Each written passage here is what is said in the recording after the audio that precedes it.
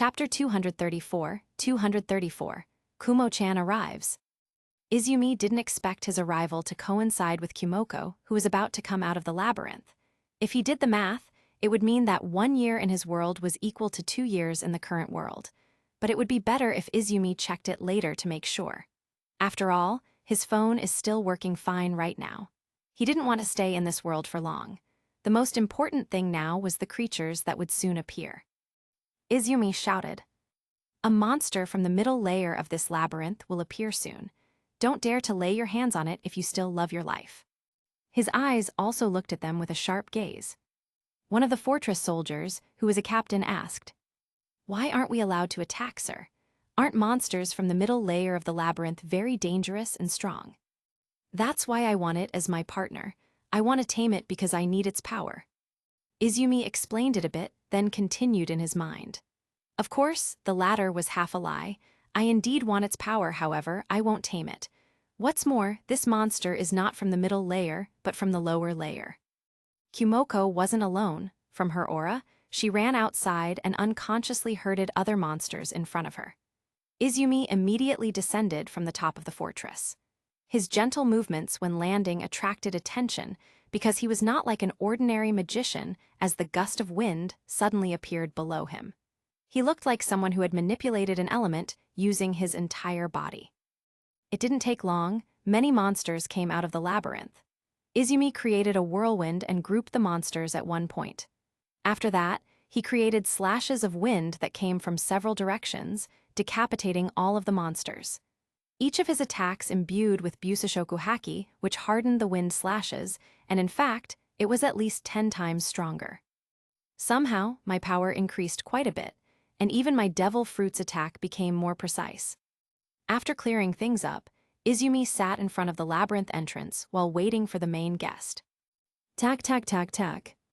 There was the sound of sharp footsteps of a monster running swiftly toward the entrance. Yahoo! I finally got to the outside world. Hooray, I'm free. Izumi lit his brows.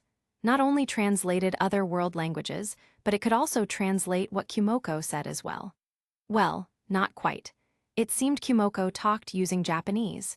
Izumi saw the spider's 2 sharp forelegs being lifted. She looked happy to finally see the outside world and didn't notice Izumi in front of her. Izumi smiled briefly as he took his phone, then made a sound by clearing his throat to attract the spider's attention. Excuse me." The spider, Kumoko, stopped cheering when she heard Izumi's voice. And at that moment, she was quite surprised that someone was in front of her. Plus, he seemed to be sitting back as if he wasn't afraid of Kumoko's presence, while his hands seemed to be carrying something familiar to her. That. Click. Camera, smartphone, are you kidding me? Kumoko immediately pointed using one front foot. She couldn't believe she could see the smartphone for a second time. Kumoko immediately checked Izumi's status, but what appeared were only 3 LV10 skills that had been given by D or Haim some time ago. Due to system differences, Kumoko couldn't check Izumi's skills other than those 3. Who is this Japanese guy?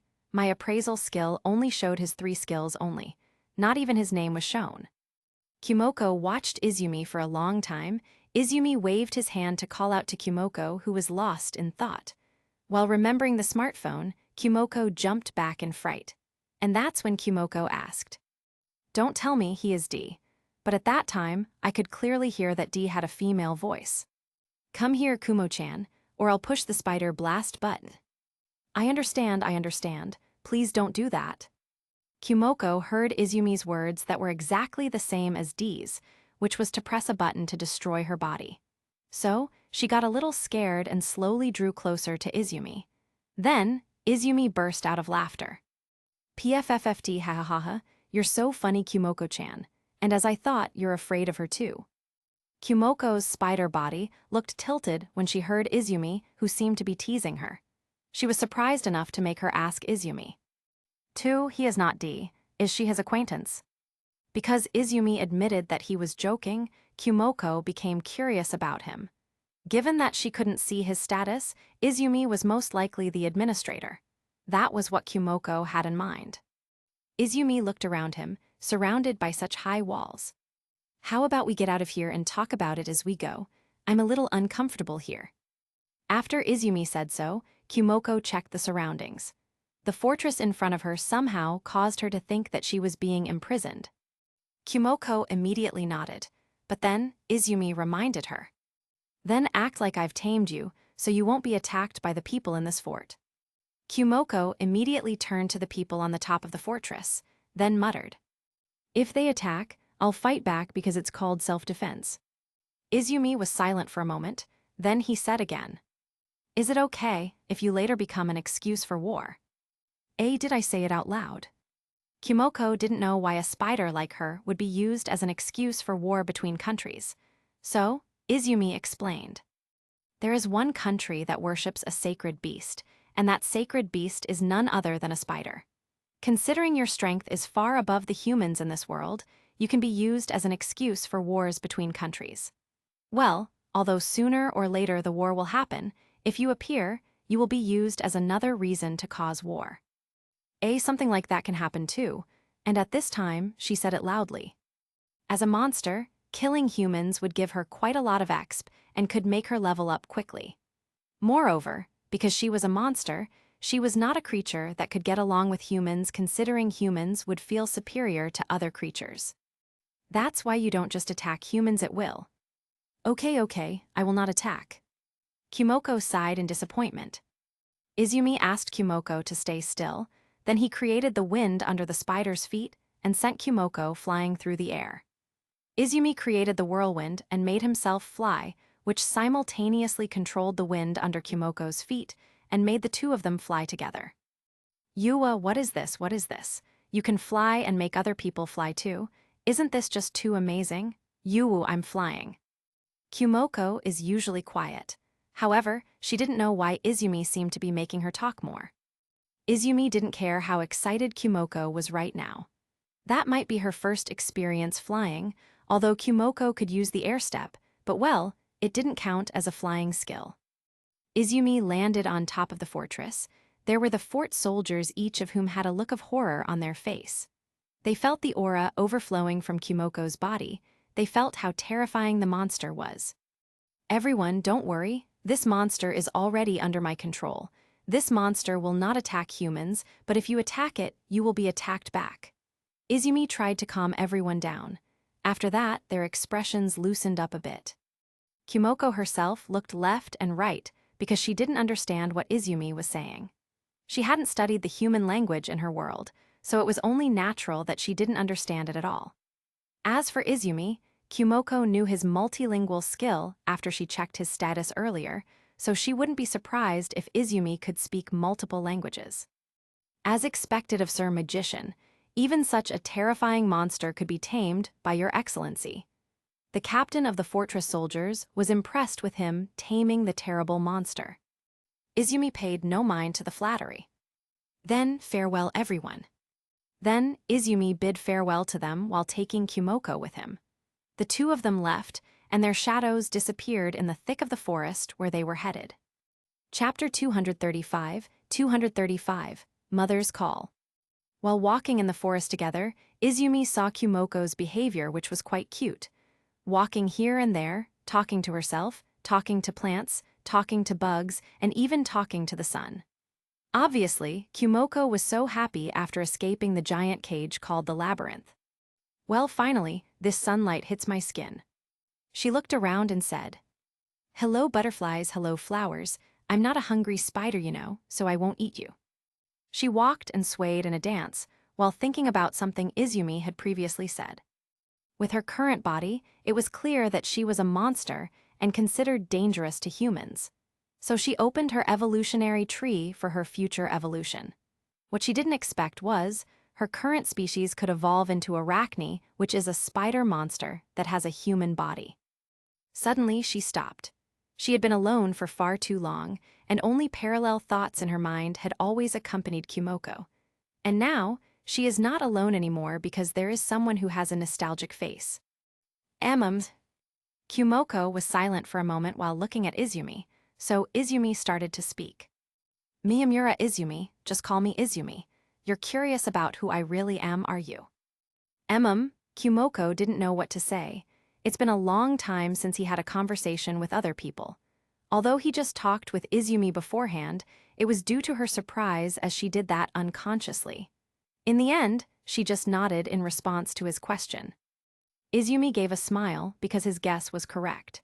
Kumoko herself had thought since Izumi's status couldn't be seen, so she asked in a stutter.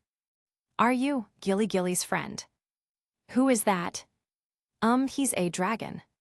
Why ask back? Well, I am the natural enemy of dragons, so how can I be friends with dragons? Kumoko was confused by what Izumi meant by saying the natural enemies of dragons, and Izumi seemed didn't know who was that person Kumoko was referring to. Gyulidistodes was the person Kumoko was referring to. Izumi should know Gyulidistodes since he had an impression of him as a dragon god, but since Kumoko called him Gilly Gilly, he had no idea. And one more. What is it? Growl. Suddenly there was a rumbling sound. The noise made Izumi's face slightly redden. He scratched his head as he said, I'm starving. Pop. Kumoko fell as if she had tripped because of Izumi's words earlier. What the hell with I'm starving? Because of you I'm starving as well. It seems you can talk normally, Kumoko-chan. Kumoko was stunned. She didn't think she could speak normally, except it was due to Izumi's annoying words. Izumi had killed the monsters that appeared from the labyrinth, but the monsters contained poison, so Izumi didn't want to consume them. In other words, he had to find some edible food. Izumi was thrown into another world with almost exhausted strength, and he even killed the monster before he met Kumoko. He needed a refill of his energy, which was nothing but food. Even if he had no choice but to consume a large volume of water to replenish his energy. Seeing the surrounding forest that did not have an animal ecosystem, Izumi was forced to walk toward the sea. Just when Izumi and Kumoko walked together toward the sea, Kumoko suddenly stopped. Izumi turned his head at Kumoko and asked, What's up, Kumo-chan? Kumoko seemed to ignore Izumi and started talking to herself. I was ordered to go back. When Kumoko opened her status, she saw a species control status. What's this, controlling an entire lineage? Come to think of it, I'm getting the urge to go back or not. Checking the status once again, she saw that there was a skill that could neutralize the species control skill. Haha, that order won't work on me. I have the right to refuse unreasonable orders. I am a person who will refuse if I say no, even though I'm not a person anymore. That last line is somehow similar to a skull joke from Brooke, Izumi muttered. And then, Oi, don't talk to yourself. As Kumoko kept talking to herself, Izumi knocked on Kumoko's head, which made her turn to Izumi. I forgot you're here. And once again, her mother transmitted something through her mind. She turned to Izumi, this is bad, my mother is very angry. Well, she's underground, so she can't go to the surface. More importantly, I have to get away from here. Lego. Kumoko immediately ran. Izumi followed her and maintained his speed to stay beside Kumoko. Then he said, Kumo-chan, you're probably too late. You mean? It seemed that Kumoko could talk normally if she wanted to. Although, she just threw a question with short words. I can feel the auras of the monsters that just came out of the labyrinth's entrance. They don't prey on the humans there, because I can still feel the auras of the fort soldiers. More importantly, they seem to be charging straight at us. Izumi explained. Seriously? I'm double Ryu's. Well, it seems like this is your family's matter, so I don't want to get involved. I don't want to be the target of that terrible lowly girl anyway. Of course, the lowly Izumi meant was the demon lord. Despite having a petite body, her strength can already be confirmed to exceed Rory's. Not only that, but she was also the first queen of Terratech, the supreme ruler of the spider species. Therefore, Izumi intended to avoid the spiders that were targeting Kumoko so that he did not get into conflict with the demon lord, who was the strongest ally candidate, at least for now. Kumoko was flustered. Who do you mean the terrible lowly girl? Hey. Kumoko asked Izumi who he was referring to earlier. But Izumi, who used his devil fruit power, immediately flew into the sky and ran away from Kumoko while shouting. Kumo-chan, I don't want to deal with spiders, this is your personal matter, so take care of yourself. don't let yourself die. The fading sound of Izumi's voice also indicated that Izumi was no longer visible, although Kumoko's eyes were able to see the distance. Well, he left, but what he said is true. My brothers came to the surface just to chase after me on mother's orders, so this can be called a family matter and has nothing to do with him. But I'm still curious about the lowly girl he mentioned earlier. Who is she? Never mind, I'll think about it later. I had a little more to gain experience for evolving, and my brothers came at just the right time. Haha. After defeating the Earth Dragon, Alaba, Kumoko feels that she no longer fears her mother, the Queen of Teratek. She became very confident to gain experience from her brothers, though that would actually lead to misfortune for her. Well, if it weren't for the plot armor, of course. Arriving on the beach, Izumi looked back and said to himself, "You have to fight for yourself first, Kumo-chan. That's what will make you stronger. You must be able to transform into a fully human form with your own power." Izumi saw the vast blue ocean in front of him.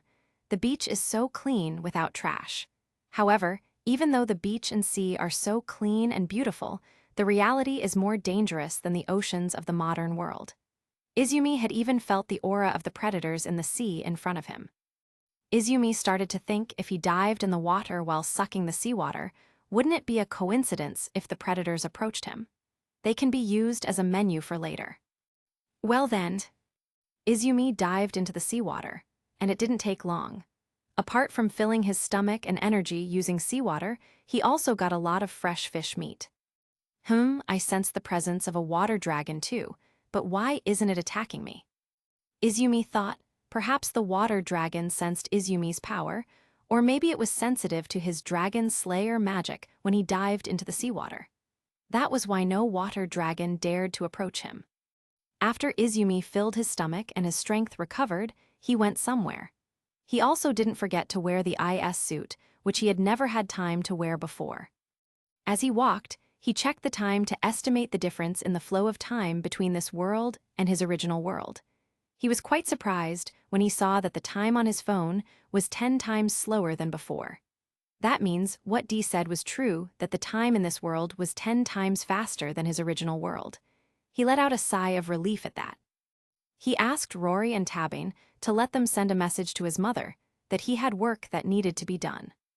Then, he remembered that the elf should have kidnapped a noble's baby girl by employing bandits. Well, let's find her. Chapter 236. 236. The image of the nature-loving elves had vanished. Izumi, who was flying using his devil fruit power, suddenly stopped by landing on a tree branch. He thought for a moment and then formed a hand seal. He created 2 shadow clones, which were enough to drain a lot of his spiritual energy. He let the 2 shadow clones stay in the forest to do something for his plan later on. His clones naturally couldn't use his devil fruit power and Heishoku haki. However, they still could use his other abilities, such as ninjutsu, magic, and kagyun. His clones could even coat their bodies with Busashoku haki and even used Kenbenshoku haki. With his complete preparation, he flew up into the sky to check where he was. Then, he headed toward the southwest, where the target location was Sariella, a country that adheres to religion to worship a goddess. Suddenly, Izumi felt a fluctuation that was none other than teleportation magic. He was forced to stop and increase his guard. He wanted to see who was coming. Actually, Izumi didn't want to get into conflict with the natives of this world except for the elves, so he tried to have a nice talk with the one who would appear. And the only thing on his mind was only one person who had this kind of teleportation ability. With his eyes, he also studied the teleportation magic circle that might be of use to him later. A man came out from the teleportation circle. He wore black armor that suited him like a glove that looked like a shell. Different from what is described in the novel where his skin is dark, it turns out that he has tan skin when seen in person. What is unique about this person is that his eyes are eerily red.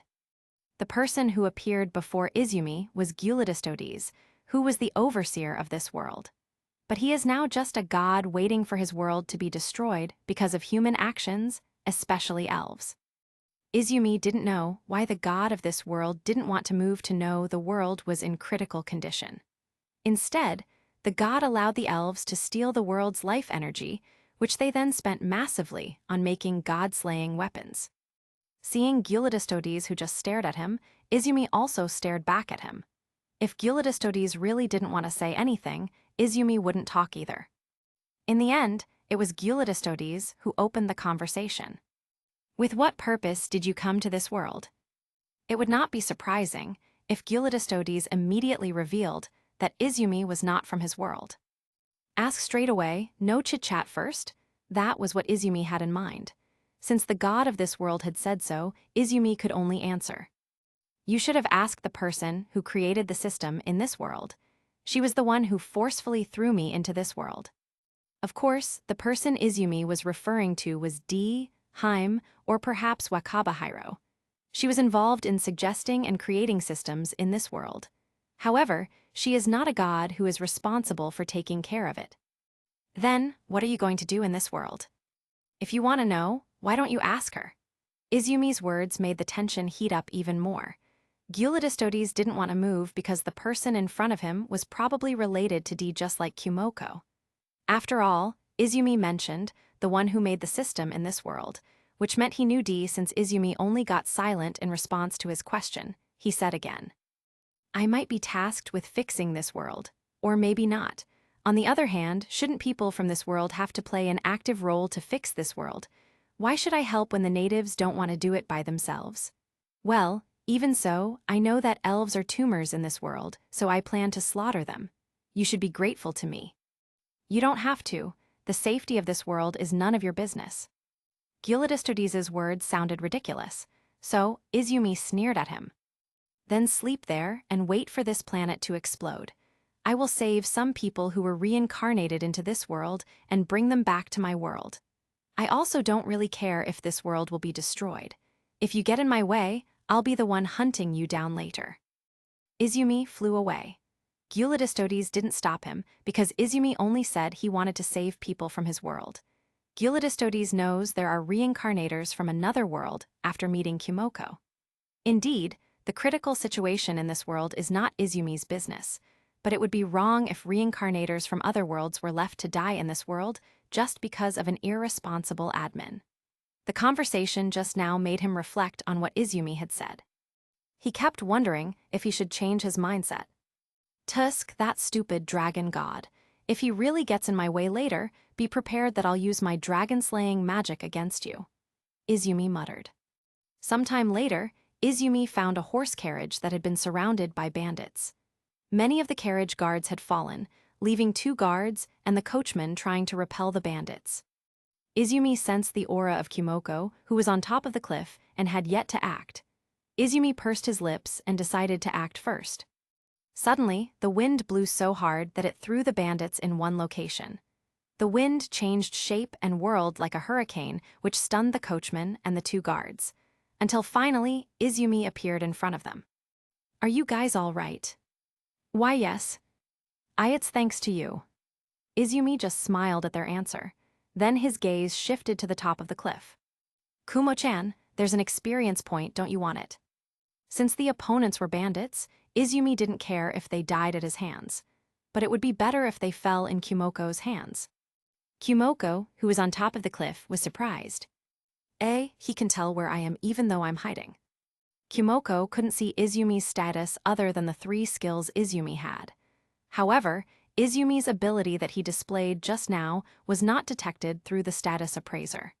Because of that, Kumoko became even more curious about Izumi. At that moment, Kumoko heard Izumi's shout. If you don't want to, fine, I'll do it. As soon as Izumi said that, Kumoko immediately stopped him. Wait, let me do it. Kumoko felt that it would be a shame if the opportunity to gain experience was wasted. She immediately appeared and came down from the cliff. Kumoko used the cursed eye on the bandits that Izumi had flown in using his power. The bandits lost their lives one by one, and in the end, they all died after Kumoko cursed them all with her eyes, and Izumi dispersed the wind at the time after they died. Izumi approached the corpses of the bandits and slashed their bodies. Then, he took a few bottles and put the blood and cell of each of the bandits in them. Seeing Izumi like that, Kumoko was curious. Previously, Kumoko rarely talked out of habit. However, due to her meeting with Izumi, she's a little bit of a chatterbox. Kumoko wondered what Izumi wanted to do with the blood of the bandits. What are you doing? Experimenting with my new technique. With Izumi talking about a technique using blood, she guessed. Zombies? Not quite, but similar. Kumoko was even more confused because of that. If not zombies, then what? That was what Kumoko had in mind. Furthermore, if Izumi wanted to perform a demon summoning ritual, Izumi should have done it on the spot after those bandits were killed. But he didn't do that. Right, there are some elves who paid these bandits to attack this carriage. Can you handle them? Elves, aren't the elves environmental and nature lovers? Why do they pay humans to kill? You can see the distance, can't you? Just look at 11 o'clock from your point of view, you'll understand. Following Izumi's suggestion, Kumoko was able to spot the armed elves, and some were pulling bows and aiming at the horse carriage preparing to fire. At that moment, her image of the nature-loving elves had vanished. She immediately used the cursed eye on the elves to kill them, for which she gained additional experience as a bonus. Izumi scratched his head, as he was too late to say, "Hey, you should have left one to run away, so I can spy on that elf who might report to the boss." You didn't say anything. You just used your curse straight away. Never mind, they'll reappear later. Their target is in the carriage. Hearing Izumi say a curse, Kumoko got a little scared of Izumi because he seemed to know everything. Izumi didn't use an appraisal skill, however, nothing could be hidden from him. Then, Kumoko tried to absorb Izumi's words that mentioned the target earlier. Target, you mean? Try to check the status of the baby girl in the carriage later. I'll calm them down first, it's obvious they're afraid of you. Izumi looked at the coachman and the two guards who were frightened by Kumoko's appearance. Izumi walked slowly to them and explained that Kumoko was his tamed beast. Chapter 237, Sophia Karen, the Reincarnator. Izumi's conversation with the coachman and the two guards was watched closely by Kumoko while learning the human language in her new world. Whether because of the system set up by D or some other reason, Kumoko gradually understood what Izumi was saying to the coachman and the two guards. When the coachman and the two guards heard that Kumoko was his tamed beast, they looked a little relieved even though they didn't lower their guard. What they have in mind, a monster is still a monster. No matter how submissive a monster was to a person, a monster like Kumoko was still dangerous. The coachman looked at Izumi's face, who was young but had strength on par with a high-class mage. He wondered, since when there was such a strong youngster like Izumi. Moreover, he even tamed a powerful spider. Izumi's outfit also looked of high quality, but it seemed odd because it wasn't a model one had ever seen. He wore a white trench coat with a tall stiff collar and a gold chain pierced on the left. Underneath, he wore a fitted undershirt which was his IS suit. He also wore tights of the same color as the trench coat he was wearing. It is JoJo's outfit in Part 4, Diamond is Unbreakable. Anyway, we're really grateful for your help. If it weren't for you, I don't know what they would have done to my lord and lady and their daughter. After the coachman spoke, the noble couple who were in the carriage came out together. My lord, my lady. Please be careful, this monster is dangerous. The coachman and the two guards respectfully greeted the noble couple who were holding their daughter. They also said that Kumoko was dangerous and asked the noble couple not to come near. You guys are being rude to our savior. Isn't that monster already tamed? You don't have to worry about it. I'm sorry, my lord. The coachman didn't seem to be just an ordinary coachman, he seemed to be the noble's right-hand man. After apologizing to his master, he turned to Izumi and apologized. The nobleman also apologized for his right hand's impoliteness. He introduced himself along with his wife. They also introduced their daughter. Her name is Sophia Karen. So, Mr. and Mrs. Karen, my name is Miyamura Izumi. Oh right, Miyamura is my family name, and Izumi is my given name. The name Izumi sounded strange to them, because it was the first time they had heard of someone whose surname and given name were reversed. Izumi glanced at their daughter, who seemed dumbfounded by Izumi's presence, especially his face and name, which are familiar to Sophia. Well, she naturally felt familiar since his name was Japanese. After seeing the baby girl, Izumi said to Mr. Karen, "Mister, it seems you have become someone's target." Hearing Izumi's words, Mr. Karen immediately thought that the previous attack was intentional. He murmured, "Target, was it because of the previous negotiations? The neighboring country of Oats started to attack in secret." Even though Mr. Karen was just muttering, Izumi could still hear him and started to respond. "The neighboring country? You're wrong, mister. The one after you is an elf leader." "Eh?" Seeing Mr. Karen, who was doubting Izumi, he said, "Wait a minute." Izumi asked the nobleman to wait a moment. He turned to Kumoko and said in Japanese, "Kumo-chan, please take care of them for a while. You can see the status of the baby girl first. You'll probably understand after seeing her status." "What made you say I would understand? Your words are too complicated." Kumoko complained that Izumi's words sometimes didn't always get to the point. Meanwhile, Mr. and Mrs. Karen looked surprised at the spider monster who spoke the same language as Izumi. In fact, Izumi and Kumoko, who spoke in Japanese, were immediately understood by the 1-year-old baby girl, Sophia. Sophia became a little scared because her secret was known by others. She is afraid that a young man called Izumi will tell her parents that she is a vampire as opposed to her parents' identity as pure humans. But Izumi said nothing. Precisely after talking to Kumoko, Izumi took out 2 kunai, which made the coachman and 2 guards stand in front of Mr. and Mrs. Karen to protect them. Izumi ignored their reactions. He stuck one of the kunai into the ground and threw the other one in a certain direction. Then, he formed a hand seal. Hurashin no Jutsu. Then he disappeared from where he was standing. Kumoko, who saw Izumi's action, immediately jumped up and said, "Whoa, what's that?" The technique Izumi showed did look like teleportation magic, but Kumoko didn't feel any magic circle at all. This surprised her because what Izumi did always had nothing to do with magic. It didn't take long. Izumi suddenly appeared holding the kunai that he had stuck in the ground. Not only the pair of nobles and their subordinates were surprised, even Kumoko jumped backward in shock. Mr. Karen asked Izumi, "What did you just do?" Izumi took out and stored the kunai he was holding in the storage space, then turned to Mr. Karen while answering. "Similar to teleportation magic, my technique uses the 2 things I took out earlier as coordinates." "What a wonderful technique." Mr. Karen was astonished by that. Izumi put on a serious face. He started to say, "As I've said before, someone is after you, and this has nothing to do with the country of Oats you mentioned earlier.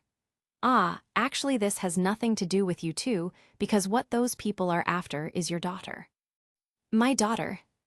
Mr. and Mrs. Karen glanced at each other and simultaneously saw their daughter, who was being carried by Mrs. Karen.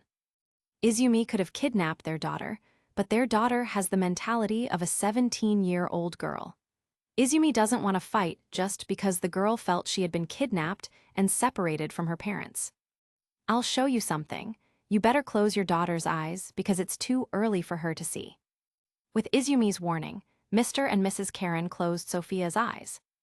Izumi took out a scroll and slowly opened it. On the scroll, there is a seal form that is very foreign to the eyes of those around him. Kai. When Izumi opened the seal, thick smoke appeared above the scroll, and the corpses of the fully armed elves appeared in their sights. "Elves?" "Yes, after the bandits failed to finish you off, these elves prepared to attack you. However, this spider spontaneously killed them off with her skill." Then Izumi told them that the elves had started the slave trade behind the scenes by hiring bandits. And this time, their daughter was the target. "Why do the elves want to kidnap our daughter?" Izumi resealed the corpse into the scroll, then approached Mr. and Mrs. Karen. "I want to see your daughter first. I can tell you afterward."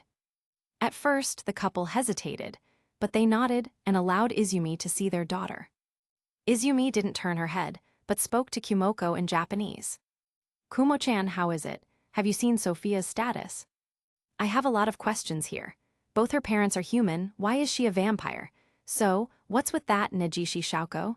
Does the word Negishi Shouko read as Sophia Karen in this world?" "Hey, calm down, Kumo-chan. Don't tell me she's a reincarnator, but why a vampire? Moles under her eyes, canines, red eyes. Wouldn't she be super-duper beautiful when she grows up? Just look at me. A spider, you know? Spider." Born surrounded by cannibals, born in the bottom layer of the labyrinth, many powerful monsters attacked by humans. Unfair, how unfair. Kumoko rolled over in annoyance after comparing herself to Sophia. Izumi laughed at her behavior. Mr. and Mrs. Karen didn't know what was wrong with the spider, but seeing Izumi laughing, they both smiled even though they didn't understand what they were saying. They just wanted to know what language they were using, because it was clear that spiders spoke like humans. At that moment, Izumi turned to Sophia. He smiled and said, "You know what we're talking about, don't you?" Sophia stiffened. She tried to take her eyes off Izumi. Sophia's mother wanted to know what Izumi meant by speaking to Sophia in a foreign language, but her husband stopped her. Mr. Karen could see Sophia's behavior was different from normal babies, so he was also curious. "If you don't want to talk, Kumo-chan." Izumi turned to Kumoko while signaling her to play around. "How about we kidnap Sophia and take her to the bottom layer of the labyrinth? There are a lot of monsters there, right?" Hearing Izumi's words, Sophia's face immediately turned pale. And just then, Kumoko answered, "Right, but it's better in the upper layer of the labyrinth first, so she can get some experience." Sophia was stiffened in fear. Before she could reply, Izumi chuckled. "Well, let's not tease her."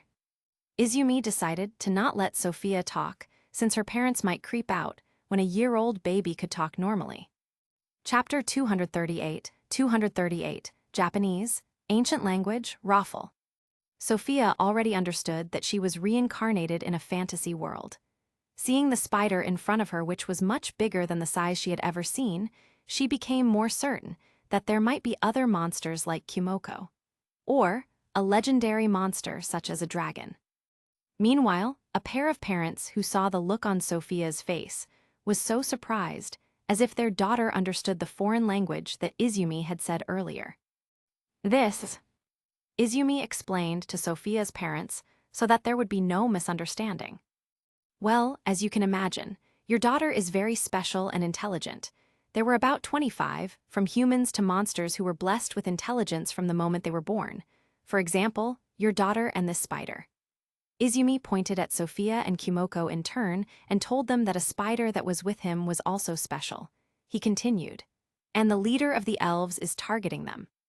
Since they've known your daughter is special, they will get your daughter at all costs, even if they have to kill you both." For Mr. and Mrs. Karen, Izumi's words sounded unbelievable. However, as Izumi mentioned about their daughter, they couldn't help but believe, as she could understand Izumi's words earlier. Even though Izumi spoke a language they couldn't understand, their daughter understood what Izumi was saying based on her expressions. They glanced at the spider who was with Izumi. It did sound strange with what Izumi said. However, when looking at a spider that could communicate, and even had intelligence, Izumi's words needed to be considered carefully. Karen's father, who had thought for a moment, started to ask, "Can you tell us, what language is it?" "You could say it's an ancient language that no human has ever learned in this era." Well, from the perspective of people who aren't Japanese, Chinese, or Korean, they must feel that kanji are like ancient characters. As is the case with Japanese people who want to learn Thai, Javanese script, or Arabic. Hearing Izumi say that Japanese was an ancient language, Kumoko tried hard not to laugh, and so did Sophia. Realizing that Kumoko was laughing at him, he quietly took out a kunai that suddenly appeared in his hand that was placed behind his back. Then he threw it swiftly right in front of Kumoko's head, which made her gulp. "Hua, so close, I didn't even see him pull out a dagger. As expected, this guy is dangerous," Kumoko said in her mind. This was because most of the abilities Izumi displayed didn't use magic, so Kumoko didn't feel any magic fluctuations at all. She saw that the dagger Izumi threw had a different shape from the usual dagger. If she could tell, the dagger looked like one used by a ninja. After throwing a kunai, Izumi said again, "The leaders of the elves know that the ancient language is useful for their research, so they don't hesitate to kidnap anyone who can speak that language." Even though what Izumi said was just a hoax, something about the reincarnators catching the elf leader's attention was true. Sophia's parents glanced at her. Their gaze made Sophia afraid that her parents would reject her. However, at that moment, her mother rubbed her head and said, It turns out that my beautiful daughter is a genius. Don't worry, Mom and Dad will protect you. Sophia's father only smiled at his wife and daughter. He started to think, if what Izumi said was true, he should find stronger guards to prevent the elves from kidnapping his daughter. Besides, he had to find someone he could trust. If Izumi could read his mind, he would say it was useless. The abilities of humans in this world, especially magicians, will not be able to match the leader of the elves, Potamas. The only exceptions are humans who have the 7 deadly sins or 7 virtue skills. Izumi smiled seeing that Sophia's parents didn't reject her, which was different from what he had thought in that they were terrified of their daughter.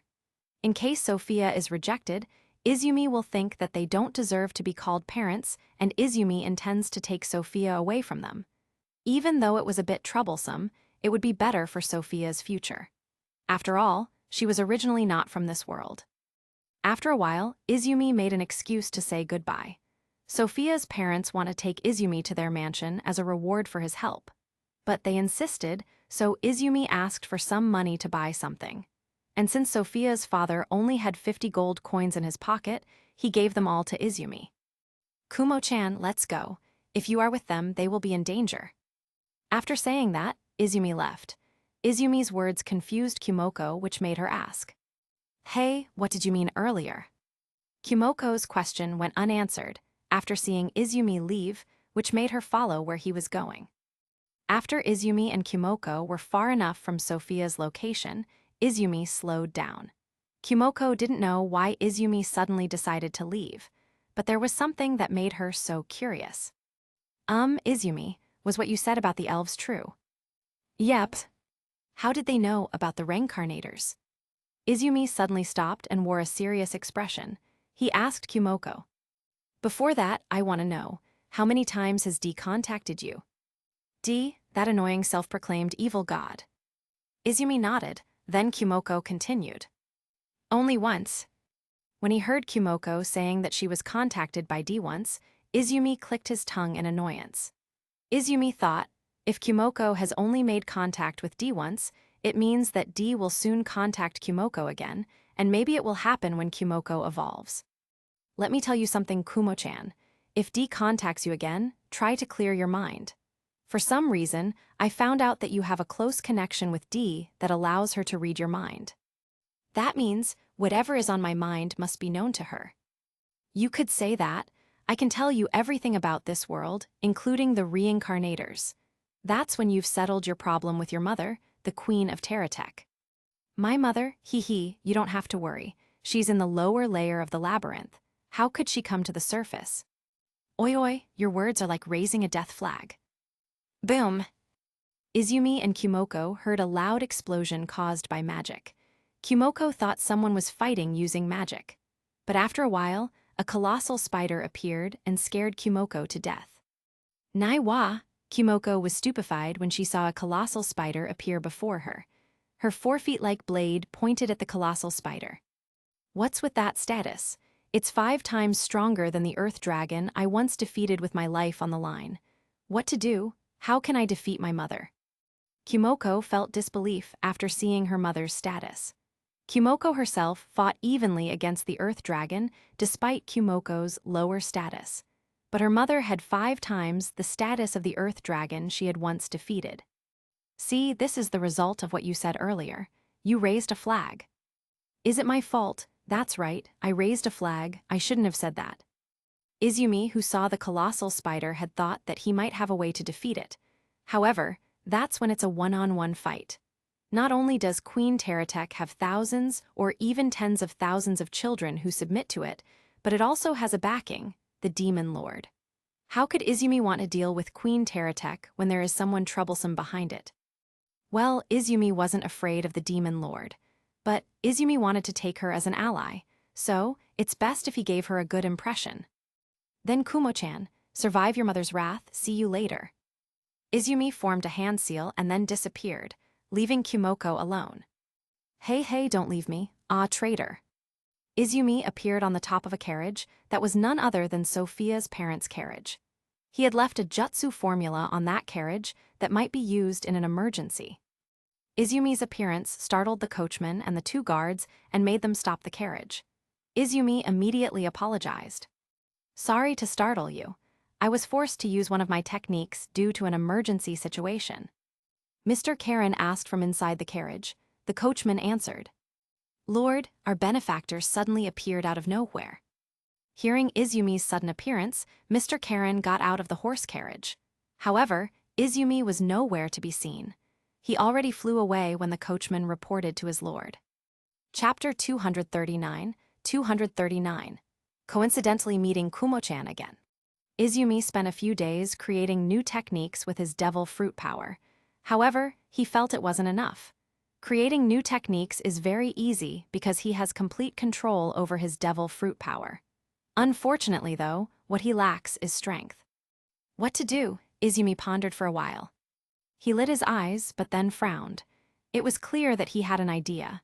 Still, he wasn't sure if his idea would work or completely waste it. First of all, let's find a dragon.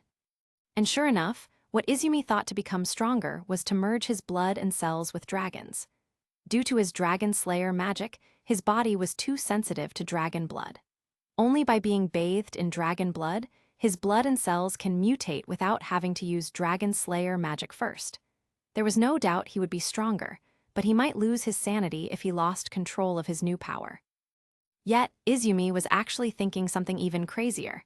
Take Son Goku as an example. Son Goku transformed into a super ape after being triggered by a full moon, though he completely lost control over his power. Once his sanity returned, he managed to control and condense his power so that he could transform into Super Saiyan 4. If Izumi turned into a dragon, then he managed to control and condense his power.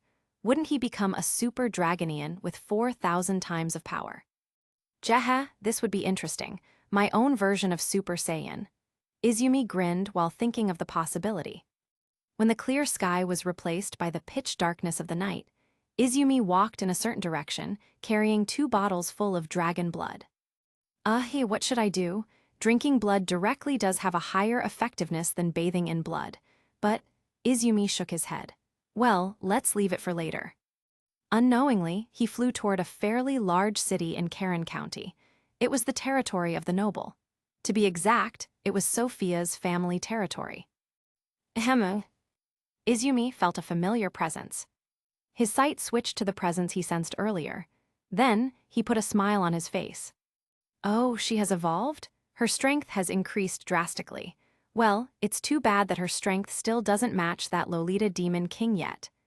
Izumi said inwardly, while sensing Kumoko killing people one by one. Izumi felt an aura escaping from Kumoko. Kumoko noticed it too, but she let that person go while watching that person with her new skill, clairvoyant. Let's see if I can use him, since Kumo-chan didn't kill him. Izumi immediately jumped into action by chasing that person while flying. Then, he took out a small object from the storage space. When he was close enough, he threw the object and stuck it to that person's body. After that, Izumi stopped chasing. He looked at Kumoko's position and headed towards it. Kumoko saw Izumi, who was approaching her, and shouted, "Traitor, why did you leave me? I almost died, you know." Since meeting Izumi, Kumoko has become talkative because Izumi speaks the same language. Different from the many people and monsters she had encountered since she was born. With the difference in language, it became difficult for her to communicate. And besides the parallel thoughts she frequently communicated with, there was only one person she had ever spoken the same language with before meeting Izumi. And that person was none other than Wakaba Hiro on Earth. When hearing Kumoko's annoyed voice, Izumi answered, Hey, don't you want to evolve into an arachne? If you don't struggle to raise your level, how long do you want to continue to be a spider? But Kumoko didn't know what to say. It was true, if she wanted to evolve, at the very least, she would have to struggle to level up. I actually wanted to help you, but it's your fault that you disobeyed your mother, isn't it? Kumoko immediately fell silent. If she obeyed her mother's orders, she would not be chased by her mother and her entire species. But Kumoko is a person. Well, now she can't be considered a person, but a spider. Kumoko just wants to be free and doesn't want to be ordered by her mother. Therefore, like it or not, she had to refuse an order from her mother. Izumi said again. Another thing, since you escaped from your mother, I'm sure that Lolita will find you. That Lolita? Izumi didn't mention who the Lolita was. Of course, what Izumi meant was Ariel, the demon lord. If possible, Izumi wanted to meet her, but he didn't want to be seen as her enemy. Izumi asked to change the topic. By the way, did Dee just contact you? Kumoko suddenly stiffened. From that reaction, Izumi had already guessed. So she contacted you. And somehow, you can't keep a secret about me since what's on your mind can be read by her, right? Izumi sighed. Despite the time difference between the two worlds, Dee can still communicate with Kumoko at any time. At the very least, Dee couldn't observe Izumi directly. If she could, there was no way she would ask Kumoko. How did you know? You can read my mind too. You think I'm someone who can read people's minds. Then, you could say I know almost everything about you. Reincarnators, administrators, the demon lord, the elves, and Dee. Izumi's words made no sense. Inwardly, Kumoko said, Are you Walkingpedia? Who are you really? Kumoko is very curious about Izumi's identity. Obviously, he is Japanese. However, it was very strange for Izumi to know everything even though Dee said earlier that Izumi came from the earth. Izumi crossed his arms. He looked at Kumoko for a while.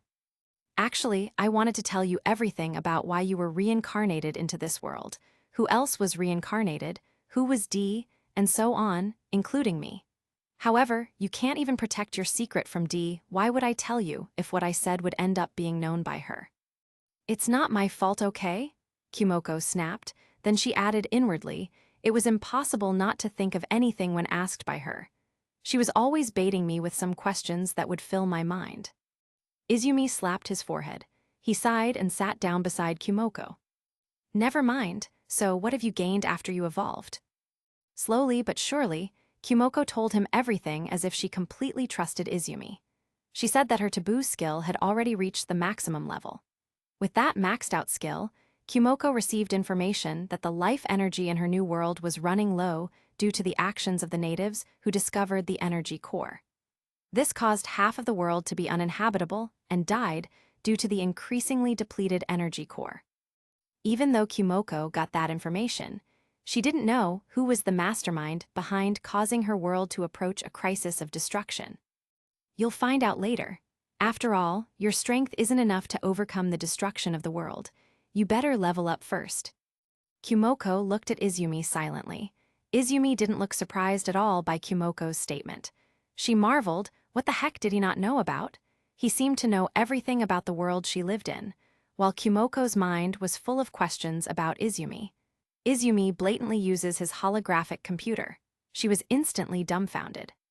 Moments later, she shouted, Wait, what the hell is that? What's wrong? I'm just spying and recording on the elf that you let go. Kumoko just remembered that she should also be spying on the elf. Then, she decided to ask later and looked at the holographic computer screen showing an elf running with all his might. This surprised Kumoko. Dee had told Kumoko that Izumi and she were from the same world. However, she doesn't remember any advanced technology that Izumi is currently showing. That's why she got confused. Izumi didn't just watch. He also recorded since the elf returned to his base and met Potamas where he decided to carry out his next plan. Just like what Izumi once said, the elves in this world are rotten to the core. Not only do they plan to capture all reincarnators, but they also decide to kill reincarnators when they are deemed dangerous.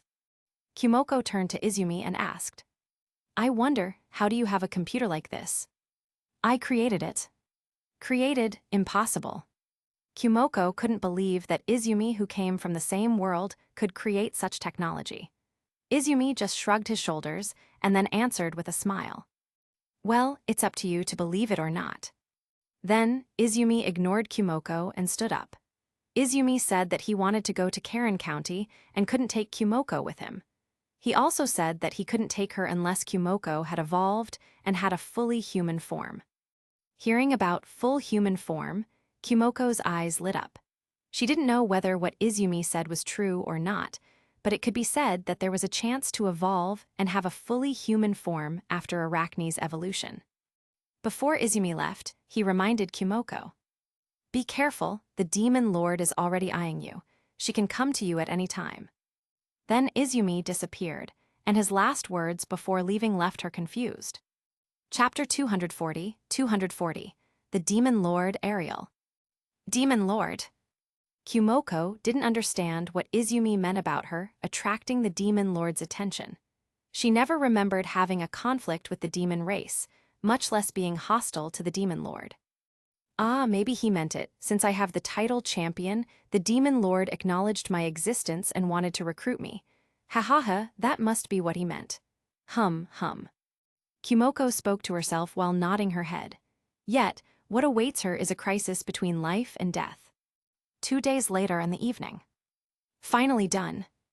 Currently, Izumi is on the beach, where the ocean contains beasts, such as water dragons and the like.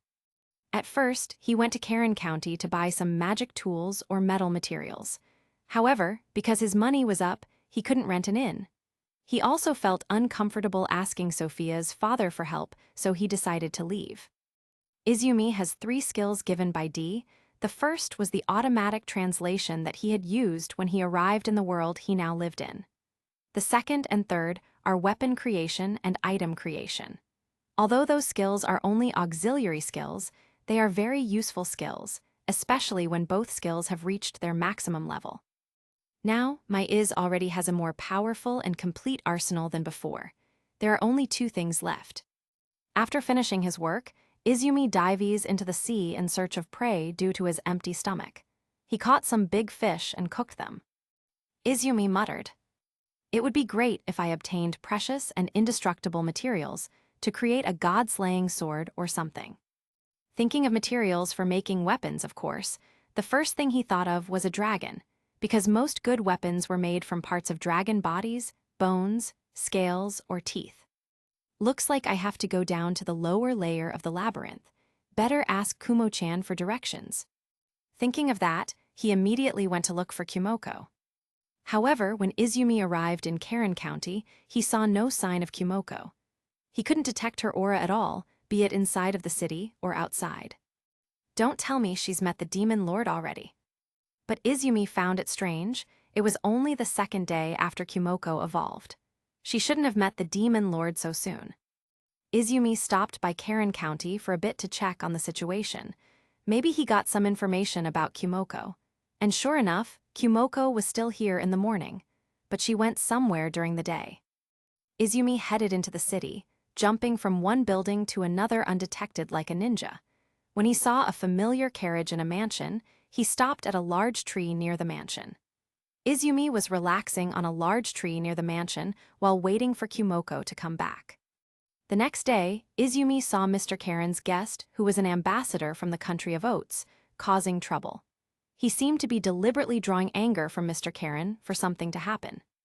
Seeing that, Izumi shook his head and said, "As expected, even though Kumoko isn't around, he still deliberately creates trouble so that the war between the 2 countries will occur. Even if I later save Sophia and her family, the country of oats will still start a war in another way. It can't be stopped." Izumi more or less knew what the ambassador from the other country was planning, but he wanted to wait for the right moment to act. Izumi quietly went to the room where Sophia was resting. He called her softly. Sophia was a little surprised when Izumi suddenly came. "You must understand what happened to your family, right?" Sophia nodded at Izumi's question. She knew that the ambassador from another country had absolutely no interest in negotiating, which was his main reason on paper. "Then keep this device safe. If you're in danger, press the button. I'll know right away if you press it." Izumi gave Sophia a tool that was the size of a flash disk with a size of 1x2 cm. Sophia accepted it with her tiny hand while looking at Izumi. Just then, Izumi marked her palm with a jutsu formula. "This is a jutsu formula, so I can save you if you need my help." Izumi only intended to help Sophia out of his goodwill, but Sophia was muttering to herself, What's with this setting? Why does it feel like a conversation in an autumn game?" Even though Sophia was still around 1 year old, inside, she was a high school teenager. It was not strange if she had that thought. After that, Izumi left Karen County. He went somewhere to avoid people's eyes. What was on his mind now was a sea full of monsters, including water dragons, whose body parts and blood would be quite useful for him. He wanted to go to the labyrinth, but the place was quite complicated, and preferred the ocean because he was pretty sure no sea monster could defeat him. I'll find some materials first. At that time, Izumi didn't know that Kumoko had just returned to Karen County and stayed outside of the city after Izumi left. Izumi felt that his arrival in this world made the storyline deviate from the canon.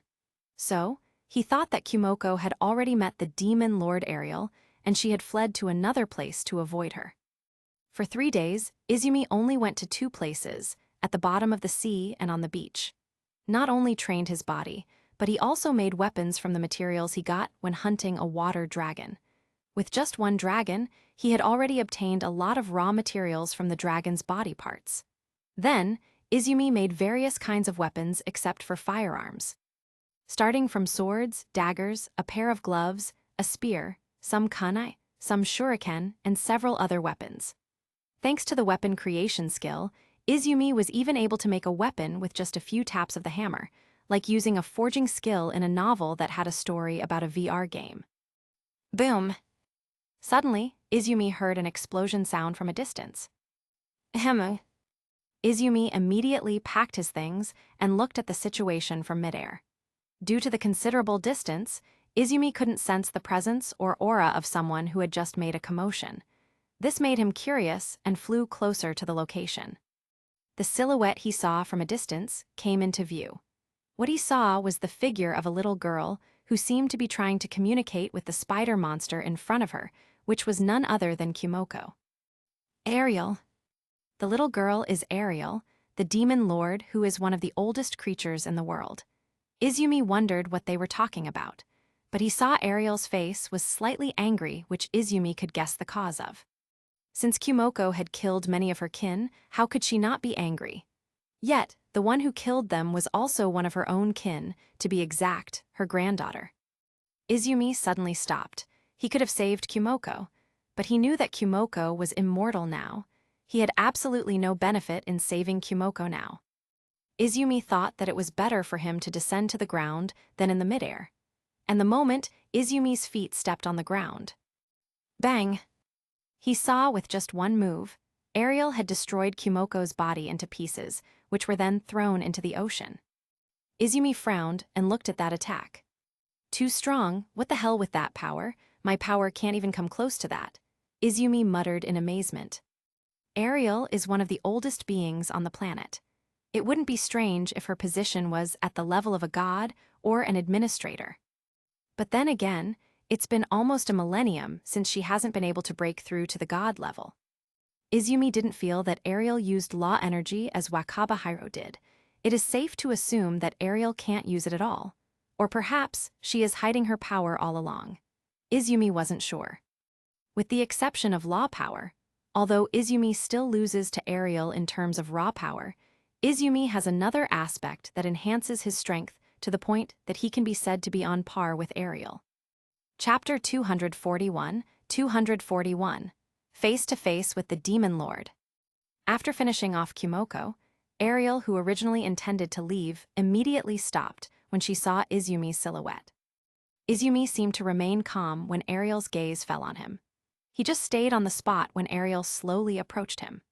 As Ariel arrived in front of Izumi, she wrinkled her forehead because a ruler of authority like her doesn't seem to be able to read Izumi's status other than his 3 auxiliary skills. A ruler of authority is obtained after a person has one of the 7 deadly sins and 7 virtue skills. With the ruler of authority, a person can read the status of others even though the status is blocked, and vice versa, except for fellow rulers of authority. Kumoko's ruler of wisdom is an exception because, with that skill, Kumoko can find out the status of a person who has one of the 7 deadly sins and the 7 virtue skills. While putting on a sharp gaze, Ariel asked, "Who are you? Why are you here?" Izumi looked at the Lolita in front of him. She has short black hair with a pure white stripe in her bangs. Her face looks young with pale skin and a pair of red eyes. For her outfit, she wore a tube top and hot pants with straps around her waist and legs. Izumi looked back at her while saying, How rude you are, little missy. Before you ask someone's name, should you introduce yourself first? Ariel glared at him while answering coldly. Ariel. Hearing Ariel's short answer, Izumi immediately said. Ariel, my name is Michael Jackson, nice to meet you. Even though it didn't show on his face, in fact, he was laughing inside. If Kumoko heard what Izumi said, she would definitely show a WTF mark on her forehead. After that, Izumi continued. I just wondered who made such a fuss that it could be heard from afar. Are you experimenting with your magic? That's none of your business. Hey, I'm asking nicely, you know? Well, never mind. Everyone has their secret after all. I'm gonna continue my training. Are you also gonna continue your magic experiment? Ariel felt that there was something strange about Izumi. This was because he gave off the impression of a normal person with considerable physical strength. But what made him weird was that Ariel couldn't detect Izumi's status even though his status wasn't blocked. She unleashed a powerful pressure on Izumi and asked, Tell me, what are you, and where are you from? Izumi clicked his tongue, and at the same time, he released his Heishoku Haki. Not only that, but he also unleashed his real strength and transformed into a ghoul mode. Ariel was astonished to feel the aura from Izumi that even affected her soul. Even if it was only for a moment, the fact that it could affect her soul meant that Izumi was no ordinary person. And when she saw Izumi transforming, she felt Izumi's strength increase drastically. She saw Izumi's Kagyun, which she thought was Izumi's tail. At first, she thought it was a dragon tail, which made it possible that Izumi was a descendant of a dragon. However, she saw that Izumi had the same 4 tails with an overall shape that was shrouded like dragon scales. It might look similar, but on the closer probe, it wasn't the dragon tail as she thought. With that, she concluded that Izumi was not a descendant of a dragon. Indeed, with Izumi's transformation, Ariel was quite sure of her conclusion. Then, is Izumi a demon? His appearance certainly looked like that, but Ariel had never seen the type of demon race like Izumi. That was what Ariel had in mind after seeing Izumi's transformation. Not only are you disturbing my training, but you even want to attack me. Heth, such an unreasonable person exists here as well. Izumi sneered at Ariel with a slightly annoyed tone. On the other hand, feeling that Izumi is not that easy to deal with, Ariel becomes wary of him. Then she asked, I disturbed your training. That's right, I'm training around here. You have made such a big fuss, of course. I came here because of it. Whose fault is it? Ariel didn't immediately answer. Since Ariel felt that what she was doing was too much, she felt a little guilty. She decided to retract her aura and asked again. You're not a human, not a dragon, and not that goddamn elf. You're like the demon race, but I've never seen a demon race like you. What exactly are you? Ariel felt that Izumi's strength had surpassed almost all creatures in this world, but she had never heard of Izumi before. Or it could be, Izumi is the same as Kumoko, who suddenly appeared with such power because no one had noticed his presence before. Meanwhile, as Izumi felt no pressure anymore, he heard Ariel's question and held his chin while thinking for a moment. Then said, Judging by your appearance, you are like a human, but you are not, aren't you? Izumi still didn't lower his guard against Ariel, knowing how strong Ariel was. However, he still retracted his transformation. Ariel didn't answer Izumi's question, as if she had admitted that she wasn't human. Instead of replying, Ariel asked Izumi back. How about you? I feel strange. This is the first time I've seen a human as strong as you. When she asked that, Izumi was doubting himself. There was a moment of silence as Izumi pondered over and over, until Izumi said, I'm human, probably, Izumi said with an uncomfortable smile. Ariel twitched her brow. What do you mean, probably? You know, you already saw my transformation. Do you think I'm still human? Even though Izumi said that just to give a bullshit excuse, he himself felt that he wasn't human anymore. Especially after he got Kagyun from the reward, which changed all the cells in his body. So, you were a human before that? Well, if I presume I'm human, then I am. Izumi nodded in response. And because of my transformation and my power, everyone feared me. So, I live in a place far from human settlements. For some reason, hearing Izumi claim that he is human, but can turn into a monster, Ariel feels that Izumi is the same as her as an experimental being. Ariel was born from the elven gene, which is none other than Potima's gene combined with the spider gene codenamed Teratek more than 1,000 years ago. Her past was really dark, where she was only used as a guinea pig every day. Until Sariel, the goddess who saved Ariel, arrived. Due to her differences from other creatures, Ariel tends to be hated, which makes her struggle to become stronger to silence them.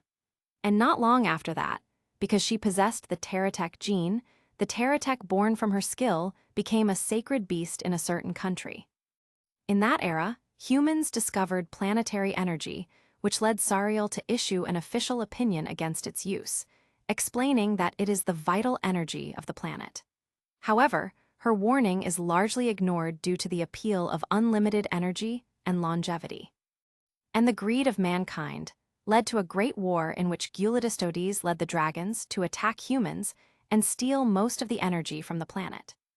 Since the planet can only survive for a period of 1 year, Sariel, who is known to have almost unlimited energy, proposes to integrate with the system due to Potima's suggestion. Sariel was willing to do that because of her love for the planet and all the creatures on it. After that, Ariel, who found out that her adoptive mother was being used by Potimas, was really angry, but also felt lost. Having no place to call home, after Sariel's departure, Ariel went to the north, where there were also many humans who mutated caused by the chaotic planetary energy they intended or accidentally consumed, and were not accepted by humans, which they are called the demon race.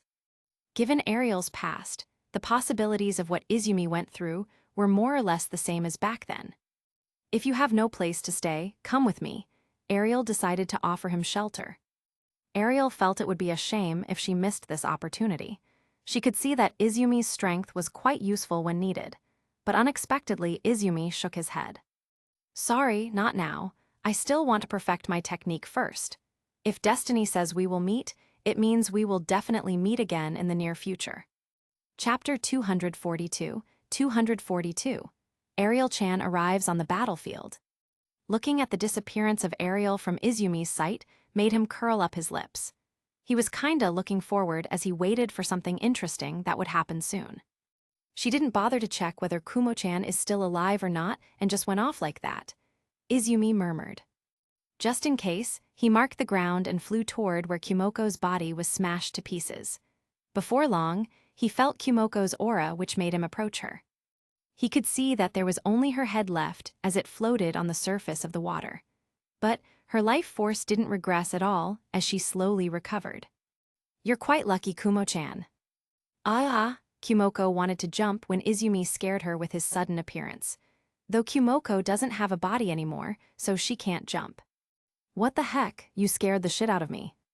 Bihahahaha, you're quite funny, Kumo-chan, Izumi laughed at her. Do you need help? Kumoko didn't think that she needed help from Izumi. Before she could answer, Izumi noticed something deep in the seawater. Heh's lucky. Izumi immediately dived into the water, leaving Kumoko alone. Kumoko didn't know what Izumi wanted to do. It was only when she used the clairvoyance skill that she realized that Izumi was aiming for a water dragon under the sea. Are you kidding, right? How come he dives that fast? He's just like a sea monster. Kumoko was amazed by Izumi's agile movements underwater, as if the water pressure had no effect on him. With high agility, speed, and accuracy, Izumi attacks the water dragon repeatedly and prevents the dragon from escaping. After a few minutes, Kumoko saw Izumi create a large magic circle, which he then seemed to control the water to knock the dragon out of the water. Izumi followed the dragon by emerging from the water. He grabbed its tail with his right hand, and then he formed a hand seal with the other before disappearing. It took an hour before Izumi appeared in front of Kumoko once again. Gulp. You're so strong. Even though Kumoko was also able to finish off the dragon that Izumi fought with her evil eyes, Izumi's ability can be said to be very strong after Kumoko saw the way he fought against the dragon earlier. Coupled with how she couldn't appraise Izumi's skills, she guessed that Izumi might have an incredible trump card up his sleeve. When Izumi heard the praise, he just shook his head. I'm not that strong enough for now. Then he glanced at Kumoko. Anyway, it's a good thing that Lolita didn't blast you with her abyss magic. Otherwise, you'd have to say goodbye to your new world. Lolita, the Demon Lord. Did you know the Demon Lord from the start? Why didn't you tell me? Hey, didn't I tell you before it's your family's matter? I'm an outsider in this regard. Or are you going to force me to marry you, and then you can drag me into your mess? Naiwa. Oi, don't imitate me, Kumoko replied. Hold up, wait a minute, family. Who? Demon Lord? The Demon Lord is my family. Your mother, the Queen of Teratek, was her first descendant, and you could be said to be the Demon Lord's granddaughter. I'm her granddaughter, Naiwa. Izumi just chuckled at her reaction. Since Izumi decided to talk to Kumoko, he also decided to help her. Izumi caught several monsters from the water with his diving ability, which took Kumoko by surprise.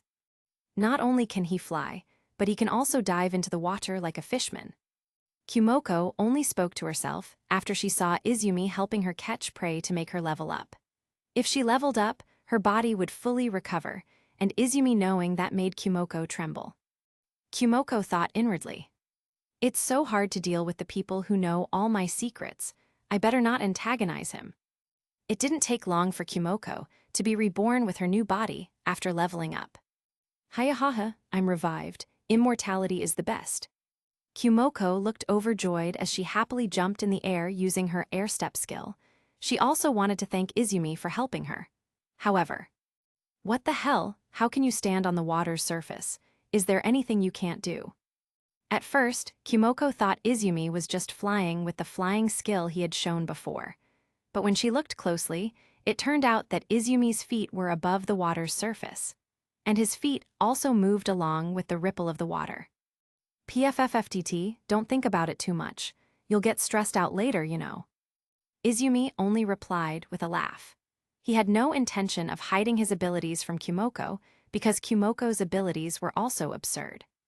Kumoko is a spider who has a portion of Wakaba Hiro's memories, which are memories from when Hiro lived on Earth. That's why she thought like a normal human, as she didn't know her true self before reincarnating. However, her true nature began to return after she acquired one of the unique ruler skills, pride, as one of the 7 deadly sins. The effect does increase MP, magic, and resistance stats. Not just those, pride also increased the proficiency of her mental skills. As a side effect, she only sees others as exp and is obsessed to become stronger. Although Kumoko is indeed quite fun to talk to and joke with, she is still dangerous if she gets out of control. There is a strange thing about Kumoko. Even though she has various kinds of resistance, she can still get drunk with just one gulp.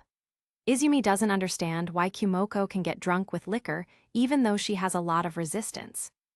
A few days later, Izumi returned to Karen County. At first, Izumi was quite calm because Sophia had not asked for help. Perhaps it was because Izumi's presence in this world had such a large enough impact that war didn't start immediately, and it was only the elves who needed to watch out for. It turned out that when he got to Karen County, he had been wrong. Why did it happen? Izumi muttered. He didn't expect things that shouldn't have happened because of his presence would still happen. He heard from the whispers of the people around that the ambassador who was at Sophia's house died suddenly. Spontaneously, Izumi immediately left the territory and met Kumoko, who was outside. When he met Kumoko, he tried to smile and ask, despite the veins popping on his face. "Kumo-chan, tell me, did you kill someone in Sophia's house?" You know that? I saw that someone wanted to kidnap that baby girl, so I used my ultimate move after removing the seal on my eyes. Oh ho ho ho ho. Kumoko laughed while posing with the front limb partially covering her eyes like a chuunibyou. Izumi scratched his head in annoyance. "You know what you've done." What did I do wrong?" "Just look with your eyes in the direction of the other country, Oats. I know you have a skill like a far sight or clairvoyance." Hearing Izumi's words, Kumoko used her skill in the direction Izumi pointed to. And she was quite surprised when she saw the army of soldiers who seemed to be preparing for war. That was a quite big army. Kumoko subconsciously said what she saw, so Izumi responded to her. "This is because of you. This war should have happened later, in 3 weeks at the earliest." "In that case, I'll finish it since it's my responsibility. After all, I'll also get exp for free. Izumi shook his head after hearing Kumoko's casual response. At the same time, he thought about the war preparation against Sariella. There was no way they would gather the soldiers in such a short time after learning that the ambassador from their country had been killed. They must be already prepared for such war whether the ambassador got killed or not. And most importantly, they got a powerful empire as their backing. Though, that empire wasn't as powerful as the demon armies. Because Kumoko intends to go to solve the problems caused by herself, Izumi goes with her because Ariel will not remain silent when she finds out that Kumoko is still alive.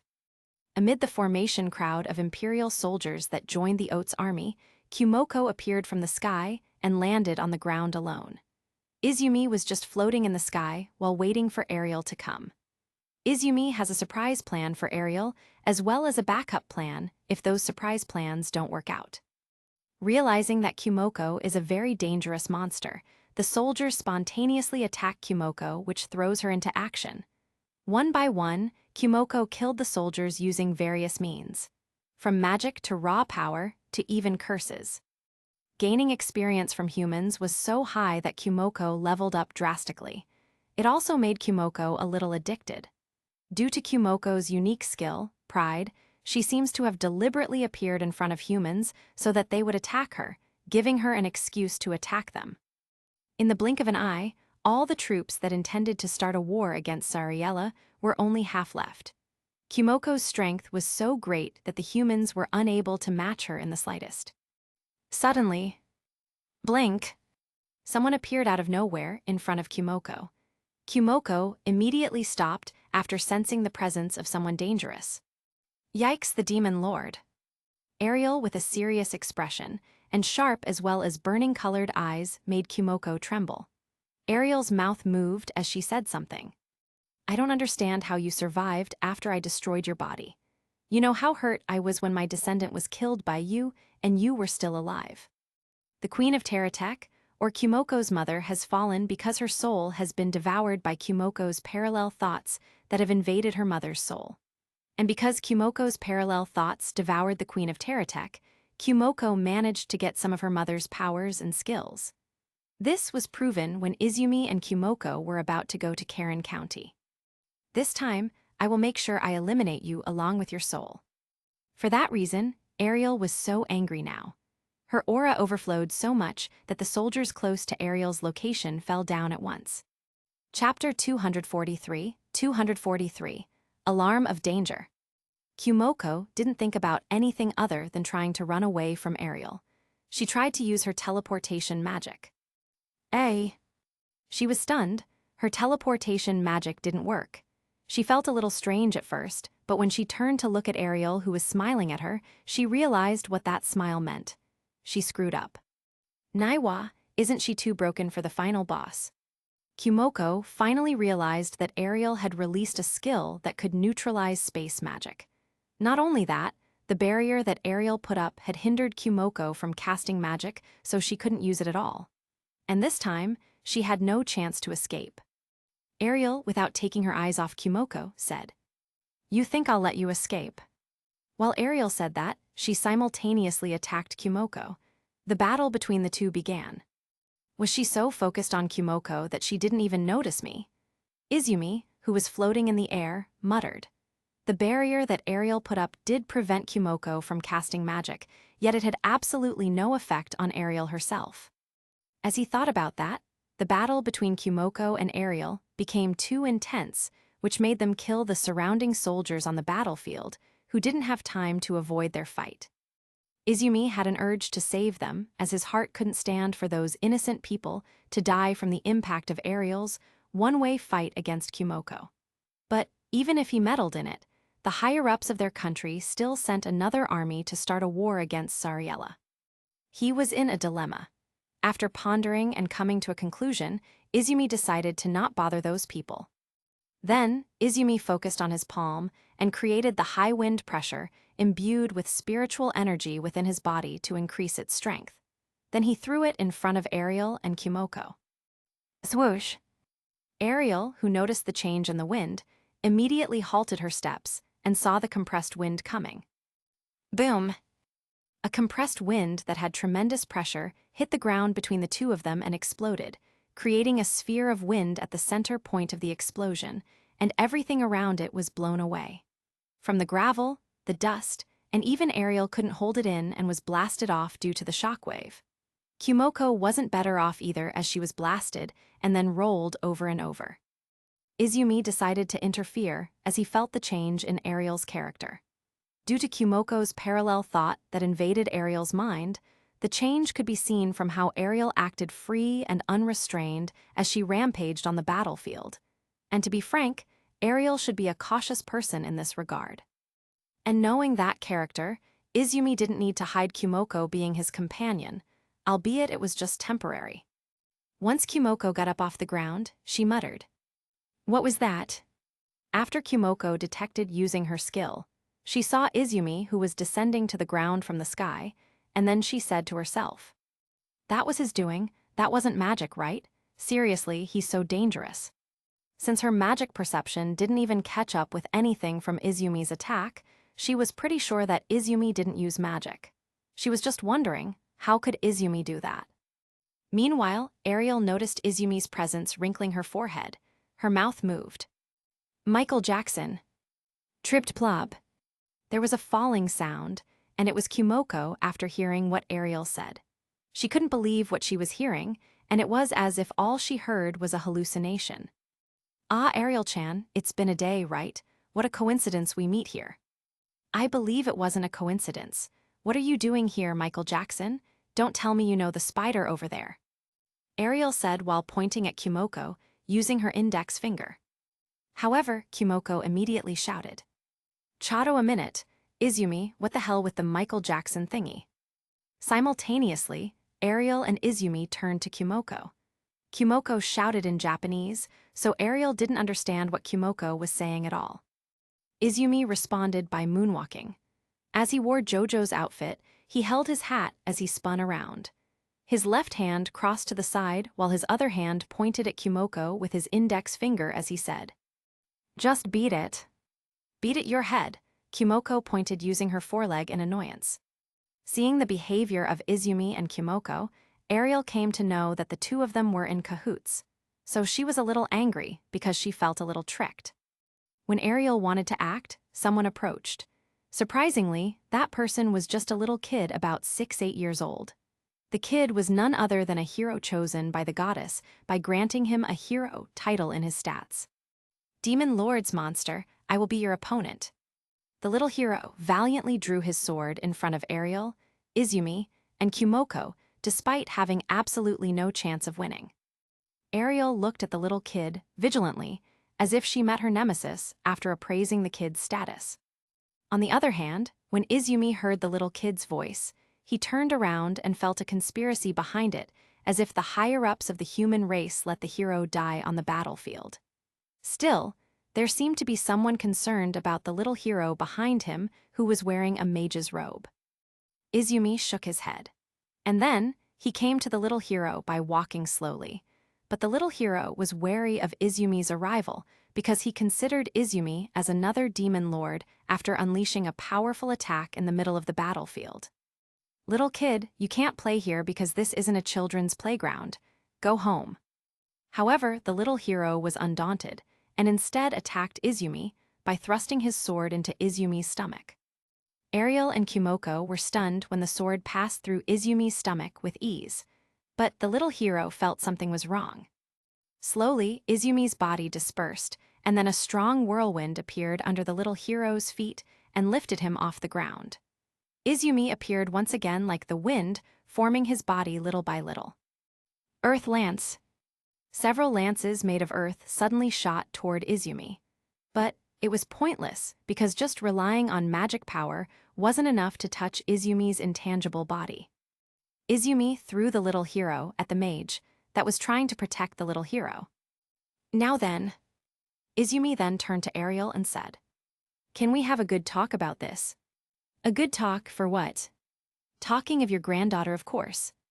Izumi then pointed at KUMO, which indicated that Izumi already knew Ariel's true identity, but had absolutely no fear of her.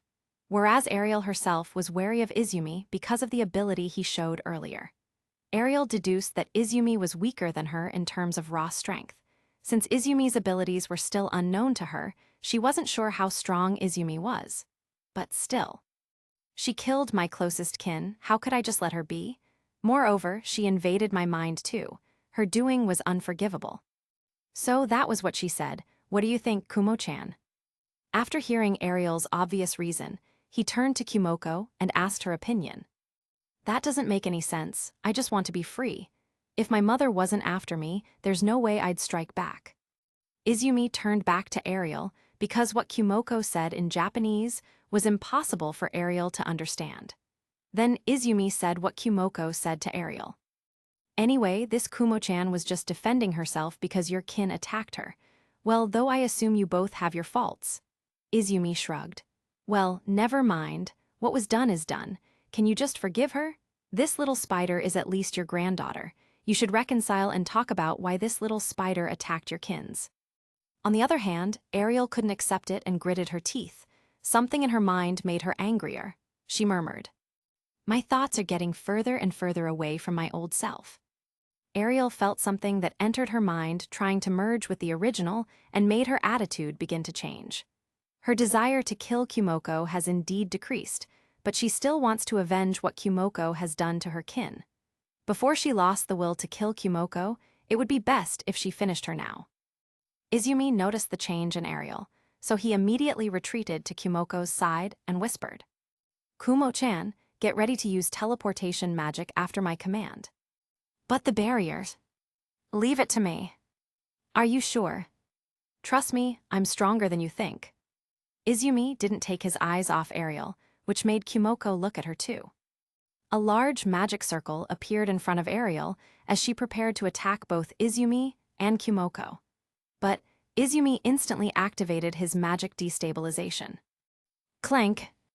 The magic circle shattered and Ariel vomited blood from the backfired because Izumi interfered with the magic circle. At the same time, the barrier that Ariel had put up disappeared. Izumi grabbed Kumoko and shouted, Now! Then the two of them disappeared. Izumi and Kumoko appeared in a dark place, which was none other than the labyrinth of the lowest layer, because Kumoko felt that the place was quite far from Ariel. Surprisingly, Gyuladistodes was already there with his flat expression. Before Izumi could say hello, the device in his pocket rang, which made Kumoko and Gyuladistodes turn their heads toward him. Izumi said, Kumo-chan, I'm going to save Sophia. Come immediately after you talk with him. He formed a hand seal, then disappeared before them. Chapter 244, Elves in Movement. Kumoko felt strange after seeing Izumi, who disappeared like using teleport, without using any magic, but similar. Why does he look like he can do anything? Kumoko asked in her mind. Even though Kumoko had asked how he did that, Izumi always answered vaguely. Kumoko looked at Gyuladistodes, who didn't seem to care about Izumi's departure. Kumoko had heard the voice of the system saying she could evolve after she got too much exp, but there was Gyuladistodes in front of her. She couldn't just evolve when someone was in front of her. Then she heard Gyuladistodes say, So he decided to help you knowing you were one of the reincarnators, huh? You know him. Even though Kumoko spoke fluent Japanese, she was still not very fluent in the language in her new world, so her words stuttered. Kumoko was quite surprised when Gyuladistodes said that he had met Izumi before. He answered.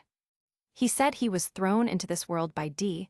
I don't feel any lies from what he said either. What's D, that administrator? Kumoko shuddered thinking about D. Her sinister laugh still buzzed in Kumoko's head to this day, because she felt like she was being toyed with by her. Gyuladistodes said inwardly. Besides, that young man has abilities other than magic that are different from the system in this world. I don't know where he got that power from, but it's definitely not from D. If he got the power from D, which has difference in the system from this world, why does he have 3 skills that are similar to the system in this world? He could guess that the 3 skills that had similarities with the system were skills given by D. Then he looked at Kumoko. I'm sure you've reached a level sufficient to evolve.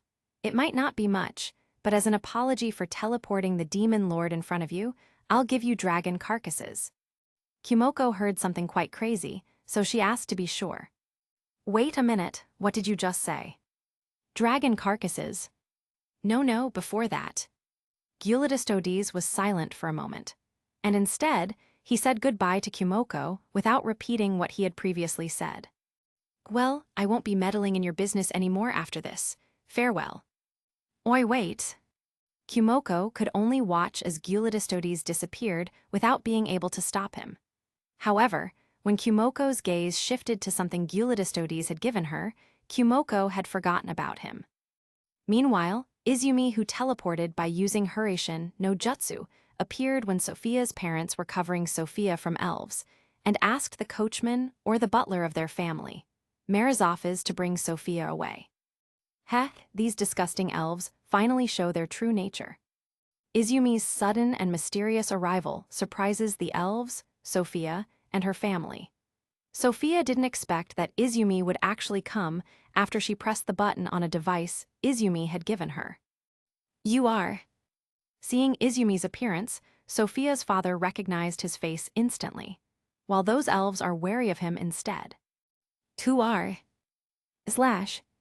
Before one of the elves could finish his words, Izumi beheaded them with his bare hand, sharpened with his devil fruit power.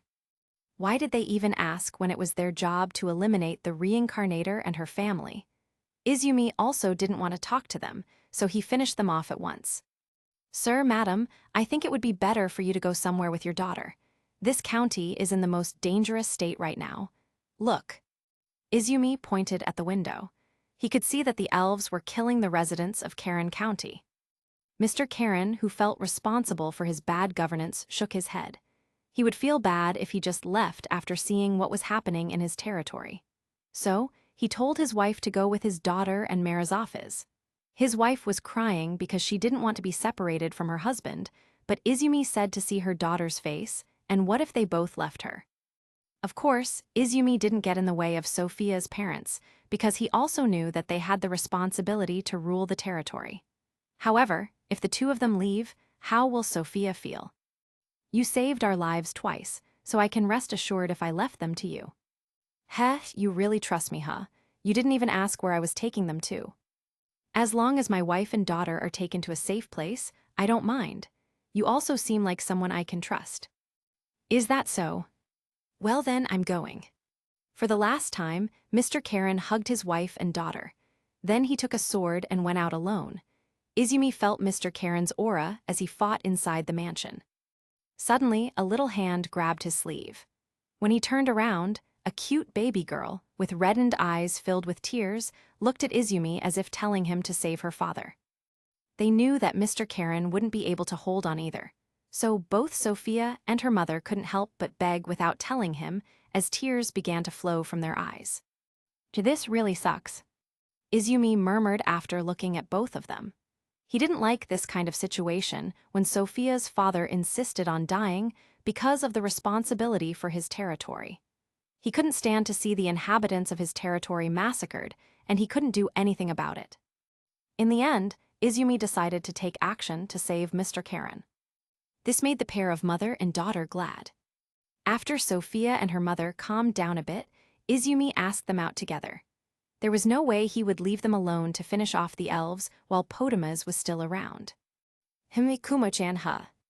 Izumi could sense the presence of Kumoko, who came using teleportation magic. Apart from that, he also felt Kumoko's power increase considerably from before. If she evolves once again into a complete humanoid body, perhaps her strength will be too broken, Izumi muttered. When Kumoko appeared at Sophia's mansion, she was quite surprised by the number of elves. The elves were also dumbfounded by the creature they had seen for the first time. Has the upper body of a human, but the lower body of a spider, an arachne. Sensing how dangerous Kumoko was, the elves did not hesitate to launch attacks simultaneously. It's a pity that their strengths were so vastly different. On the other hand, Kumoko was so delighted seeing so many elves attack her, as she immediately labeled them as EXP for her. She posed as a chuunibyou as she launched a deadly curse from her eyes at those elves. In an instant, not a single one of them survived Kumoko's attack. Kumoko saw Izumi, who came down the stairs, along with the other 4 people, while saying with a smile on his face, "Well done, Kumo-chan, I've been waiting for you. However, with your current look, to be honest, you're too creepy. You're scaring these people, you know." Izumi commented on Kumoko's appearance. Her main body is that of a young girl with pale white skin, white hair, and red eyes. From the waist down, the body is connected to a large spider on the head. Kumoko grumbled. Why should he wait for me? With his strength, he can definitely kill these elves. Couldn't he be plotting something? Don't think about anything complicated. We might have a guest. Izumi just patted her head so she didn't have to think about strange things. However, what Izumi said made her a little afraid that the demon lord would come again. After a while, Kumoko felt a change in the wind, and she was really surprised to see Izumi's 2 fists missing when she looked at him. No, his fists transformed into the wind that blew in the surrounding area. What Izumi did was detect the surroundings using wind waves. If this is a little similar to the storyline in canon, both from a novel and anime, Potamas will appear using his clone made of unknown technology. Well, as he had expected, Izumi turned his head in a certain direction and said, "Why don't you show yourself, sneaky coward?" Slowly, a silhouette of a person from the darkness was seen approaching and walking leisurely. His appearance was no different than the usual elf with pointed ears and blonde hair.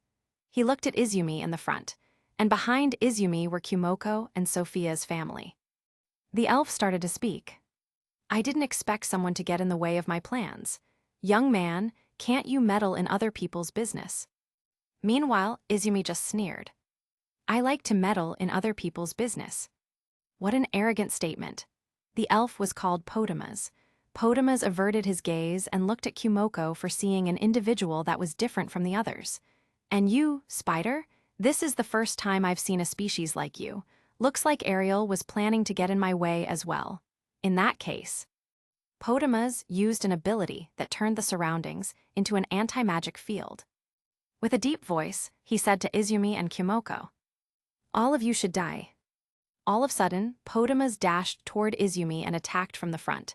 Izumi just smiled while moving his hands. When Potamas hit Izumi, there was a cracking sound that made Potamas sneer. However, in an instant, his sneer turned into one of astonishment.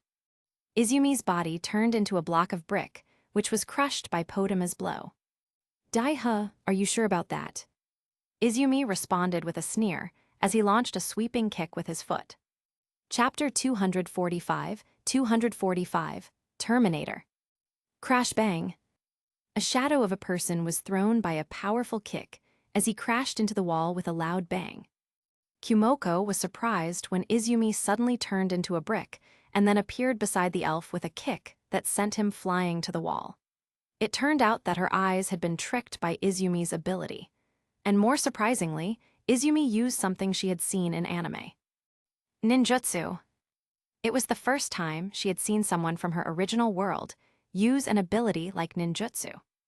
Meanwhile, Potamas, who didn't know about ninjutsu, was amazed at what Izumi had just done. What he had in mind was that Izumi had a unique skill that was quite troublesome. Though he was wrong about that. Potamas unleashed an anti-magic field. The effect was obvious. It was to disturb the magic circuit before the magic itself was formed. On the other hand, ninjutsu was quite different from magic, although it looked the same from a clueless person's perspective. Ninjutsu is formed through spiritual energy that is converted into certain powers through chakra points and meridians, while magic is formed by forming a magic circle by using a spiritual power, which is usually called magic power. Potamas felt a threat now. He didn't think an irregular appeared before him when he wanted to take care of the reincarnator. Believing that fighting Izumi head-on would be pointless, he planned to change target. It was obvious that his target was Sophia, since Izumi seemed to protect her. Yet Izumi knew he couldn't let Potamas have his way. Although Kumoko was already strong enough, she depended too much on her magic, rendering her to be useless in the anti-magic field set up by Potamas. Moreover, with Kumoko's new form, she becomes a burden due to not being used to her new body. Izumi moved swiftly while drawing a sword from the storage space. Izumi used the snow sword art as he swung his sword at Potamas. Since the barrage of ice slashes released by Izumi was unavoidable, Potamas could only defend it by crossing his arms in front of his head. The skin on Potamas' hands and some on his face were peeling off, and within, the thing that was encased by the skin was not flesh, but iron. It was an artificial body that Potamas created. And it was a cyborg that was run using the planetary energy that Potamas had stolen. Although Potamas has a cowardly personality, by using a cyborg that he remotely controls, he is actually a cunning person. And naturally, Izumi preferred not to disclose all of his abilities in front of the cunning man. Potamas felt that what Izumi was showing was really absurd, even though he had already released an anti-magic field. But that thing seemed not to affect Izumi at all. "How can you still use magic?" Potamas asked in annoyance. Izumi responded with a smirk. "I wonder, what do you think? If you guess correctly, I'll give you candy." "You played me for a fool. Aren't you?" With Izumi's reply, Potamas was angered.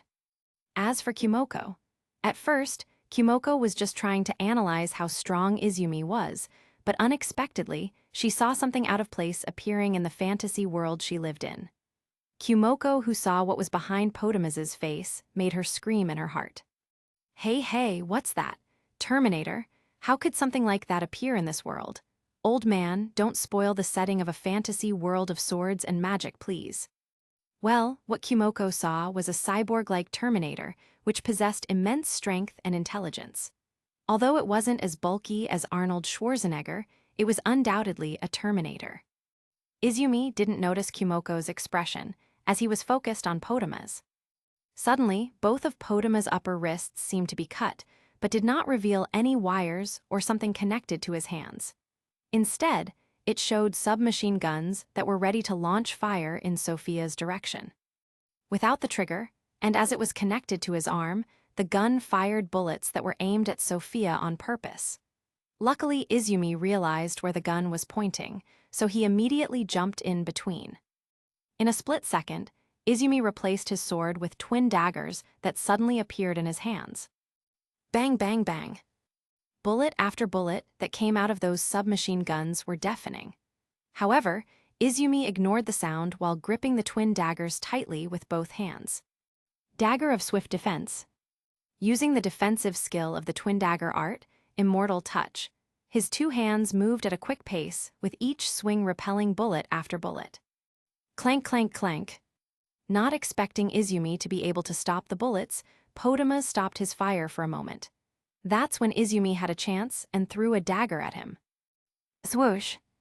Potamas was quite surprised by the dagger that was suddenly in front of him. On reflex, Potamas dodged the dagger.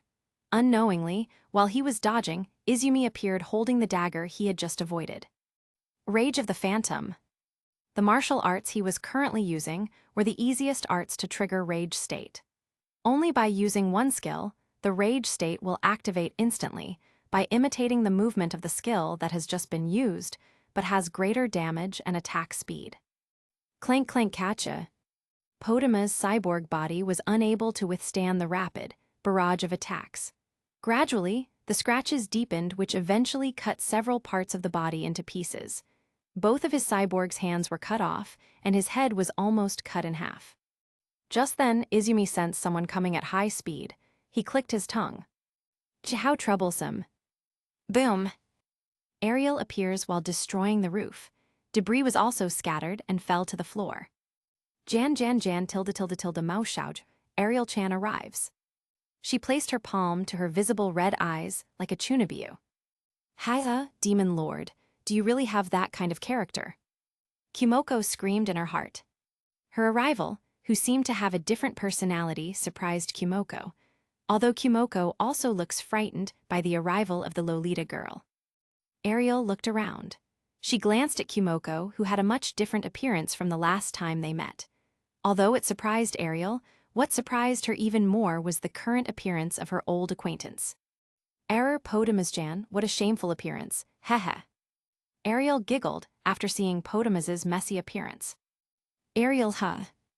Although his head was almost split in half, the voice was still normal. It was quiet for a moment after Ariel appeared. Then Ariel asked Potamas amid the silence. Then, what are you doing here? Who knows? Ariel's aura changed drastically. Her power overflowed until it scared Kumoko, Sophia, and her mother. Just say it. Kumoko screamed in her heart. Bruh, that's terrible. Can I get out of here? Of course, her request couldn't be heard, as she was saying to herself. Slash. Suddenly, Potamaz's head flew. You're too late, Ariel-chan. Michael Jackson, huh? Ariel glanced at him, while revealing a slight of her killing intent. On the side, Kumoko mused inwardly. Can you not call him Michael fucking Jackson? Do you have a grudge against this old fart? Izumi asked. I'm about to finish him off, you know. And then Ariel responded. Then, you don't mind if I take up your job, do you? Izumi just shrugged his shoulders in reply. Suit yourself. Ariel nodded in agreement. She had known Potamaz for a long time, so she knew what he was like. Potamaz began to speak with the head that had been detached from his cyborg body. To think that I haven't had time to test this body on you, it's someone else who has destroyed this body. Ariel turned her head, then answered. Next time, I will destroy your real body. If you can try it, little Gee. Crash. Before he could finish his speech, Ariel instantly smashed Potamaz's head without showing any mercy. Ariel looked at Izumi with her bloodshot eyes. She felt that Izumi had tricked her, so she was a bit angry. However, she also saw Izumi who was antagonizing Potamaz. This created a tricky situation for her. Because of what Izumi did to her earlier, she could be said to be antagonizing Izumi. Elves were creatures that needed to be exterminated, but she couldn't handle them alone. Potamaz has many powerful robots, and Potamaz himself has many cyborg bodies that can be replaced at will. Ariel can't handle it alone because her strength will decrease drastically when dealing with Potamaz who has an anti-magic field. Therefore, it would be better if she had a strong ally. And Izumi was the perfect candidate since he could wreck the cyborg within the anti-magic field. Knowing what was on her mind, Izumi said to her, Shouldn't we just have a truce? Actually, that's what I wanted to do, not to you, but to that spider over there. Hey, little Mao-chan, you made a truce with her but not me. How much do you hate me? Ariel was still looking at him with a sharp gaze as if she wanted to eliminate him. So he tried to say something that might interest her. The reason Potamaz is here, do you know? Her brows lit up. She wanted to know why Potamaz, who usually played at the back, dared to appear. Then, Izumi only pointed at two people, Kumoko and Sophia. If you know Kumoko's background, you'll understand what I mean. At first, Ariel didn't understand why Izumi was pointing to a girl around a year old. However, hearing the background, Ariel remembered and said to herself, Reincarnator. Chapter 246, 246, Call Them Up. Kumoko used teleportation and brought everyone out of Karen County. Meanwhile, Ariel was still contemplating what Izumi meant about the reincarnator Potamaz was after. Izumi himself didn't really understand what Potamaz was thinking. Most importantly, Potamaz realizing the unique status of the reincarnators made him want to utilize the reincarnators for further research, be it for a test subject or something. However, irregular appearances like Izumi and Kumoko cause Potamaz to feel a threat which slows down his research. Either way, as long as they intercept Potamaz's plans, nothing good will come of it. On the other hand, knowing that Izumi was also antagonizing Potamaz, Ariel felt it would be better if she was not hostile to him. It would be a pity if she wasted the opportunity to get a powerful ally.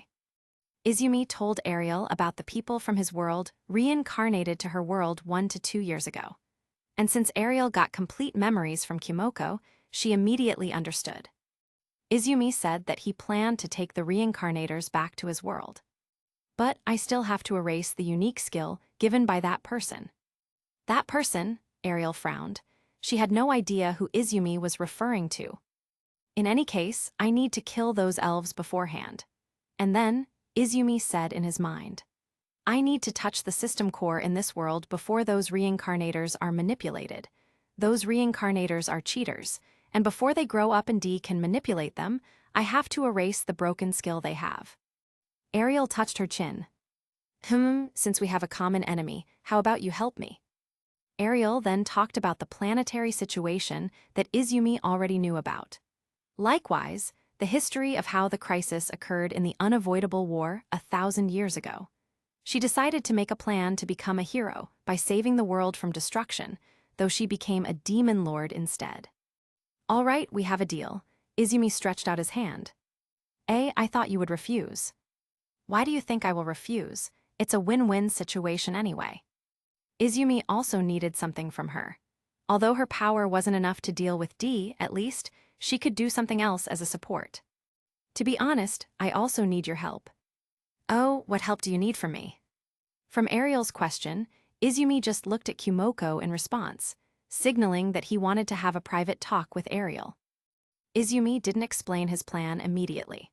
Since he knew that Ariel already had memories of Kumoko, he couldn't hide his true identity and said that he came from the same world as Kumoko before her reincarnation. After explaining that he wanted to seal a god, Ariel was shocked. Are you serious? You want to seal that administrator? Hey, you're too loud. Ariel held her head with her palm, unable to believe that Izumi had gone mad.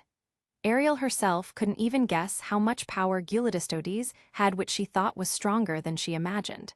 And D is even stronger than Destinies. If you can't help, that's fine too. I'm not going to force you. I still have my friends that I just called, they'll probably be here in a few minutes. It's not a matter of whether I want to or not. Do you understand how powerful D is? Even Gyuli, who is stronger than me, said that D is stronger than him. Ariel's face was really serious after hearing Izumi's crazy plan that sounded like suicide. I have my own plan, can you listen to it for a second? Although Ariel seriously thought that plan was too dangerous, she didn't seem to back down from Izumi's crazy plan. And then, Izumi told Ariel his plan in detail.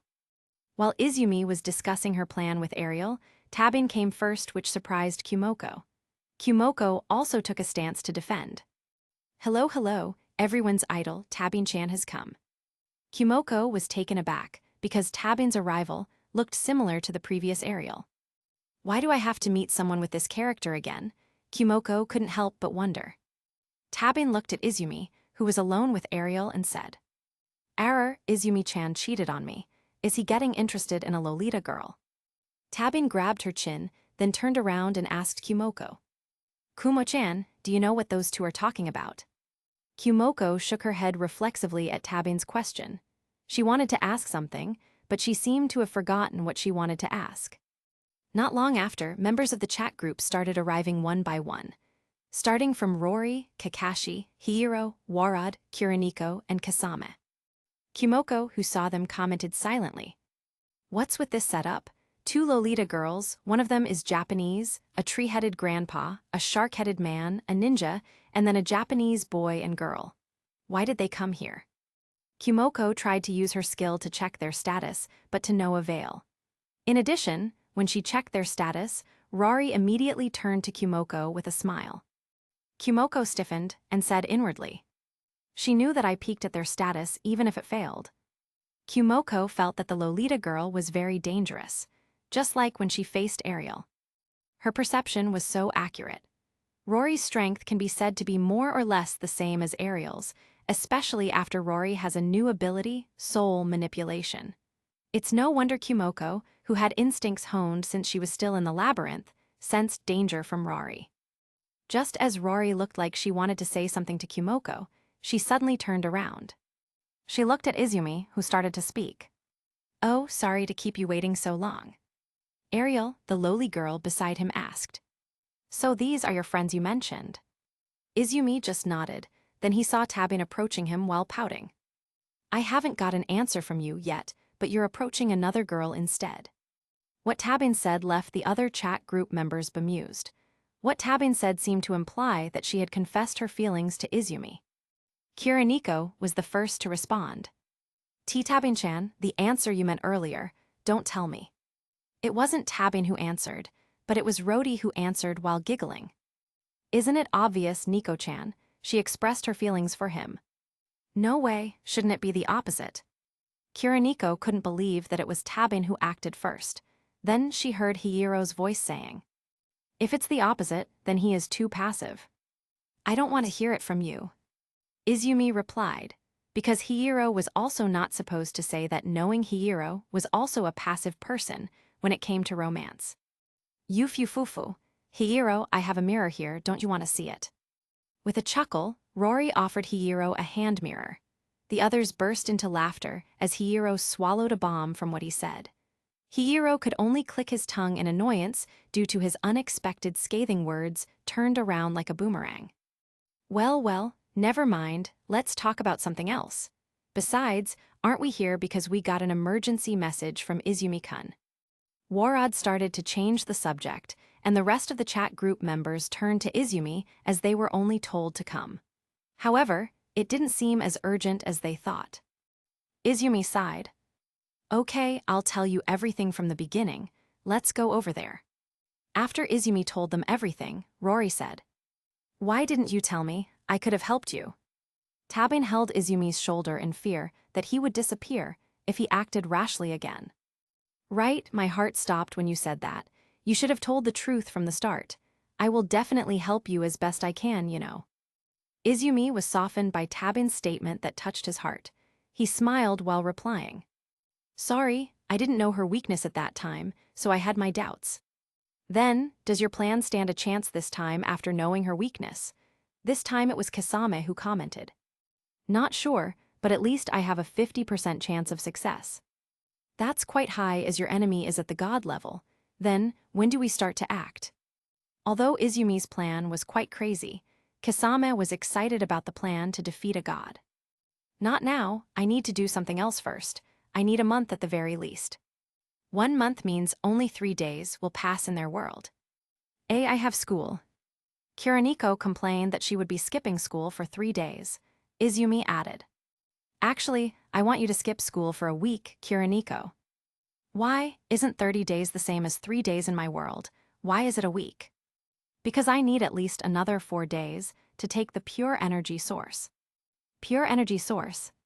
Everyone who heard Izumi's words was confused about the source he was referring to. Izumi smiled and replied. That's the ley line, in other words, dragon vein. Chapter 247, Mission Against the God. Dragon vein is a source of pure natural energy that is said to have existed since time immemorial with a large to almost unlimited capacity. The members of the chat group more or less understood what dragon vein was. But where would you get such a thing? Rory just wanted to make sure because finding such a thing was not an easy matter. And there's no way Izumi would look for that in this world because the planet's energy itself is nearly extinct. Izumi also said it took 4 days. Did he really have information about the dragon vein he was after? Rorin in the Land of Wind. It's on your world, Kasame Kakashi-san. Izumi told them where he could get it. Rorin, that ruin has that kind of treasure. Ryumiyaku, isn't it? Kasame had never heard of dragon vein in Rorin, and as soon as Kakashi said, Ryumiyaku, he remembered that he had been on a mission there when Minato was still alive. He didn't think that Ryumiyaku was dragon vein, which was a source of pure energy. Wouldn't if Ryumiyaku's seal opened, someone would be able to sense the disturbance? Kakashi asked. That's for sure. Then, is that even possible? You said you only need 4 days. However, the ninjas from Sunagakure won't stay still after they feel the disturbance. They'll be arriving at Rorin in no time. Kasame's words were true. When there is a disturbance, especially from a pure energy source, many people will feel it and find out what causes such a burst out of energy. Izumi pointed back by pointing at Hiro with his thumb. That's why I asked Hiro to come. Me, why? Only your magic can create a barrier to prevent the energy source in Rorin from leaking out. Kasame seemed to not believe Izumi's words, so his sharp gaze turned to Hiro. Are you sure? I don't feel that he is stronger than me. Hiro responded because he didn't like Kasame's gaze. Wanna try? Why not? Hiro's response made Kasame raise his sword, same hata. And when Kiraniko heard their bickering, she immediately shouted. Go, go. Fight, fight. Let's make a bet on who will win. Tabin and Rory also joined in the fun. Even Izumi said to them. Well, you two can fight now. I'll wait until you guys are done. After he said that, he sat on the tree nearby, watching Hiro and Kasame while crossing his hands. Suddenly, a notification popped up on his phone, as well as the others. This brought Hiro and Kasame's fight to a halt as well. Mission triggered. Initializing. Compare the strengths of each member of the chat group with the current mission. 9th Mission 5. Quest available. First, destroy Podama's laboratory. Second, save all of the reincarnators from elves' hands. Third, erase the existence of elves from the world, except for a reincarnator. Fourth, kill Podamas and destroy his soul. Fifth, invite a new member. Sixth, seal the self-proclaimed evil god. Restriction. Time limit, 3 months. Participant, all members currently residing in the world administered by destinies. Reward, get 10,000 shop coins and 1 transcendence chest for each member. The mission will be started instantly, with the world administered by destinies as the starting point. Time will stop in all worlds of group members when the mission is started. However, it will resume once one or more of the participants goes to another world to finish the last quest. There will be punishment if the mission fails. 1 wrong step, you will die.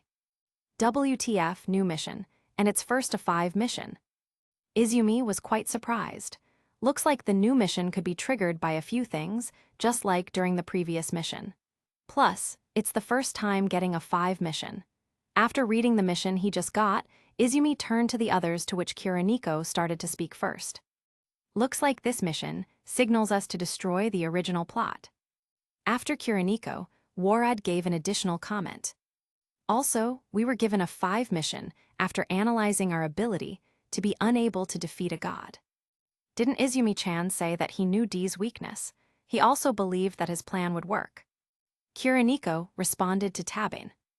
But seeing this mission appeared, I became doubtful.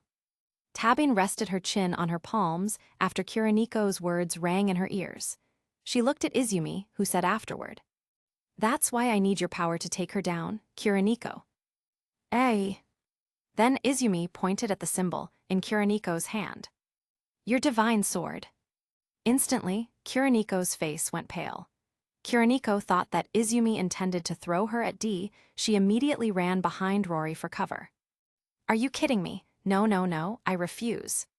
Seeing Kiriniko's frightened face, Izumi scratched his head because he thought Kiriniko had misunderstood. This was his problem, so he personally would face D head-on. Though, he needs the strength of his friends because his strength is not enough. "I didn't mean to make you fight head-on with D, I just need your sword spirit's energy." Nana's. Nana is the incarnation of Kiriniko's spirit sword. Kiriniko gave her a name to make it easier to call her.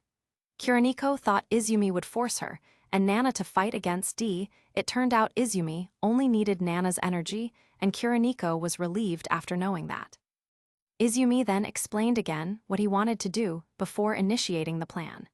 He told the others that he would create some items first, and the item will be used by him to collect a pure energy source or other energy. Good thing that he got nice skills from D, so his trouble was lessened, although he would remove the skill before he collected the energy from the dragon vein. They had discussed the plan to seal D, and next was planning to eliminate those dirty elves. For additional reinforcement, Ariel and Kumoko were enough since Ariel told him that the strongest in the demon army was still below Kumoko and the Queen of Terratech in terms of strength. While they were following Izumi, who was approaching Ariel, Tabin asked Kasame, "Same-chan, how is Karin-chan? You taught her ninjutsu, right? Did you and Itachi-chan also teach her something else?" I can't teach her, so I leave everything to Itachi." "What a fool. You could have gotten one of the best disciples in the shinobi world." "Why should I have a disciple? It's not important. In addition, Itachi is more suitable since that lass has Sharingan." Izumi, who overheard their conversation, commented, "Karin has potential. Her chakra capacity may not be as big as yours now, but in the future, she will surpass you. Well, even though she won't be as strong as you because she has a little bit of battle experience." "You think highly of her, huh?" "Of course. Well, let's talk about that later. We will discuss the mission with her." Izumi signaled with his eyes as he looked in Ariel's direction, who would join the plan to eliminate the elves. Not just Ariel, but Izumi also invited Kumoko, where she could increase her level so that she would be able to evolve quickly. Ariel-chan, change of plans. We plan to eliminate the elves within 2 months. What, are you serious? Well, before that, we better get to know each other first. Izumi didn't wait for Ariel to say something. He turned around and asked Rory to come closer, then introduced her. This is Rory, although she looks like a little girl, in fact she is. Do you want to feel my curse? Izumi got goosebumps hearing Rory's voice, which was so sinister. Anyway, you two are kinda similar, and Rory is just as strong as you, Ariel-chan. Hearing Rory, who has the same strength as her, Ariel was stunned, and so was Kumoko, who heard it. Kumoko already felt that Rory was dangerous, but unexpectedly, she is as dangerous as Ariel, she said in her heart. Oi oi, are you kidding me? One Ariel is seriously scary, and there is another one. Please leave me alone. Can I get out of here? Of course, no one answered her. Next up is Tabane. She has a modified body that is much stronger than an ordinary human's body. In addition, she is a science expert. You can see this. Izumi moved his ring. After that, navy blue-colored armor appeared, covering his limbs and back. On his back, there are blue-glow marvelous wings that spread out beautifully. You could say this was Tabane's invention, and I only learned from her to make my own. Izumi didn't want Ariel to get the wrong idea because his IS might have something in common with the robot Potamas made, so he quickly explained to her. Oh right, don't get me wrong. This thing has a core of its own and doesn't use up any energy from this planet that's already exhausted, so take it easy. Chapter 248, Sophia is a vampire. Kumoko saw Izumi's whole body was clad in armor, which made her complain. Hey, earlier was Terminator, now there's Gundam too. Please don't ruin the fantasy world setting.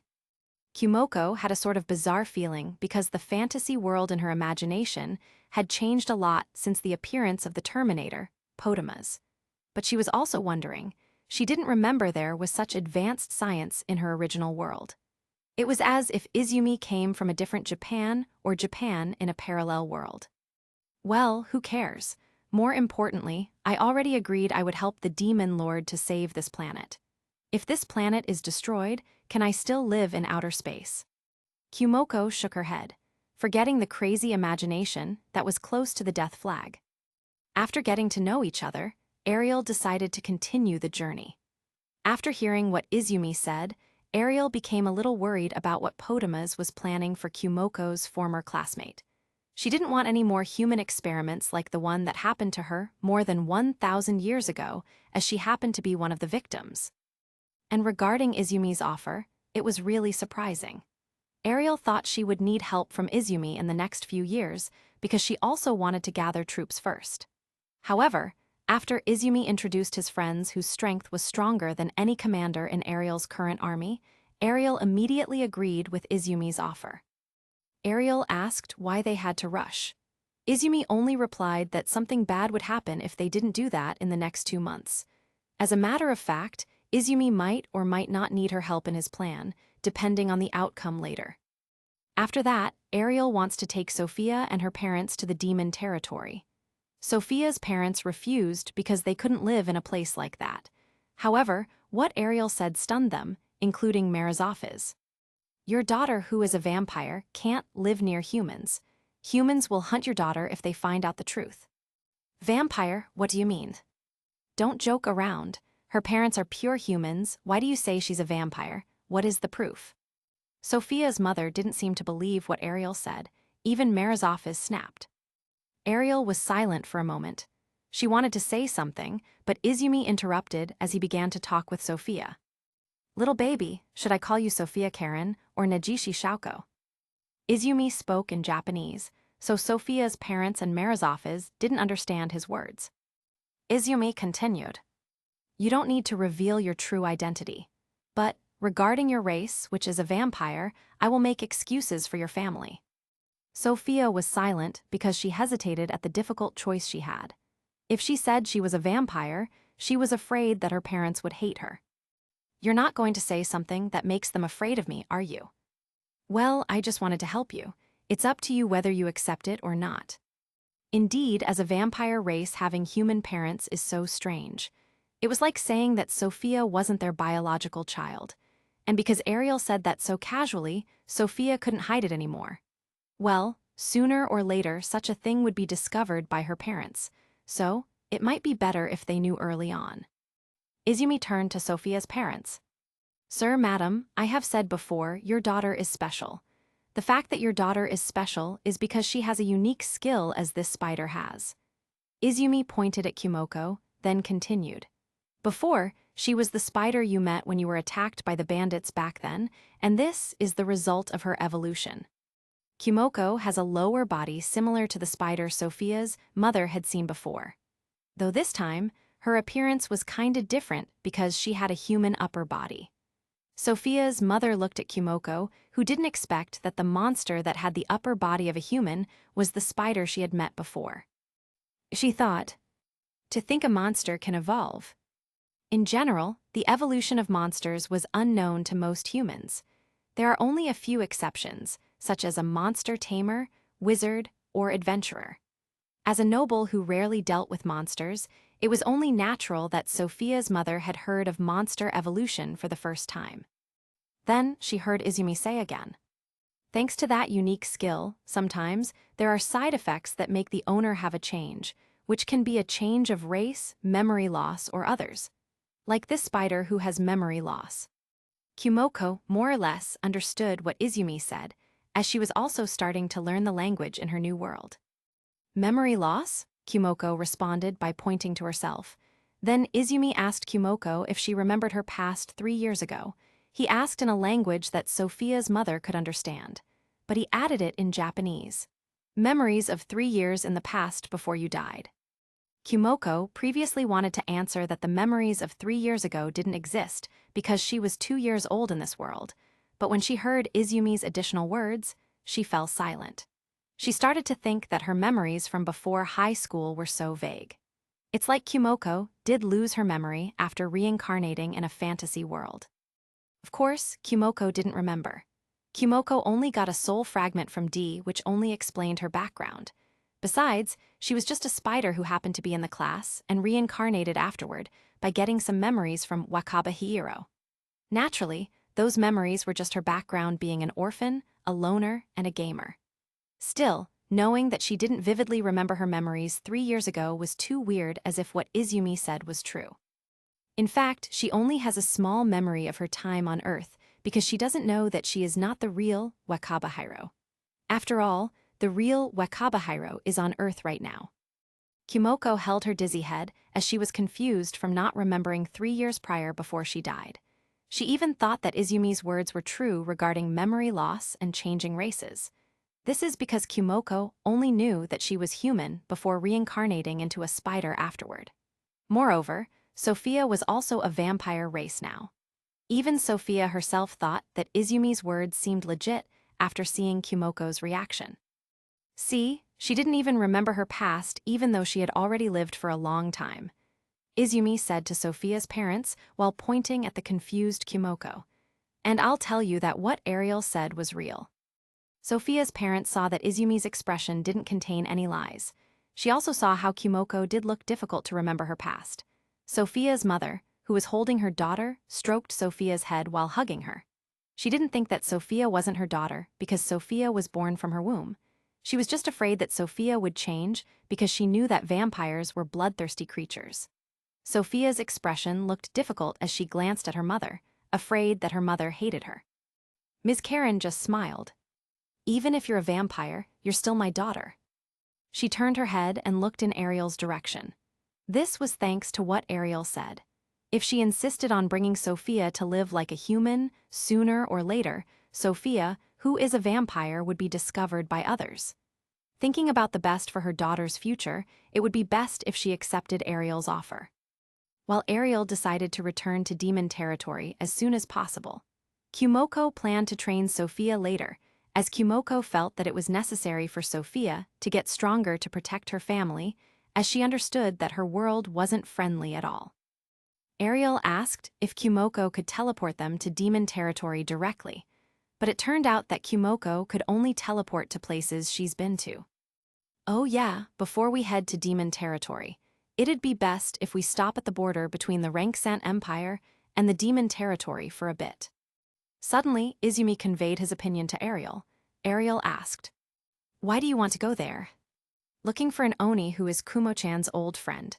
Maybe he hasn't evolved into an Oni yet, or has he?" Chapter 249. Should I save them earlier? With the two words, old friend, Ariel and Kumoko seemed to understand what Izumi meant. In other words, a reincarnator. Hearing that there was a reincarnator who was born into a monster like Kumoko, she was grateful. Hoo-hoo, thank God I'm not alone. It turns out that there is still a reincarnator who becomes a monster like me. Kumoko's mutter was heard by Izumi, who then responded in a low voice. "You should have had the opportunity to meet a reincarnator when you were just born, though." Seriously? Izumi just shrugged his shoulders, giving Kumoko a vague answer that made her even more curious. At that moment, Ariel decided to continue the journey and immediately returned to the demon territory. However, due to Sophia, her parents, and her butler, she couldn't rush back into the demon's territory, which made her turn to Izumi for an opinion. Izumi then started to think. The only ones capable of mass teleporting were Hihiro and Kumoko. However, the two of them needed coordinates in order to teleport. Since the two of them had never been to the border between the Ranksant Empire and the Demon Realm, nor had they been to the castle in the Demon Realm, they couldn't teleport there. Izumi turned to Tabin. "Then, Tabin-chan, take Hihiro and Ariel-chan to the Demon Castle." Tabin nodded. "Yep, Hihiro will pick up everyone else using his magic afterward." Izumi thought it was convenient to have smart people. He didn't need to explain everything. After that, Tabin took out two Is from her storage space and controlled the two to carry Hihiro and Ariel. Tabin herself used her own IS, then went with them, leaving Izumi and the others behind. Izumi said, "Well, they probably won't be long at that speed." Then he turned to Rory and Warad. "Rory, Gramp, Warad, I'll leave them to you guys. I'm going with this Kumo-chan." Izumi asked to look after Sophia while he was away. With Rory, there will be nothing to worry about. Meanwhile, Kumoko was quite surprised by the speed of the IS, which has a speed of Mach 1.5. With such speed in this world, even Ariel couldn't match that speed, while she was one of the strongest people in this world. Kumoko said inwardly, "Luckily, I'm not hostile to Izumi. He has a robot armor that looks better than the 3 robots that the woman named Tabin took out earlier." In Kumoko's mind, it might not just be speed. There may also be other weapons, such as missiles or nuclear weapons, given that IS is a form of science and fiction. "Then I'll go, come on Kumo-chan." Without waiting for Kumoko's response, Izumi, who was already materializing his IS, grabbed Kumoko and flew at maximum speed. Kumoko couldn't help but scream in surprise that Izumi immediately grabbed her without her consent. The Ranksant Kingdom and the Demon Territory are separated by a natural border, which is a vast mountain range surrounded by dense forests in all directions inhabited by many beasts at any given point. Not just beasts, even humanoid monsters like goblins, orcs, or ogres also lived there. Izumi, who was flying at full speed while carrying Kumoko, suddenly stopped. Then he took back his IS and floated using his devil fruit power. Izumi, who was no longer using his IS, created a whirlwind that made Kumoko float in the air. Kumoko held her head, which was so dizzy from being dragged by Izumi at high speed without any preparation. She even felt like throwing up after Izumi suddenly stopped. Kumo-chan, is your head okay?" Izumi's question irritated Kumoko, which made her say, "What do you mean, is your head okay? Are you mocking me?" "PFF50, hahaha, that's not what I mean, I just..." Suddenly he smelled a fire burning something, and it seemed not far from his spot. He turned his head in the direction where the smell was coming from, and from where he was, he saw smoke about 3 kilometers away. Previously, Izumi had deliberately stopped because, as he recalled, Kumoko's old friend who would evolve into an Oni was around these mountains. However, he didn't know the exact location. When Izumi checked, there were piles of goblin corpses along with their burnt villages. Several humans were still there, but he didn't see any living goblins. Izumi landed on the ground slowly while saying to Kumoko, "Looks like we're late. Your old friend has been captured by the humans." "Eh?" Kumoko, who saw the pile of goblin corpses, understood. It turned out that there was her former classmate who reincarnated into a goblin, which was the extermination target for novice adventurers in games or novels. Moreover, he had now been captured by humans, which meant he would become a slave. Kumoko turned to Izumi, as if to say should they save that reincarnated classmate. Since he's been caught, let's just leave it at that. He won't die that easily as long as he has a unique ability that benefits the one who catches him. Wait for him to go rampage. But then he thought, if what happens in the novel will be the same as reality, wouldn't it be better if he saved them all earlier and brought them to Earth with Kumoko's help? They were still around 1-2 years old. It would be best if they didn't make a deep impression in this world before it was too late. It would be so troublesome if they had a deep impression of their new world. Regarding the destruction of this world, it was none of Izumi's business. As long as he had already destroyed the elves, anything else was none of his business. Actually, if Izumi wanted, he intended to save Ariel. But her soul is no longer possible because she will not live long. She has lived far too long without touching divinity. This made her soul unable to withstand erosion. Wait a minute, maybe we should save him. Izumi gave another opinion after thinking for a while to save the goblin reincarnator, then he headed toward the goblin village. This made Kumoko even more confused. Kumoko murmured, "What's wrong with him? Do it or not, tell me clearly." Kumoko then followed Izumi, without caring that she would be seen as a monster. Izumi came to the adventurers who might be looking for profit after hearing that the goblin village had a blacksmith who created high-quality weapons even from empty air. And in fact, they came with the tamer who had captured Kumoko's old friend. "Hey you guys, I have a question." Izumi's voice made the adventurers stop and turn to him. They were surprised who the young man who suddenly appeared. Then they thought that Izumi might want high-quality weapons that might still be left.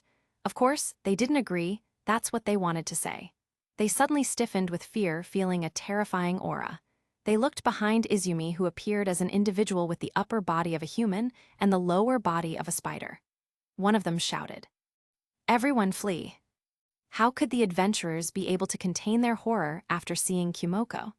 Just feeling her aura was already terrifying enough. There was no way they would be able to fight her. Watching them run wildly, Izumi just looked back while saying, "You look too scary, Kumo-chan."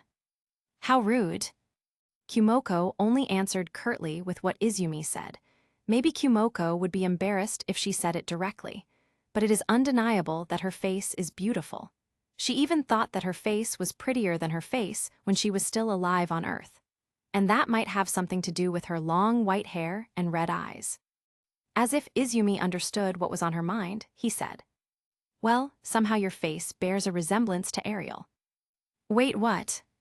Kumoko didn't know if Izumi was joking or not, but when she recalled once again how she looked, she felt that what Izumi said had some truth in it. Moreover, she is truly Ariel's descendant. Chapter 250, Reunite with a Classmate. Anyway, Izumi didn't mean to say that Kumoko's face was creepy.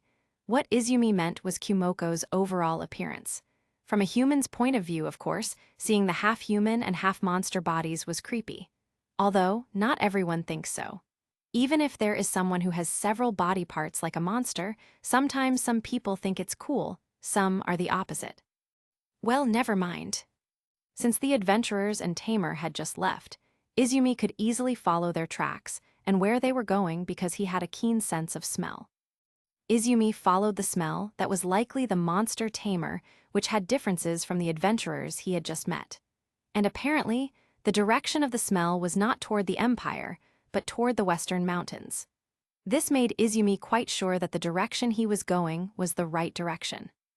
It took Izumi more than 1 hour to find the location of the monster tamer. It was a small village at the foot of the mountain range. He looked around where there were only a few soldiers. He looked and saw the composition of these border guards really showed that they were outcasts. Some had power, but their equipment was rendered unfit for use. On the other hand, due to his past mistake, the monster tamer needed something to get back to the Empire. That was why the monster tamer did not hesitate to enslave the goblin who could create high-level weapons. He thought that if he could control the goblin, the Empire would give him a huge reward. Found him. With a fairly close range and a small residential area, Izumi easily detected all living things around him. He could recognize which were human auras and which were not, so he could tell where the goblin was being restrained. Izumi disappeared from where he was standing, leaving Kumoko alone like an abandoned child. Naiwa. He is a weak creature that is always a target for beginners. Everyone knows what kind of weak creature is. A creature that has dark green skin, a sharp nose, pointed ears, and a short body. It's none other than a goblin. He was a human and has a human soul because back then, he was just a student from a modern world who reincarnated into a fantasy world.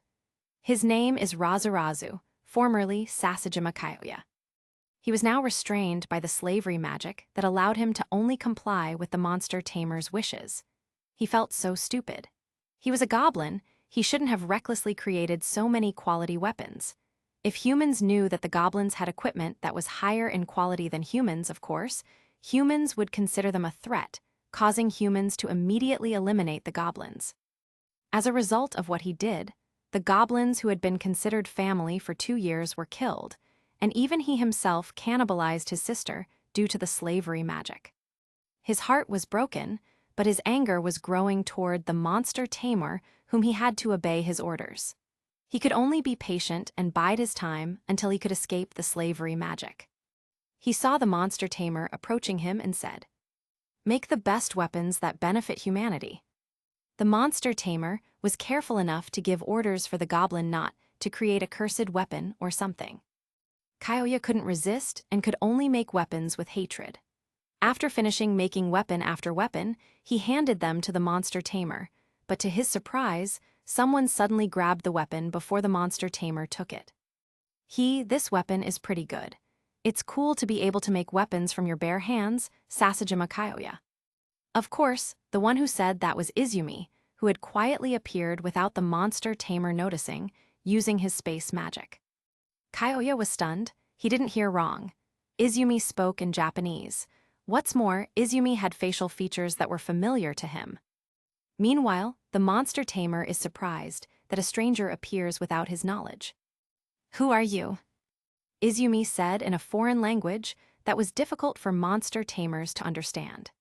Even so, the goblin seemed to understand what Izumi was saying after seeing the goblin's expression, even though the monster tamer was certain that it wasn't the goblin language.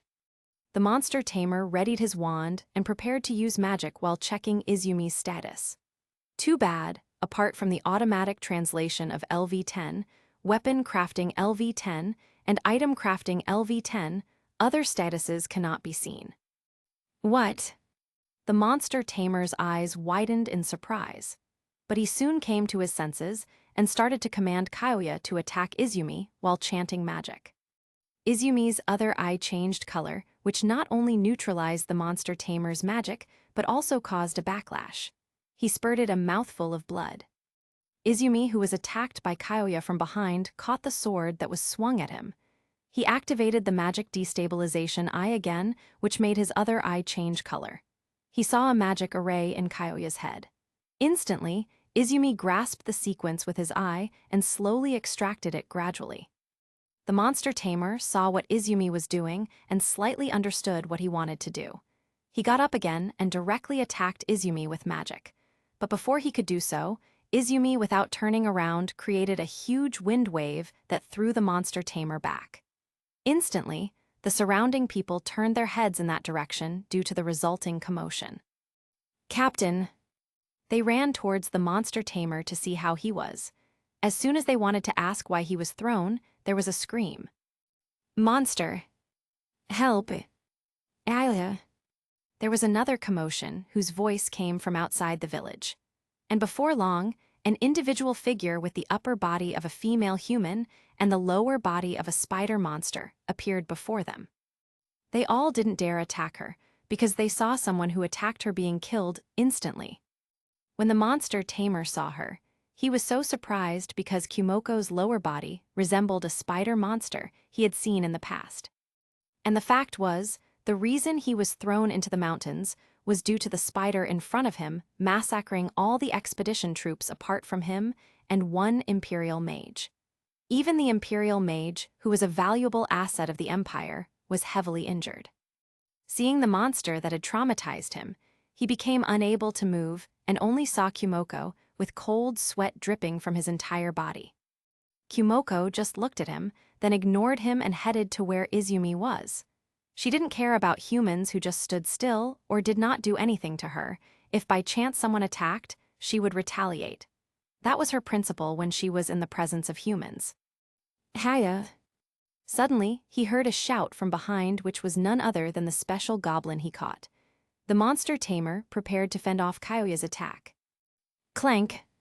The one holding back Kyoya's attack wasn't the monster tamer, but Izumi, who suddenly appeared in front of him wielding his sword.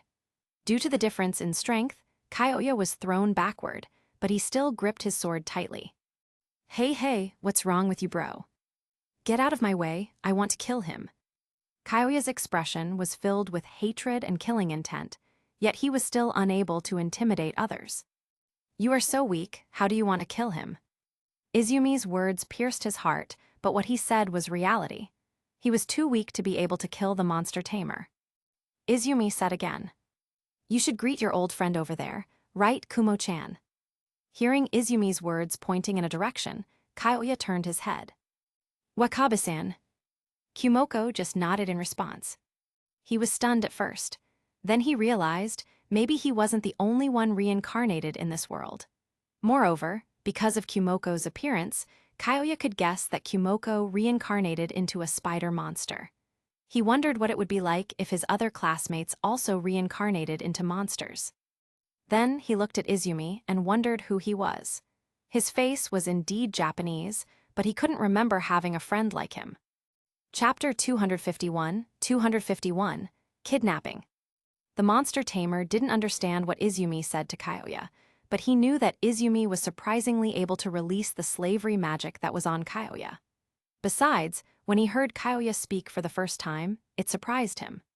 Ever since the monster tamer found him, he could only scream and groan, but didn't utter a single word like he just did. He can talk. What magic did this guy use to make this goblin talk? The monster tamer could only say in his heart. Then his index finger pointed at Izumi while saying, You, what are you doing? Why did you free that goblin? With the monster tamer saying so to Izumi, the other soldiers raised their weapons even though they looked frightened by Kumoko's presence. Izumi just said, Do you want to die? Well, I really don't care though. But I'm just warning you, this goblin is an old friend of that spider monster you previously called the Nightmare of the Labyrinth. Plop. Suddenly, Kumoko seemed to stumble after hearing Izumi's words. Kumoko stood up again after a while, with her foreleg like a sickle pointed at Izumi. She asked, Oi, big bro, what's with that Chuuni-like name? Your nickname, who else if not you? Seriously. Seriously serious. Everyone was surprised when Kumoko talked normally, though they didn't understand since Kumoko said it in Japanese. Not only them, but even Kyoya was also so dumbfounded that it was rare for him to see this old friend of his talking. Well then, let's go back. Kumo-chan, use your teleportation. Why not just use yours? Kumoko was sure that Izumi could also use teleportation magic after feeling the magic fluctuation earlier. But Izumi refused by shaking his head. It's not that I don't want to use it. Your space magic is more convenient than mine, so why not utilize it fully? To just say that you're too lazy. Well, it embarrasses me if you compliment me that much. I'm not complimenting you. Izumi just smiled and gestured to her to take him and Kyoya using her space magic. Kumoko was annoyed after looking at his smile. Naturally, she immediately refused. No. You have to say yes. No. Kumoko crossed her spider's front legs. She more or less understood that Izumi liked to tease her. Hearing their conversation, Kyoya knew that he would be taken to another place using teleportation magic. He interrupted their conversation. "Hey, can you save my brother, please?" Izumi turned to Kyoya. "Tell me the reason." "He's the only family I have left." Izumi sighed, then he explained. "I'll make it clear. I intend to bring the reincarnators back to Earth, because all of you are not residents of this world. So don't expect me to bring your brother to Earth too if he can't evolve to at least have a human appearance. Then you don't have to bring me to Earth. Even if this planet is on the verge of collapse, you still want to live on this planet." WWET. While Izumi was talking to Kyoya, everyone in the settlement surrounded Izumi and the others. Izumi looked at them with a grin. He said to Kyoya and Kumoko, "I'll explain later. Kumo-chan, maybe this will surprise you, don't faint, okay?" Kumoko didn't know what Izumi meant. However, Izumi suddenly released a powerful pressure that made her soul jolt as well. Kumoko, who felt that she had become so strong, couldn't even stand up straight because of it. Meanwhile, the people surrounding him were unable to withstand the pressure, and they fell unconscious one by one. Kumoko was so dumbfounded by what Izumi did. It was like Izumi dominating her willpower that made her submit after he released it. The pressure was even scarier than the pressure Ariel had ever released. In her mind, even if Izumi didn't use his IS, he was still very strong and might easily defeat the Demon Lord. Izumi saw that only Kumoko was still holding on after Izumi released his haki. Izumi just thought, if his Heishoku haki was only like this, sooner or later it would be useless. Either way, he had to increase his force of willpower or infused it with his attack. Izumi didn't really care about the goblin that Kyoya mentioned earlier. Still, he agreed to bring Kyoya's brother. And then, he forced Kumoko to use her teleportation magic. Kumoko could only comply after she felt the pressure earlier. 3 weeks have passed. During that time, Izumi traveled the world with Rory and Hiro to examine the things that could allow Potamas to escape his grasp. Due to a broken skill, one of the 7 virtues, diligence, he is able to completely displace his soul to the person who has his soul fragment and take over it. However, his original soul remains with his main body, meaning he will die if it is destroyed. Since Potama's skill was too troublesome, he decided to run around the world to destroy Potama's soul fragments that were implanted into people by bringing Rari, who could manipulate souls. Not only that, but Izumi also destroyed the slave trade run by the elves from the shadows. Of course, that caught Potama's attention. However, he didn't know the cause of the fragments of his soul that had suddenly shattered. When he tried to contact the spies in the demon realm, all he got was negative because all the spies he had there had been cleaned. So Ariel is starting to move, huh? He became oblivious to the outside world and began to prepare his weapons that had been stored for centuries. He was pretty sure because soon, Ariel would attack. He didn't know for whatever reason she was acting now, even though she was unable to break the barrier in the elven village. Probably because of that person. However, there's no way he can break the barrier that uses planetary energy. Potama's only thought that she got help from the person he met in Karen County, Izumi. Then, the following week, the kingdom of Annalate was alarmed because the prince and his pet and the daughter of the duke had disappeared from their residence. Not only that, but 3 talented reincarnators from the Holy Kingdom of Elias were also reported missing. Only the 2 remaining reincarnators don't really attract much attention because they live in the border region of the Mystic Mountains. With this, Izumi had secured 11 reincarnators. 3 people have died, of which one of them was killed by Potamas, and the rest are in the elven village. At first they were afraid because someone had kidnapped them. However, they were shocked when they saw Kumoko's face. In addition, Kumoko's appearance was unquestionably a monster. Izumi gathered the reincarnators in one room, along with Ariel, and started talking. "Reincarnators, you may be wondering why I gathered you here, but you know her face, right?" Izumi pointed at Kumoko. They were surprised when Izumi said that. They came to know that they were all classmates. Izumi continued. "Yes, as you think. You are all classmates who died from the magic explosion and came to this world. Oh yeah, maybe you guys can't speak the language of this world, but I'm sure you can speak Japanese, right? though it will be difficult with your small mouths and chord vocals. Izumi had come across something surprising when he traveled the world. In addition, the time in his world stopped while he was carrying out the mission in this world. So, with his discovery after he traveled the world, he decided to tell everything, including Kumoko, since D couldn't peek into this world for a while. Izumi began to tell the cause of their deaths caused by the former hero and former demon lord, and Potamas who stole the planet's energy to make the planet on the verge of destruction. He said that he wanted to save the reincarnators who were being held captive in the elven village. They were all captured by Potamas and his men. But Izumi's words became questionable. "Didn't you kidnap us too? Then what's the difference between you and that guy named Potamas?" one of them asked in difficulty. Izumi replied to them, "You guys are not from this world, so you have no idea what was going through Potamas' mind. Too bad your teacher was born as the daughter of Potamas, and as a result, he knows several people have been reincarnated into this world.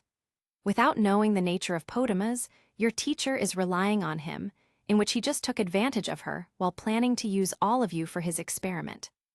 Why are you so sure Potamas will experiment with reincarnators? Because the current demon lord has been a victim of his experiments." Chapter 252, Playing with Fire. Izumi put up a projector that displayed the state of the planet's terrain through his device, which he had been recording for the last 4 weeks. Honestly, it was too horrible to watch. Some wastelands were rainforests once, and some of the vast deserts were also oceans in the past. Cracked earth, valleys, and ruins of the kingdoms or empires in the past could be seen from the monitor as well. The state of the planet, which is a new world for the reincarnators, is only a few % that can be lived in. And now, there are only 2 continents left. At first, Kumoko's friends couldn't understand why Izumi showed something so boring. But after Izumi explained everything and the reason why the planet was on the brink of collapse, they fell silent with dumbfounded faces.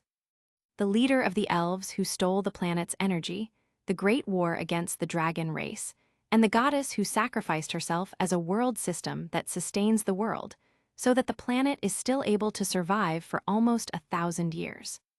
They looked at each other, thinking whether what Izumi had shown was true or not. It was Kumoko who added. What he said was true. They all looked at Wakabahiro or Kumoko in surprise. They were not surprised by Kumoko's statement, but because they saw Kumoko speak.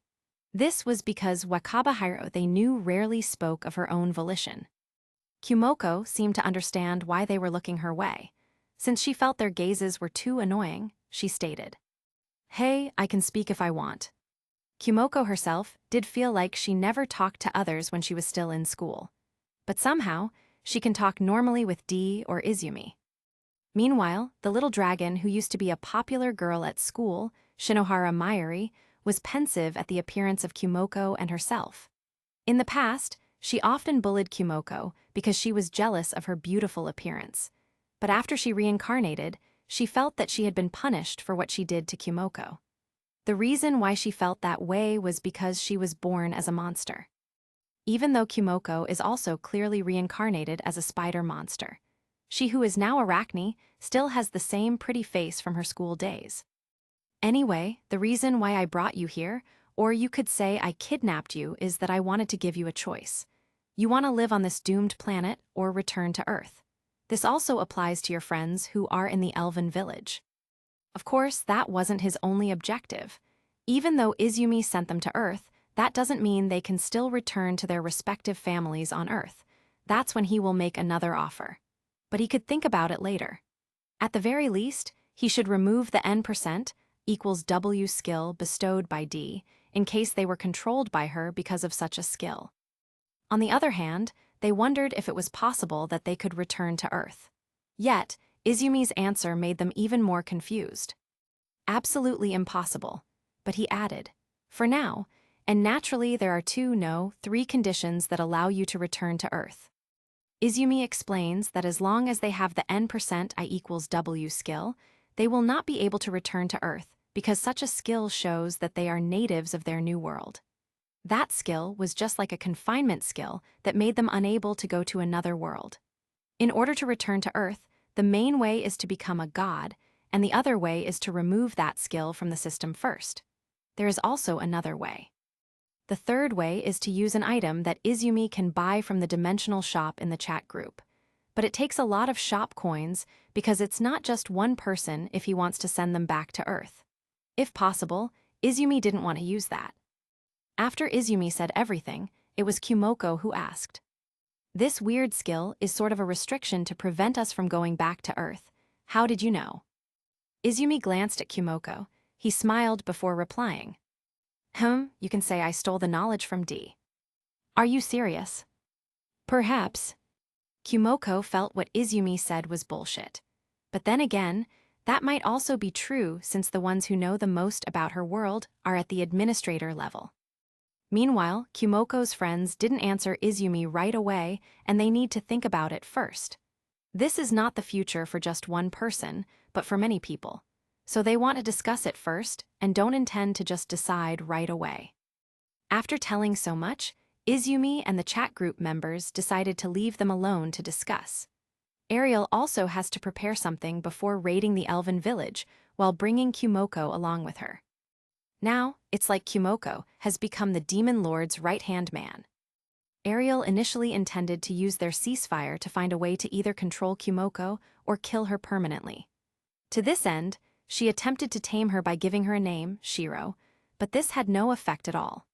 Moreover, after learning the key to her immortality, Ariel was forced to give up on revenge as it would be nigh impossible to destroy all of Shiro's offspring.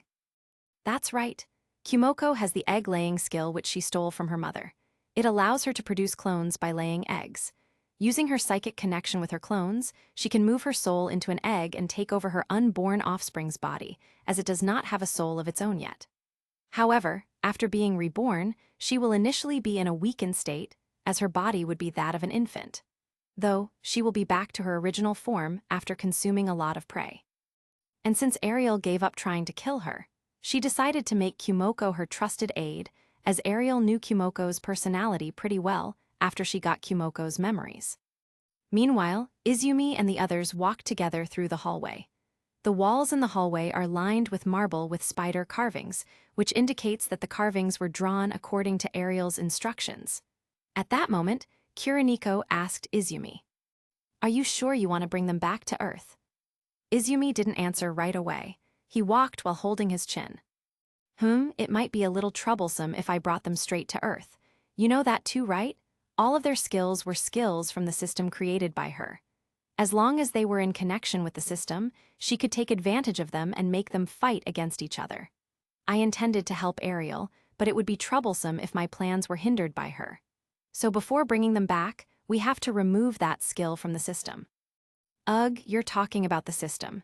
To be honest, I still don't understand how the system works. Well, you said that you wanted to remove it from the system, but how? It's not like data in a hard disk that you can delete all you want. Kuroniko was still confused by what Izumi said.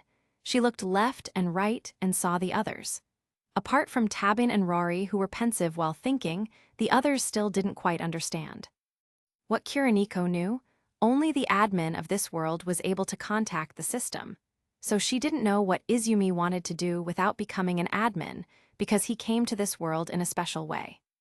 As if hearing Kuroniko's inner voice, Rory answered, "If I'm not mistaken, the system in this world is like an AI that has been programmed. It could be that the system is like a program on a computer and we can tweak it a bit. Yup, maybe we can create a virus or hack the system.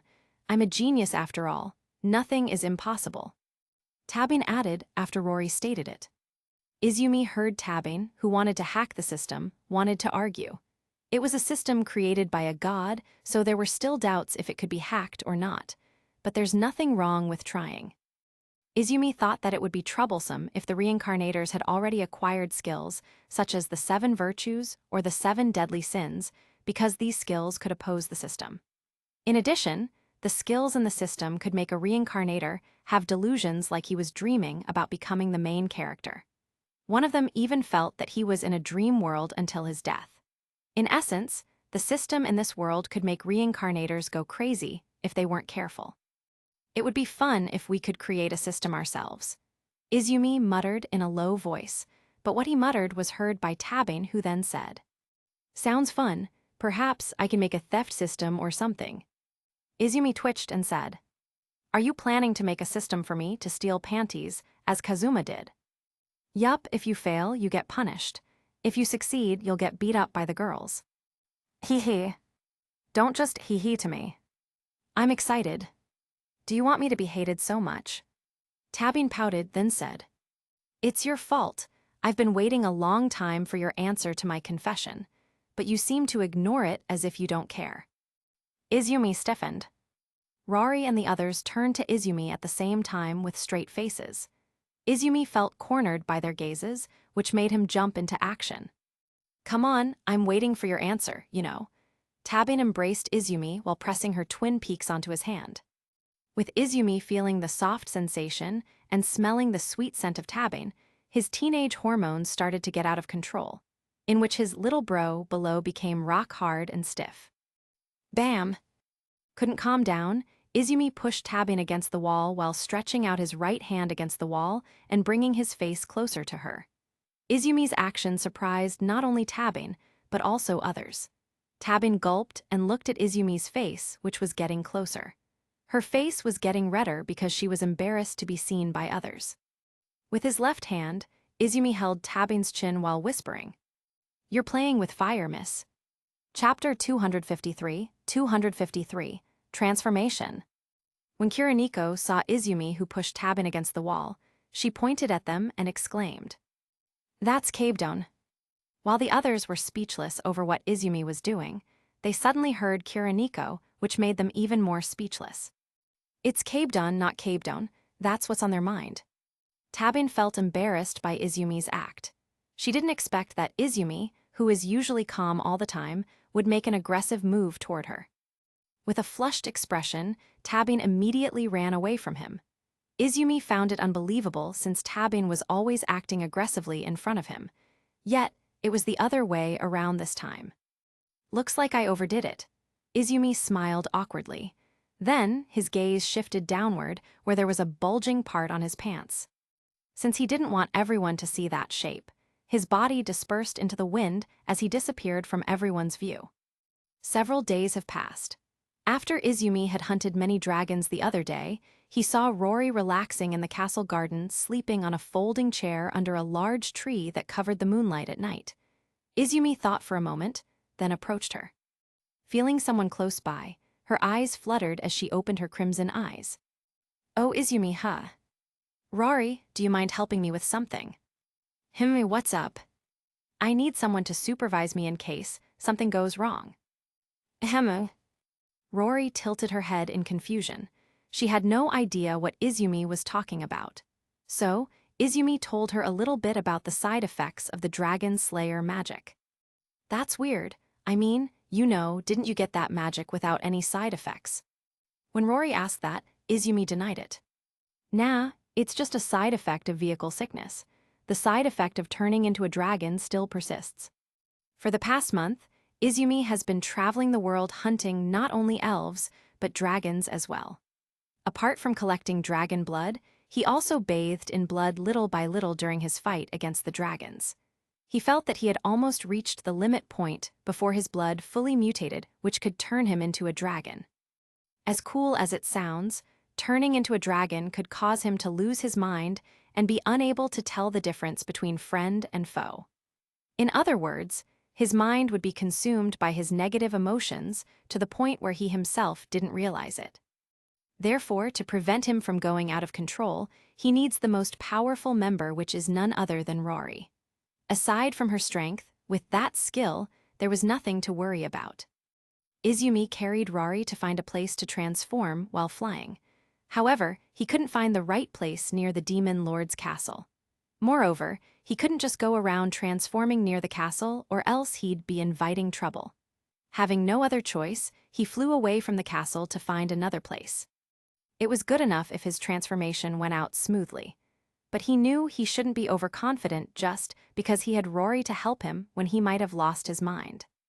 If something bad happened, it wouldn't be strange for a mountain to be razed to the ground. Therefore, Izumi looked for a slightly abandoned place. It was already around 300 kilometers that he flew from the Demon Lord's castle heading west. Oh, this place. Izumi stopped while looking at the scenery in front of him. The sight before him was the border. Not the border between the demon territory and the Renksan Empire, but rather the border with the Dead Plains. From his position, he could see the trees starting to wither in a scene similar to trees in autumn. No, not the trees in autumn, but the trees in the barren land where he could see the wasteland 200 meters in front of him. The wastelands in front of him were dead plains from dwindling planetary energy. And it seems the green forest will be devoured by desolation in a few years, seeing the signs of dead plains that are increasingly creeping into the forest little by little. All right, this place will do. Izumi nodded after examining the surroundings. Well, even if you destroy the surroundings, no one will complain, Rory replied. Then Izumi put his fingers on his chin. With a thoughtful expression, he said, "Even so, the crisis on this planet seems so obvious. It's just, I wonder why the inhabitants of this planet don't seem to notice it. Perhaps the higher-ups are hiding the facts.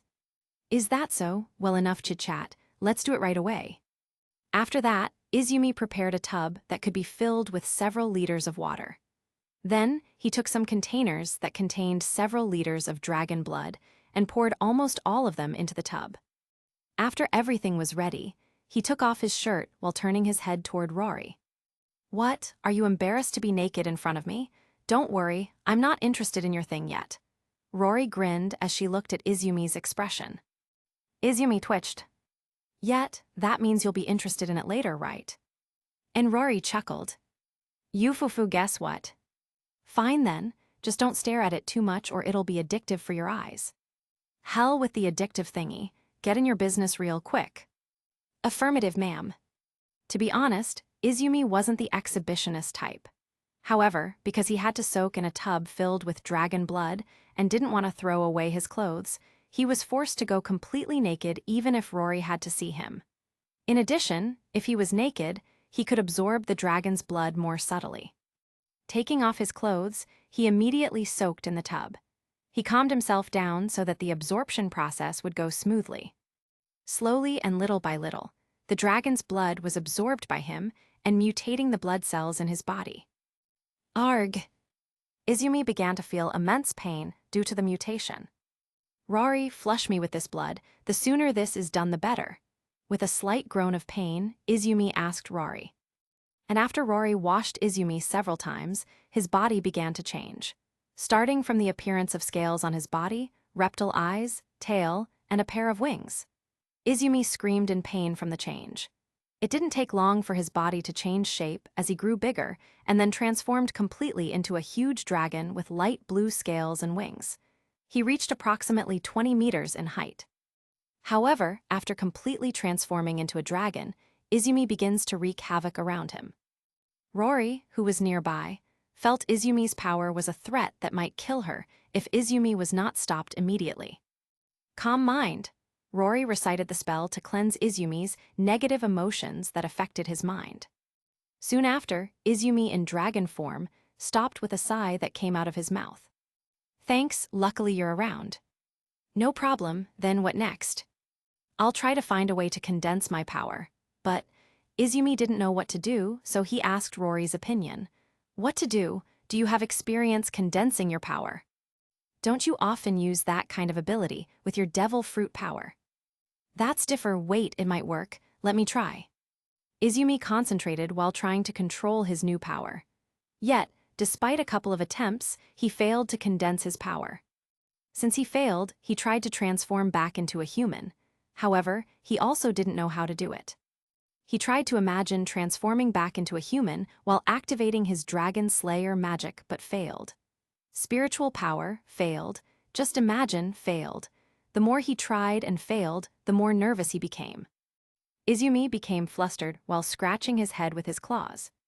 He smiled bitterly while muttering, "What should I do?" Izumi tried to calm himself while remembering what he felt when he turned into a dragon, but too bad he couldn't quite remember. He started estimating something. If changing into a dragon is stimulating his blood, then he must do the opposite, which is nothing but sedating his blood. He took a deep breath and then silently concentrated. Izumi could not only manipulate the spiritual energy within his body, but also manipulate his own blood. Thanks to his dragon slayer magic, even though he can't manipulate other people's blood, yet he is already an expert at manipulating his own blood. His blood was concentrated at several points in his body, so he slightly loosened it. And just as he expected, his body began to change as he slowly transformed back to a human form. After his body returned to normal, he asked Rory not to use her calm mind skill before he wanted to transform again into a dragon. It was indeed dangerous, but if it succeeded, his power would increase drastically. Izumi was fully concentrated by spending half an hour looking for a way to stimulate his blood to transform. His blood was stimulated afterward as he felt a burning sensation all over his body from the inside. He winced to hold it in, but the heat was increasing every second, which made him roar as his body began to transform. Then his vision darkened. Rory didn't know the detailed situation about him, who was surprisingly roaring like he was in pain, but she sensed that Izumi's strength was gradually increasing. In his dragon form, his entire upper body is covered in light blue, round scales, which in turn are decorated by deep blue markings. His lower body, specifically his chin, chest, stomach, inner tail, thighs, and arms, are white in color. Unable to control his strength, Izumi goes on a rampage again, destroying his surroundings. What's more, when he realized Rory's presence, he was even more aggressive in attacking. Chapter 254. Answer. Seeing Izumi attacking Rory blindly, Rory took out her halberd while dodging Izumi's attacks. Bang, bang, bang. The surrounding trees were blown away by each swing of Izumi's attacks. Rory tried to fend them off, but it was in vain as Izumi was much stronger than she thought after taking his attacks head-on. Rory flipped in the air while trying to balance herself before landing on the ground. With great difficulty, she landed on the ground as her feet dragged backward due to the blow earlier. Tusk. Rory clicked her tongue, then she looked at Izumi seriously. Looks like this brat needs a lesson. Also, Rory spun her halberd with one hand. I should be more serious about him. Rory jumped forward. While doing so, she seemed to gather her power on her weapon, and before she unleashed it, she tried to get close to Izumi and was ready to smash him at any moment. Yet, it wasn't easy for Rory. The moment Rory got closer to Izumi, he immediately swept his tail in Rory's direction. Rory was too late to dodge. As a result, she had no choice but to take it head-on. Rory swung her halberd to the incoming tail. Bang! The clash between Rory's weapon and Izumi's tail creates a shock energy that blows their surroundings. Even a crater was created from the impact. However, Rory was thrown backward and crashed into the boulder. Roar! Somehow, Izumi was roaring in pain after his clash with Rory. Without wasting an opportunity, Rory got up while wiping the blood at the corner of her lips before she swiftly jumped above him, and then swung her halberd that was imbued with a dark purple aura. Bang! Even though it was lucky enough that the dragon scales covered his body, his spirit, or rather his soul, couldn't take Rory's attack head-on. Izumi, along with his dragon body, slammed to the ground. Stupid brat, wake up. While saying that, Rory executed an even more powerful soul attack imbued in her weapon. With her firm foothold, she unleashed a powerful swing. An extraordinary sight was created as soon as Rory's weapon, held by her petite body, hit Izumi's dragon form and knocked Izumi away. After being blasted by Rory, Izumi groaned. But he didn't immediately get up off the ground as he seemed to gain control of his dragon form. His body had regressed, and so did his strength. Slowly, the dragon's body began to change, the four legs turned into limbs, the body turned slim and had a well-formed human body, and his head began to grow hair. Only some of the dragon scales were still there. Faint light blue dragon scales were on his arms and under his eyes to the back of his cheeks. He had a pair of golden reptilian eyes, as well as increasingly sharp fangs. It wasn't the form from condensing his power through his dragon form, but it was the dragon force form. Still, it could increase his base strength by 10 times. Izumi, more or less, understood how to transform into his current form or his dragon form. The way to transform into both isn't much different. Fully stimulating his blood can let him transform into a dragon, while stimulating a little bit of his dragon blood and simultaneously controlling his spiritual energy can lead him to transform into his dragon force form. He realized this just now, after regaining his control over his dragon form. Yet his soul was hurt a little due to Rory's attack. It was fortunate enough that Rory had full control over her soul manipulation. Due to that, his soul was safe and sound. He just needs a little bit of rest after this. Perhaps a week is enough. Izumi was relieved that he could retransform into a human again. Or rather, he understood how to release his dragon force and deactivate it. Phew, thanks, Rory. Izumi let out a deep breath as he looked at Rory. If you want to thank me, stay there. Rory walked up to Izumi with a grin while carrying her halberd. He could see her outfit was torn apart after their fight just now. Izumi shuddered. He sensed some danger coming from Rory's grin. If you try to avoid me, I will pull your soul out of your body. Izumi, who was just about to try to run away, put on a bitter smile after hearing what Rory said. Rory-chan, can we have a good talk? No, no, no, no. Rory wiggled her index finger. Do you want to beat me up so badly? Yes, yes, yes, yes. Wait, I'm still naked, at least let me put on my clothes first. No excuse. Paying no heed to Izumi, who was still naked, Rory swung her halberd and... Bang! Bang! Bang! Rory beat him up non-stop, until she was satisfied after seeing Izumi's twitched body. When Izumi woke up, he was already in the demon capital. He felt a sharp pain running through his body after being beaten up by Rory. Are you okay? It was Tabin who stayed beside Izumi. She was worried about Izumi's state when Rory told her that his transformation went out of control. Can I say no? Izumi smiled while replying. You seem to be all right since you can smile. Then what are you doing here? Are you that idle? It's just the two of us. Can you answer my confession for real this time? At a time like this, Izumi looked at Tabin, who was so serious. If so, he should take it seriously as well. He didn't want to hurt Tabin any further and delayed for too long. Honestly, even though I've been with you all this time, my feelings for you haven't grown yet. I'm trying to buy time that might make my feelings for you grow over time to answer your confession. However, the reality is quite the opposite. My feelings for you are only limited to a friend and working partner. Hearing Izumi's answer, Tabin started to feel sad that the answer to her long-awaited confession didn't achieve the result she had envisioned. You need to know, I don't have feelings for you. Honestly, I don't want to hurt your feelings later if I force a relationship with you. That's why I didn't want to say yes. For some reason, Izumi couldn't develop feelings for Tabin, as if his heart was tightly closed. Even though Izumi himself wants to have a new relationship with a girl, he is quite afraid that there is no change in his feelings. Thus, he tried to reject Tabin's confession before it was too late. Tabin could only look down after hearing what Izumi said. Izumi also felt that his refusal was unfair after hanging the answer from Tabin's confession for a long time.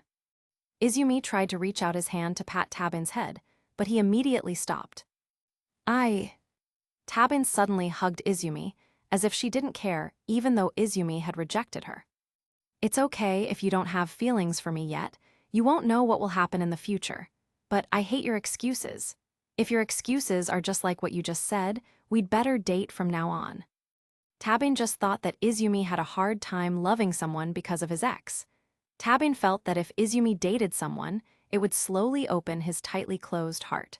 Before Tabin confessed to Izumi, Izumi had given many excuses that he didn't want to date first. But according to Tabin, it depends on Izumi's intentions if he wants to forget his past or not. Tabin didn't really like to force him. But Izumi's answer annoyed her just because he was too preoccupied with an obscure past. That's why Tabin forced Izumi to look to the future. Of course, the future with her. Izumi felt Tabin's sincere statement coming from deep in her heart. This made Izumi hesitate. Can I open my heart later like she just said? Izumi wondered to himself. Izumi looked at Tabin to say, I appreciate what you said earlier. But could it be that what you imagined would happen? I'm not sure my feelings for you will grow over time. Without letting go of her embrace, Tabin whispered, "Don't underestimate women's intuition." Izumi let out his breath slowly. What Tabin said might have some truth in it. Izumi had given too many excuses for not being able to move on from his past relationship. This can be seen when he has no intention of having a relationship with another girl. Perhaps it would be better if he truly intended to forget the past and look to the future. Izumi stretched out his hand and started to hug Tabin back. "I really shouldn't have to think about the past. I should have the confidence to face the future," he said inwardly. "Sorry, I'm too cowardly to answer your feelings. What you have said may be true. Maybe we can start dating first. We don't know what will happen in the future," Izumi finally said to her. Tabin raised her head upon hearing Izumi's words. "It means," Tabin asked. "Yeah, we will start dating," Izumi nodded. Tabin's eyes lit up when she heard Izumi's positive answer. She felt so happy after waiting for her hanging confession for a long time. "But are you sure about this, if I?" Izumi, who was talking, was stopped by Tabin, who put her lips on his. It was just for a moment. Yet, Izumi could feel a tingling sensation on his lips. Tabin smiled at his reaction. "We can think about that later. The important thing is to start our relationship first." Tabin more or less understood what Izumi wanted to say. Izumi looks doubtful about their relationship, which looks like a one-sided love. However, Tabin immediately reassured him that there was no need to worry about it.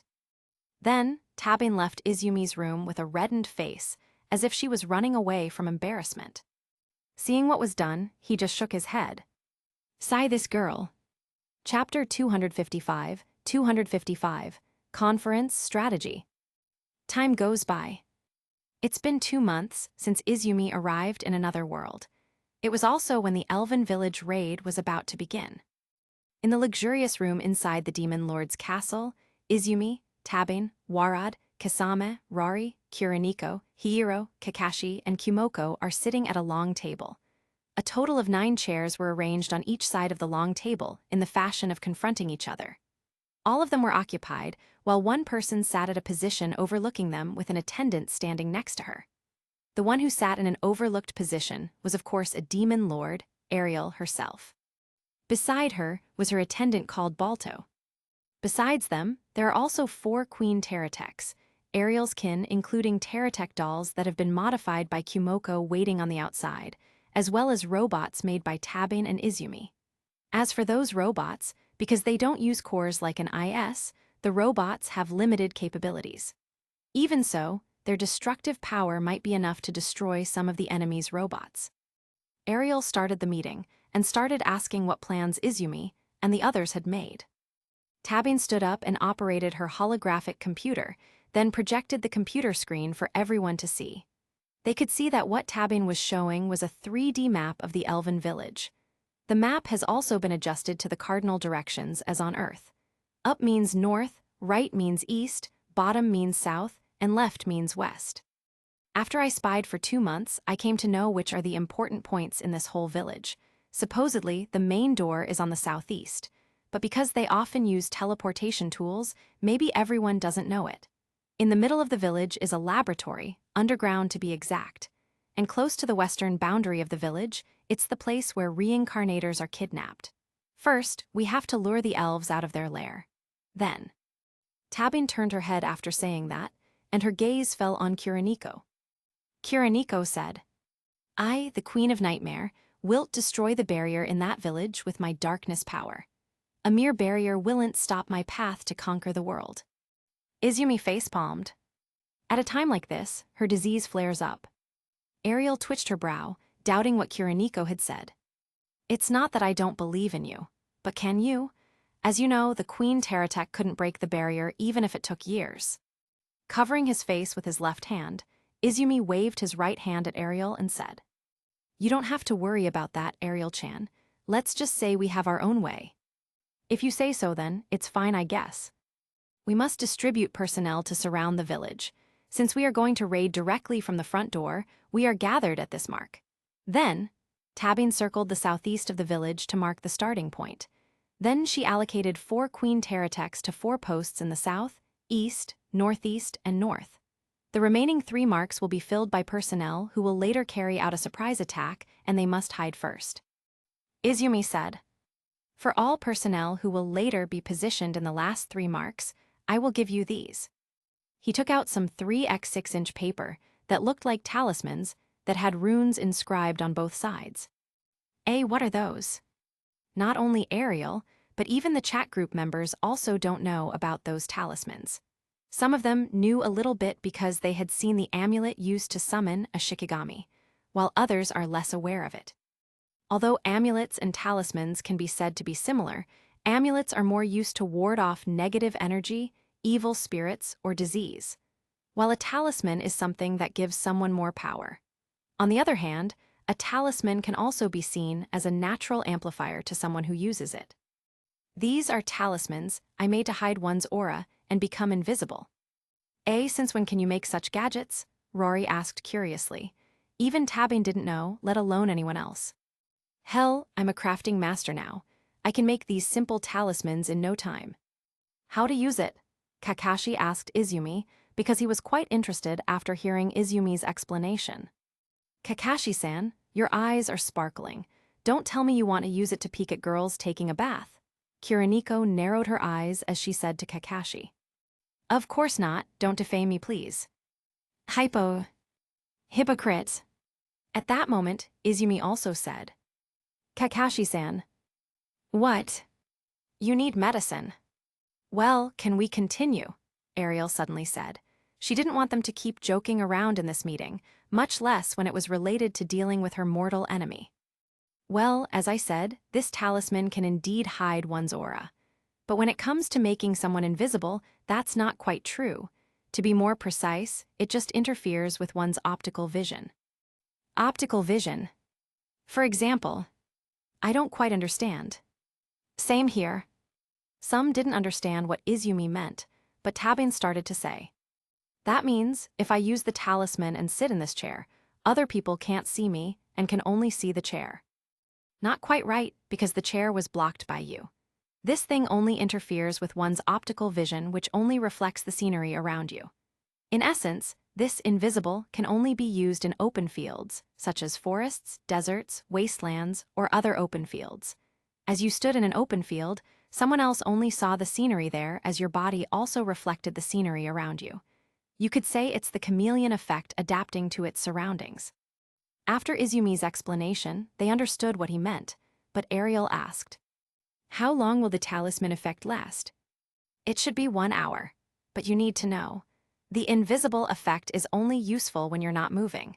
When you move, the reflection also moves and makes it easier for you to be noticed by the enemy. At the very least, Izumi warned of the talisman's weakness, because Izumi made the talisman as simple as possible. Oh right, for those of you who rely too much on magic, Tabine will distribute weapons for each post. The ammunition is limited, so don't carelessly use it. At the very least, the weapon will be useful if the enemy uses the anti-magic field. Izumi also offers something to overcome the anti-magic field. That made Ariel quite interested.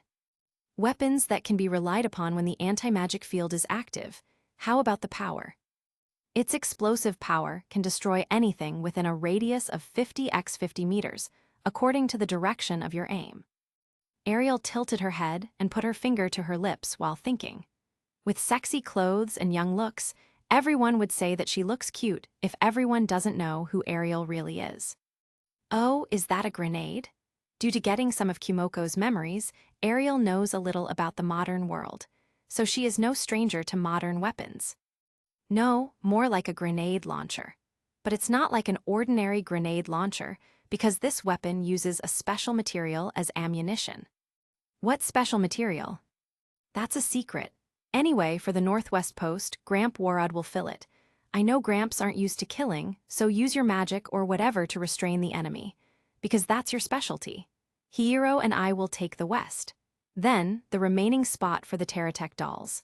As for the Teratech dolls and the Teratech Queen, I'll leave them to you to listen to your commands, Ariel-chan. Izumi said while looking at the others. Then his gaze fell on Ariel when he finished speaking. Ariel nodded, indicating that she agreed with what Izumi said. All right, the southeast is the main force, and the north, northeast, east, and south are in charge of supporting or restraining the enemies and assisting the main force. The rest are hidden forces, whose job is to stab the enemies from behind when the time comes. Some of the robots I made together with Tabane will help out at each post. Hidden forces must wait for a command before launching an all-out attack. Then Izumi took out some communication tools and distributed them to everyone. Since all Teratech forces apart from Kumoko could only hear orders from Ariel, at least Izumi had to give her a communication device first. Chapter 256, Elven Village Raid 1. Everything was settled. Of course, what Izumi had planned didn't include a backup plan in case something happened. The backup plan was indeed prepared as well, but the plan would be executed according to the situation. Kumo-chan, can you use your magic to teleport to the southeast of the Elven Village? Impossible. Even though I have coordinates. Kumoko raised the front leg of her scythe and formed a cross, which meant she couldn't. Tesk totally useless. Oi, Kumoko felt insulted.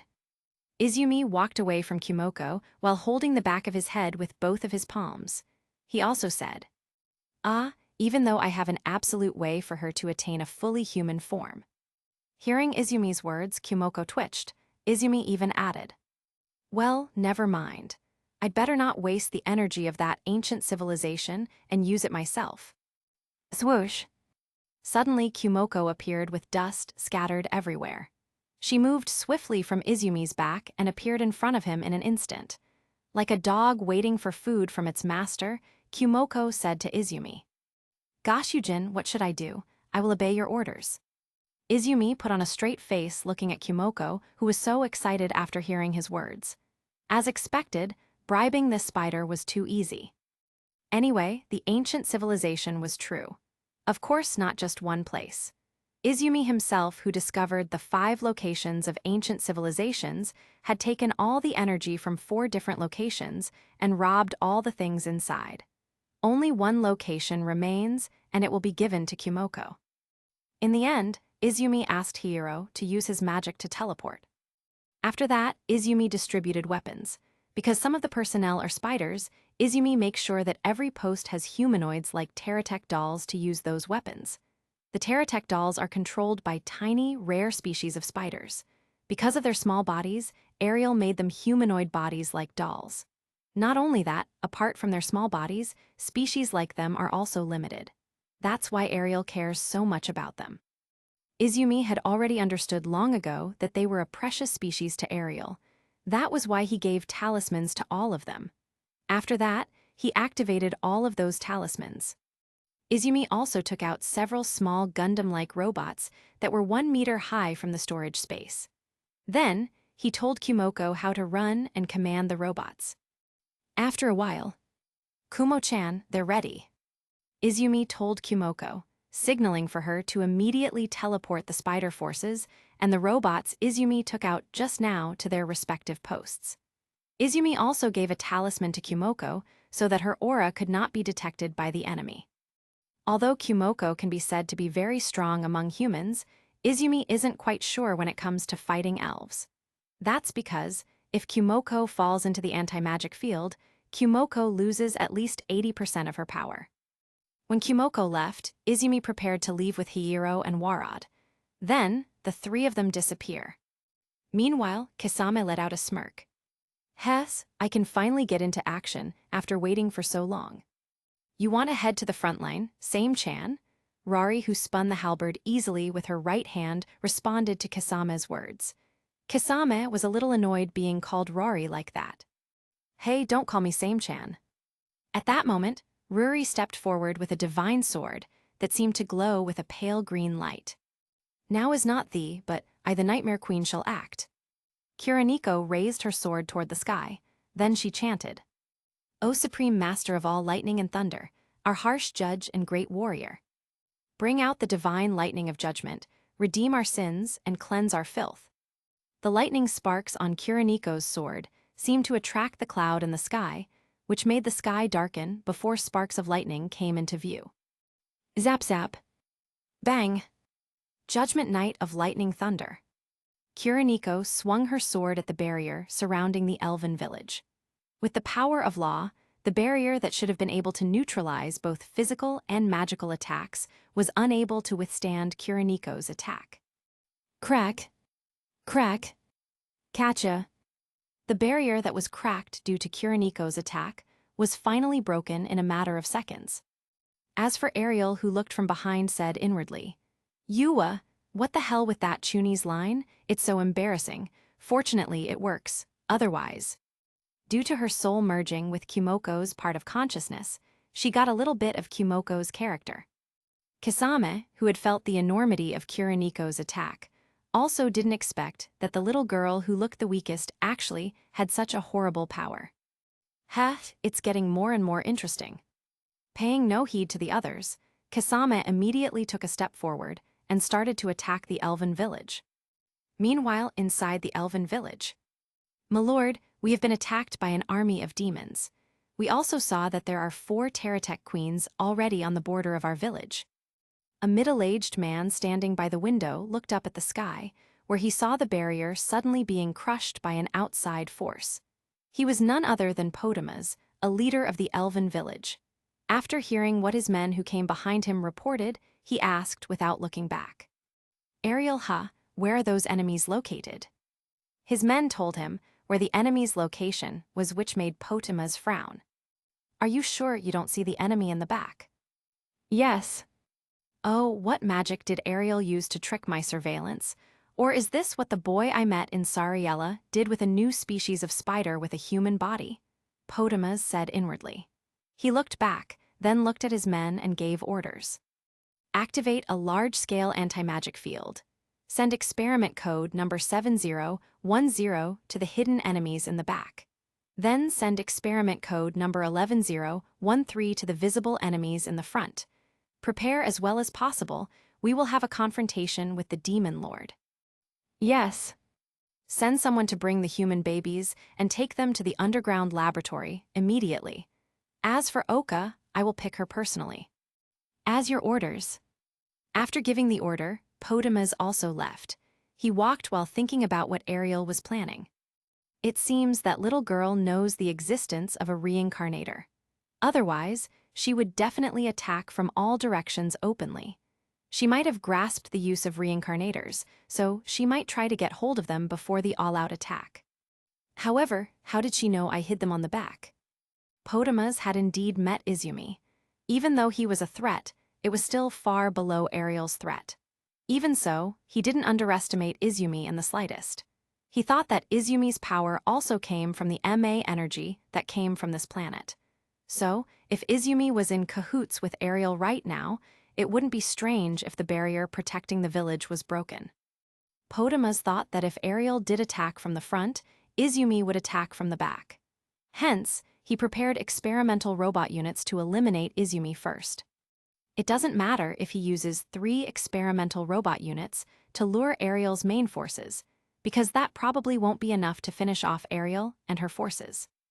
As long as they reach the underground laboratory, they will be done for. There's a smirk on his face as he thought about his plan to lure the Demon Lord. Potamas went straight to Oka's residence, where she was a reincarnator and a teacher of all reincarnators born in this world. Oka was a little surprised when she saw Potamas meet her like he was in a hurry. "Okay, we should go." "Oka can't speak, yet she can communicate using telepathy," she asked. "What happened?" "The Demon Lord attacked our village. Even the barrier in our village has been destroyed. I don't know why she suddenly attacked us. To be sure, she attacked us after knowing the existence of the reincarnators. And she knows that we shelter them." Oka was a little surprised to hear that. Then she asked, "Then she is targeting my students. Why would she do that?" "Don't you realize? Judging by your skills, I'm sure the other reincarnators also have unique skills just like you. Maybe that caught the Demon Lord's attention after she caught one. And of course, the Demon Lord wants to take advantage of the skills of the reincarnators, whose effects will become apparent when the reincarnators grow up."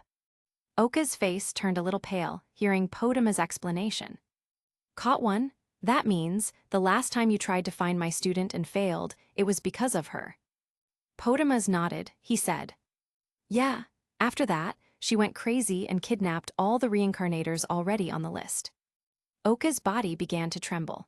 Her little hand grabbed Potama's long sleeve and asked, "Potamas, please save my students."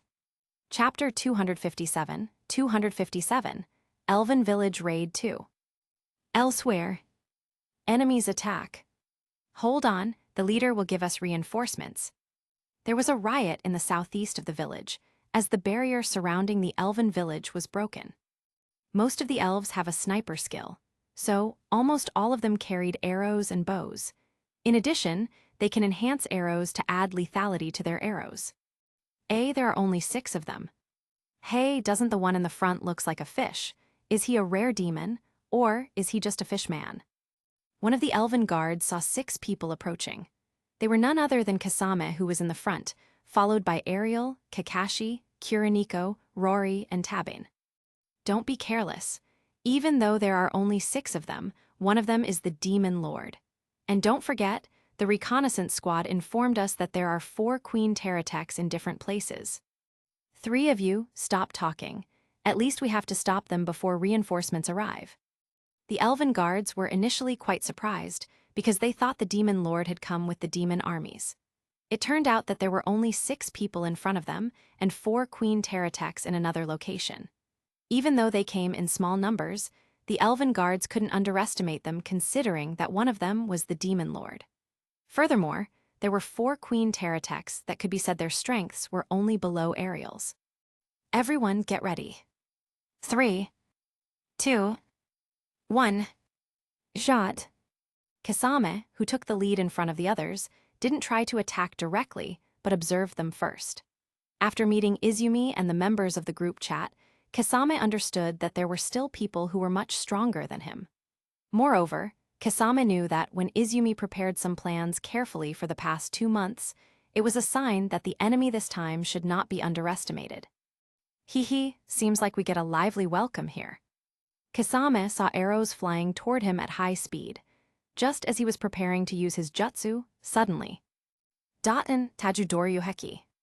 Multiple walls of earth rose and surrounded the 6 of them to block the rain of arrows. Kasame glanced at his back. Damn copy ninja, I'm about to take action. Well, you're just too slow. Kakashi just shrugged his shoulders while responding to Kasame.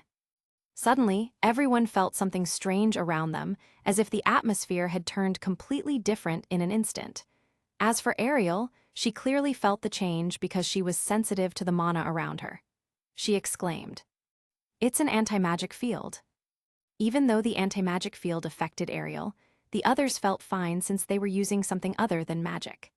Kakashi and Kasame rely on ninjutsu, Rory relies on close combat along with her skills such as soul manipulation and a curse, Kuroniko relies on a divine sword, while Tabine relies on technology. So for them, the anti-magic field is useless or has no effect at all. Kasame performed some complicated hand seals. Suten Suryuden no Jutsu. A gigantic water dragon shape had formed, which then writhed and charged toward the elves. What? The elves looked dumbfounded. They knew very well that the anti-magic field had been activated. However, Kasame can still attack using the water element. The water crashed upon the elves and killed them who were on the front line. Just because an attack using the water element looked normal, the water element wasn't weak, especially when used with the strength of the person who launched it. Depending on how strong the compression and pressure of the water are, the water can even tear a human body apart.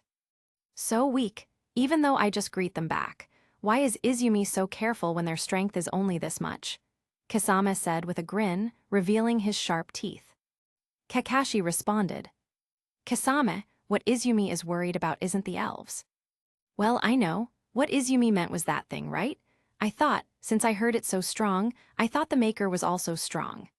Kasame said while pointing at the sky using his sword, Samehada. It was an object that looked like a spaceship in the sky. And if looked closely, the door of the spaceship opened, and the robots began to appear one by one from the inside. 0 over here. Echo launched about 100 Romeo. Sierra needs backup from 3. Over. Suddenly, they heard Izumi's voice through the communication device. Potamas had been using technology for a long time, so Izumi used codes to communicate. It was agreed that everyone would use their own code. Izumi equals 0. Rory equals 1. Kiriniko equals 2. Tabin equals 3. And so on. Echo means enemy and Sierra means spider. He purposely used this communication code to confuse Potamas if he could hack into their communication. 3 is coming, over. Tabin answered Izumi, then turned to the others. Change to plan B. The enemy knows the invisible forces.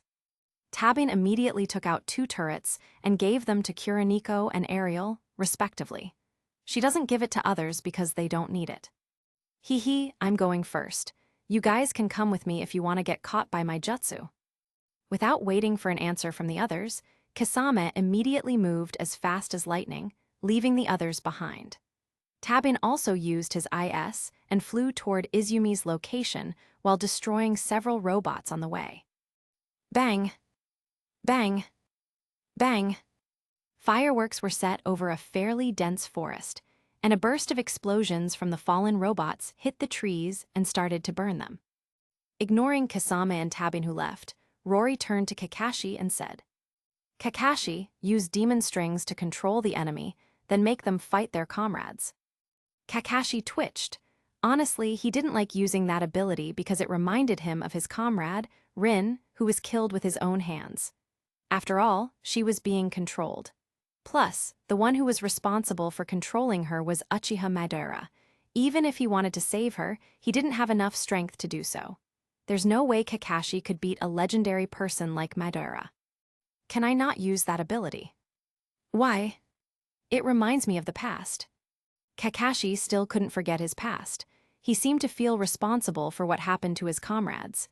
Even though he repeatedly tried to forget the bitter thing, deep down in his heart, it kept haunting him. Moreover, because of that incident, his close friend fell into the wrong path.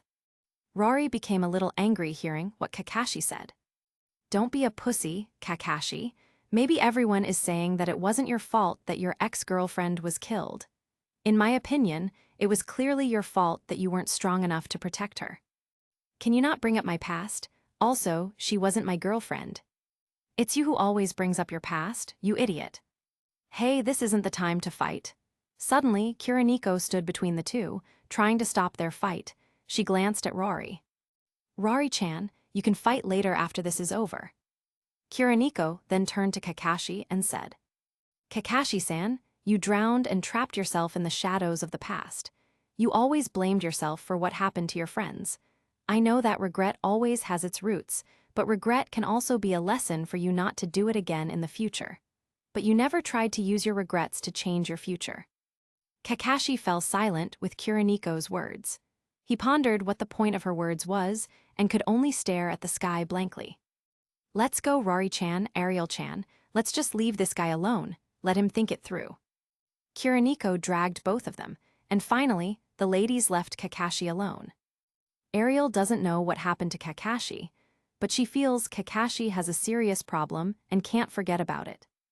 Is it all right to leave him alone? It's okay. He's too immersed in his bitter past. We all really want to help him, but he himself has a hard time moving on because he always feels guilty about it. Yeah, he doesn't need to forget the past, but he should try to fight his past. Rory and Kiriniko responded to Ariel's question in turn. I do not understand. Well, you don't need to understand what we're saying, Ariel-chan.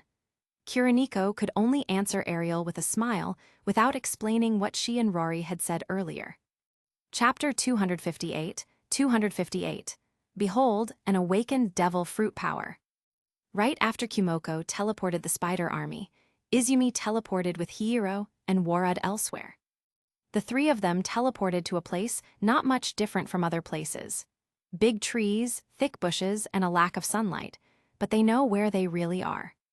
Izumi took out 4 robots from the storage space, then asked Gramp Warud to store them in his storage space, and use the robots for emergencies in case he can't use magic while telling him how to operate them. The robots are similar to those distributed to the spider army as backups. Izumi made these robots together with Tabin using materials he found from ancient civilizations. Initially, The robots were run using MA energy, but tabbing replaced them with cores like the IS had, of course, the cores for the older IS models. Then Izumi and tabbing modified their forms. After that, Izumi told Hiro to teleport, leaving Warad alone. Izumi was sure Warad could take care of himself. However, he still provided other assistance if Warad couldn't use his magic. Izumi and Hiro appeared at the marked location, which was west of the elven village. Izumi wanted to secure the reincarnators as soon as possible, so he immediately asked, "Do you want a robot like the one I gave Warad, or do you want a weapon?" "A weapon is enough, no need to give me a robot." "Sure." Izumi took one weapon from the storage space. The weapon is red and has a large barrel. The width of the barrel is about 10 cm in diameter. "What weapon is this?" "I named it AAI laser cannon. It can fire a laser continuously for 1 minute. There is a panel to the right of the weapon that indicates the overheating status. You need to cool the weapon when the overheating bar is full." Izumi explained a little about the newest weapon that he made himself. Then how to cool it down, just leave it alone. If you think just letting the weapon cool down by itself is too long, you can use magic or whatever to cool it down. However, the durability of that weapon probably won't be long. Izumi didn't know how long Hiro had to wait if the weapon overheated because Izumi had never tried it. So he just answered what he understood. Suddenly, the barrier surrounding the village had been shattered, so he sprang into action. "Hey, wait." Hiro still wanted to ask about the laser cannon, but Izumi had disappeared from his sight already. Izumi appeared near a fairly large hut. All around the hut are just tall weeds and trees that grow side by side. He felt that this place was not a place to live, but a place of exile. "Well, I think that Hiro will be fine." The weapon that Izumi gave Hiro had been personally tested by him, so there would be no problem using it. However, he had never tried to let the weapon get to the point of overheating. He shook his head. It didn't matter for him to think about it now. He was sure that Hiro would use it with caution. Izumi stretched his hand forward. Then something like an insect, or one could say something that resembled a carpenter bee but had a metallic body, landed on his hand. Izumi opened the back of the metallic carpenter bee while activating his hologram computer. After that, he pressed the small button with the lightning logo on the back of the metallic carpenter bee. Before long, the data stored in the metallic bee appeared on his hologram computer, and he immediately copied the data. Suddenly, Izumi felt the atmosphere suddenly change. He also remembered this, which bears a resemblance to when he met Potamas for the first time. "Anti-magic field, huh?" Izumi smirked. He didn't really care even if the anti-magic field was activated. After all, his abilities weren't limited to magic alone. Some people are coming." Izumi sensed some people, precisely 20, come toward him. Or more likely, it seemed those people wanted to secure the reincarnator babies in another place. However, once Izumi sensed their auras, he furrowed his brows. Those disgusting soul fragments again. Izumi had killed a lot of humans or people with soul fragments of Potamas implanted in their souls, so he was quite familiar with that aura. However, when he learned that Rari was able to destroy soul fragments without killing, he just stopped acting on his own. And he only killed the elves wandering outside. Izumi stretched his arms forward, then controlled the wind to pull one person up using his left hand.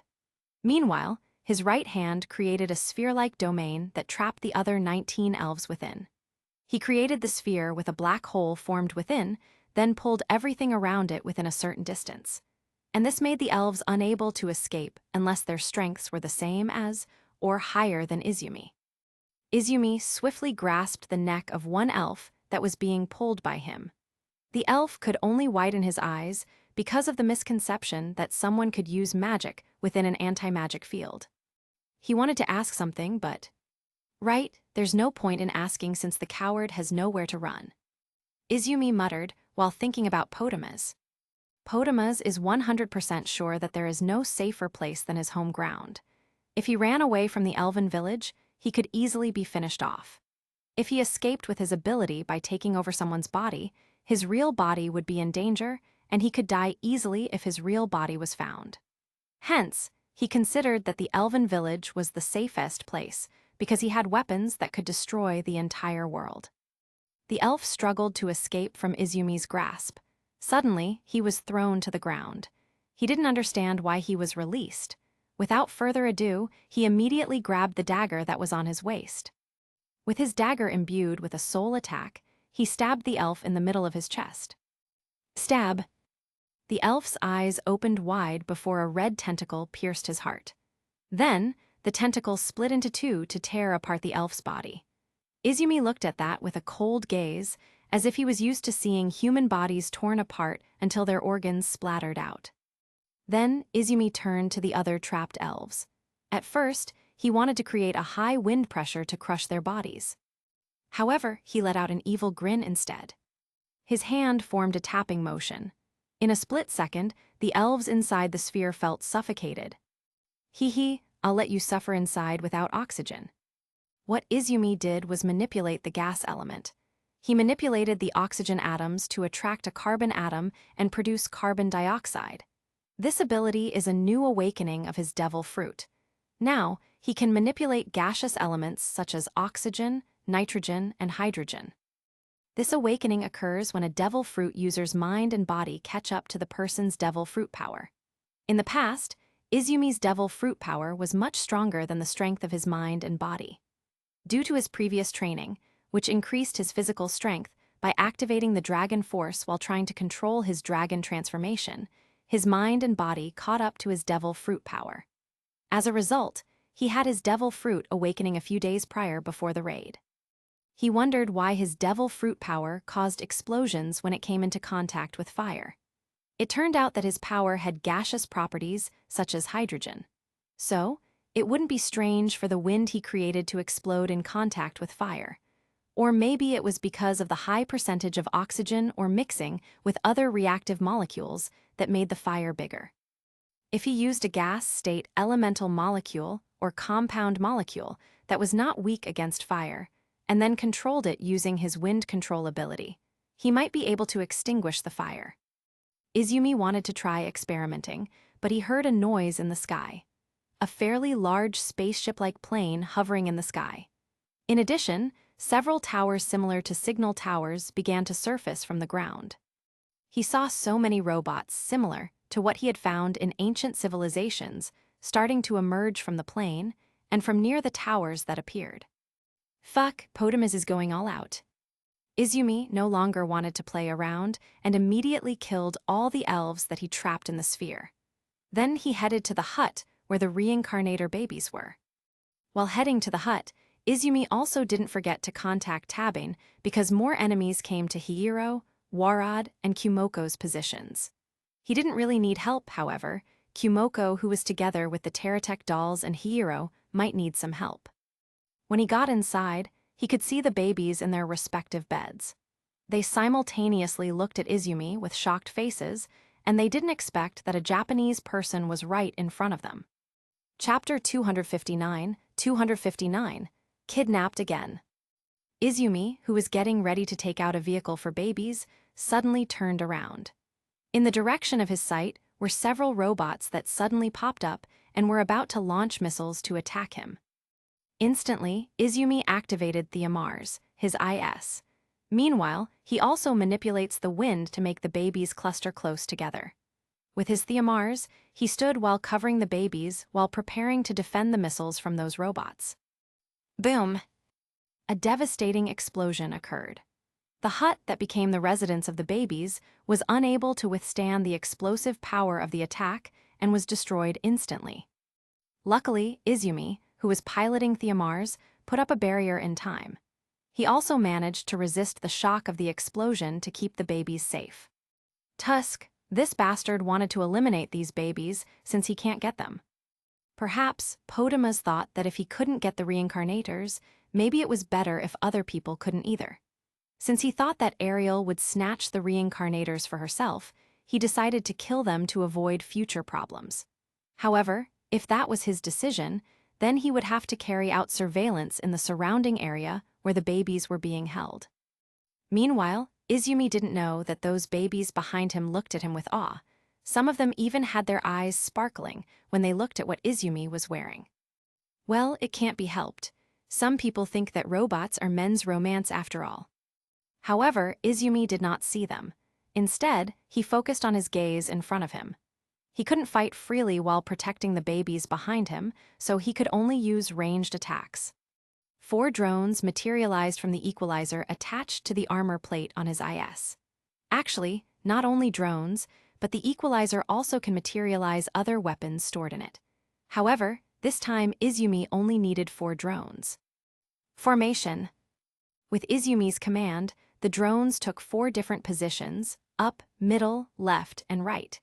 Their position was meant to target the enemies that matched their position. As for the drone position above, it will target enemies flying in the sky, while the middle position will target those on the ground. Target lock on. With his next command, the drones aimed toward the enemies and locked their position. And then, fire! Photon lasers were launched from the 4 drones to the positions of the enemies who were in various positions. Those 4 drones didn't stop after launching the first lasers. They fired continuously at the enemies. Boom! Boom! Boom! The explosions from the robot's destruction were ear-splitting. If Izumi didn't create the sound barrier, those babies' ears would hurt from the shockwave generated by the explosion. Izumi nodded in satisfaction with the firepower of the lasers, which obliterated the robots in an instant. He took back the drones, and suddenly, a railgun appeared in his armored hand. Its appearance consists of 2 parallel metal rails. These rails are connected to a core as a power supply. It has a blue linear from the barrel to the stock. Since the power supply uses a core that is between the stock and metal rails, this weapon does not require a magazine. It's just that Izumi installed a grip to make it comfortable to hold. The robots in front of him had been eliminated. After that, he glanced above and aimed at the spaceship in the sky. The railgun launches an energy wave at the spaceship, making a huge explosion as a result of the energy impact hitting the target. Boom! Just one strike might mean nothing to such a huge spaceship. Therefore, Izumi fired energy waves a couple of times. Boom! Boom! Boom! Finally, the spaceship could not hold it anymore, and the explosion spread throughout the fuselage and engine. After that, Izumi aimed at the tower that had surfaced earlier. To his surprise, before he fired, a bigger explosion occurred which destroyed the tower instantly. And it's not enough just one tower, several towers were destroyed at one time due to explosions that were launched simultaneously. This firepower, it must be Tabane's, Izumi murmured. He couldn't think of anyone other than Tabane who possessed such destructive power due to her ability to develop nuclear-grade weapons. She's even locked on the enemies from that distance. It seems I need to learn more from her. He could detect that Tabane's aura was far away, which indicated that she had just helped Kumoko and the spider army from enemy attacks since they couldn't use magic. At that moment, the communication device in his ear made a sound. "Fuck 3, are you trying to kill me?" It was Hiro's voice. He sounded angry because of the explosion that Tabane had done. Sorry, I didn't mean to. 3, this old man could have died if it weren't for the robots that Zero gave me. Even Warad sent a complaint through the communication device. Apparently, Tabane not only launched an attack on the towers, but also on the enemies in Hiro and Warad's location. Evidently, they were affected by the explosion from the Tabane attack. Sorry, next time I'll make sure you don't die. Ho ho ho, I feel like you want to curse me. Ho ho ho, of course not. Tabane responded with a laugh and was silent for a moment, then she added, "That's just a joke, ho ho ho." Warad was speechless for a while, then he said, "That's my line." Izumi quietly listened to them while chuckling. He shook his head and turned around, looking at those 1-year-old babies. "I know you understand what I'm saying, and since there's not much time, I won't beat around the bush. I came here to kidnap you all." Izumi could see some of their faces twitching. He added, "How does it feel? After you were kidnapped by the elves, now you are kidnapped again. Thrilling, isn't it?" If they didn't see how strong Izumi was, they would probably cuss, "Thrill your head," or something. After all, they realized that they were reborn in a fantasy world of swords and magic like in a novel. However, Izumi's appearance spoils the theme of the fantasy world they had imagined, just like what Kumoko thought. Izumi took out a device like a metallic boat, but it was able to float in the air. It has a circular shape and has enough space for the babies. The shape is similar to the UFO used by aliens in the movie, where all the seats are also covered by transparent glass. Well then, it's time to go. After that, while carrying a metallic boat, he headed toward Tabin, who had started to gather with Kumoko, Hihiro, and Warad. Izumi arrived at their place, just as he saw Tabin kick Hihiro while laughing. Izumi slapped his own forehead, wondering what they were playing. Izumi approached Warad and asked, "What are they doing?" "Well, you know that Tabin's attack earlier almost blew up Hihiro. When they met, Hihiro planned to tie up Tabin to punish her before she managed to activate her IS. Unfortunately, things turned around." Izumi understood what happened after being explained by Warad. Hihiro himself was more or less similar to Kazuma as an advocate of gender equality who didn't care that his opponent was a woman. It proved that he wanted to punish Tabin despite knowing that she is a woman. But Hihiro didn't know that Tabin was a superhuman who had physical strength far higher than humans. In other words, Tabin is a modified human. He serves him right. Izumi chuckled at Hihiro's misfortune. Meanwhile, Tabin just realized Izumi's arrival. She runs and greets him. "Izu-chan, you came." "Not Izu, but Izura," Izumi replied nonchalantly. "The real Katsura will be angry, you know." With her index finger pointed at Izumi, she warned him. "'Cause I stole his line." "No, because you spelled his name wrong," Tabin replied with a smile. "If he's not in this or my world, then he isn't real." Izumi shrugged his shoulders. "Who knows, maybe you'll visit that world unknowingly. That would be fun as well." What they both talk about is of course Katsura from the Gintama series.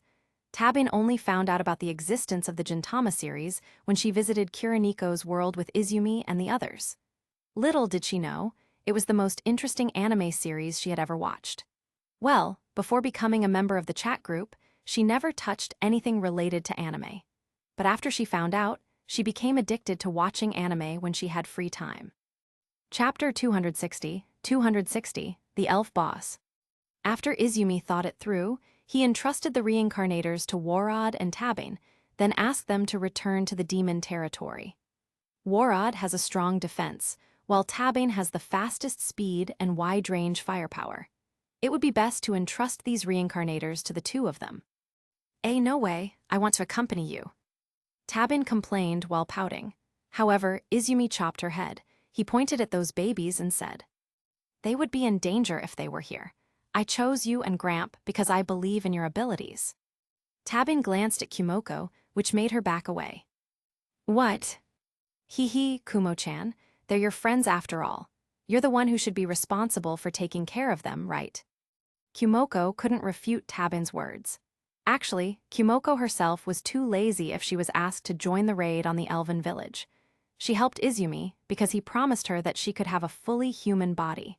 How could she resist the tantalizing temptation? Even so, she still had to listen to Izumi's words, afraid of Izumi taking back his promise. Izumi could only scratch his head. He turned to Warad. "Gramp, can you take care of them alone?" "When it comes to taking care of babies, I can't." "Of course that's a joke, ho ho ho." Izumi and Tabin didn't know when Warad could be serious. Meanwhile, Kumoko was completely speechless by Warad's antics. In the end, Tabin's duties were taken over by Kumoko. After all, Tabin was his lover now, and he promised not to run away again just because he couldn't get over his old feelings. Therefore, he complied with Tabin's request as he already promised to develop his feelings for Tabin after he decided to move on. Besides that, Tabin's words had some truth in them. Kumoko, even though she's still an Arachne, at least has a face similar to her previous life as Wakaba Hihiro. This will give the reincarnators some relief, although there might be some fear that Kumoko isn't human anymore. Izumi nodded. "Go send them. Even if you don't want to come back here, that's fine. I'll wait for you here for 5 minutes." If you don't come after 5 minutes is over, I'll go to where Ariel is. Izumi didn't mind if Kumoko didn't come again, but Kumoko thought otherwise when she heard Izumi's words. He seemed to say if Kumoko didn't come, it would be fine, but don't expect him to tell her how to have a fully human body. I'll come back. Oh, what a passion. I'll wait for you here then. Izumi just nodded while giving a smile, but his smile looked like an evil smile in Kumoko's eyes. What's that? What the hell is that? So if I don't have passion, you won't tell me how I can turn my body into a fully human body? Naiwa. Then, after thinking it through, it wouldn't be bad if she was with Izumi because she was worried about Oka, her teacher. Kumoko doesn't have the power to overwhelm the anti-magic field, but Izumi does. It didn't take long. Just a minute after dropping off Warad and the babies, Kumoko returned. Izumi observed the elven village with his haki. Thanks to his devil fruit power, his detection range increased significantly. He could feel Ariel already confronting someone in the underground. On the other hand, he sensed that the remaining auras of the elves were only 1/10 of their initial total. It was all thanks to the enemy robots that have been obliterated, making the spider army blindly kill the elves. Not only that, but he also felt the aura of Kasame and Kakashi, who didn't follow Ariel and the others. Kasame loved to fight, so Izumi expected him to rampage on the battlefield. Izumi glanced at Kumoko. Her teacher, Oka, is still in Podama's hands. It would be dangerous if Podama's lost his mind after being cornered by Ariel, who was with Rory and Kuroniko. He would probably sacrifice Oka for something he had always dreamed of, becoming an administrator who had the same power as Gyulidistodes. Yet, Izumi felt that Podama's had no chance of becoming an administrator despite sacrificing Oka, so it would be better to stop Podama's from sacrificing her. Podama's isn't the main character. No matter how much effort he put in, he couldn't achieve his dream no matter what. Izumi also thought about Kumoko. Even though Kumoko didn't show it, she really cared about the people she knew, especially her teacher. Well, before reincarnating, Kumoko may not know that she was originally the spider in class who was once saved by Oka after Kumoko was almost stepped on by a student in the class. As for saving the other kids, in fact, that wasn't actually Kumoko's intention. Also, it's not entirely true that she cares about the people she knows, as Kumoko will get rid of them if her acquaintances become trash or become enemies. It's just, Kumoko felt that she was once saved by Oka, though she didn't remember why. For that reason, she wanted to save Oka from the elves knowing how rotten they were. Since her strength is not enough, borrowing someone else's strength is also doable. Meanwhile, in an underground facility, filled with LED lights all over the room, various machines look like machines owned by an industrial factory stopped running. The machines are also run by employees. Unfortunately, these employees are not living people, but robots. Since intruders were coming into their area, they stopped working and followed the orders of Podama's, the one who was controlling them. So, you came, huh? I'm surprised that you found out about this place. A calm voice reverberated in the underground facility. It was Podama's. His face was still the same as before, a middle-aged man with long blonde hair and pointed ears. He stood behind the robots which have the MA energy as their energy source, and in his hand there was a baby elf that he was holding. The baby elf, of course, is none other than Oka. The people who confronted him were Ariel, accompanied by Rory and Kuroniko behind her. When Oka, who was being carried by Podama's, glanced at Ariel, how dumbfounded she was to see Japanese people in front of her. Sensing a glance directed at her, Kuroniko smiled at Oka. Then she turned to Rory while asking, "Is she the one called Oka-chan, Kumo-chan's teacher?" Oka widened her eyes. Not only did Kuroniko know Oka's identity, but she also spoke in Japanese, which was obvious when she saw the movement of her lips. "Looks like you guessed right, Nico-chan. I could see how surprised she was by looking at her expression. Heh. It was amusing to see Oka's shocked expression. Podama's frowned at their conversation where he couldn't understand what language they were speaking. Moreover, they looked so relaxed as if he was completely ignored by them. Well, it's not as if. They really ignored him. So, what should we do? Can you do something about him?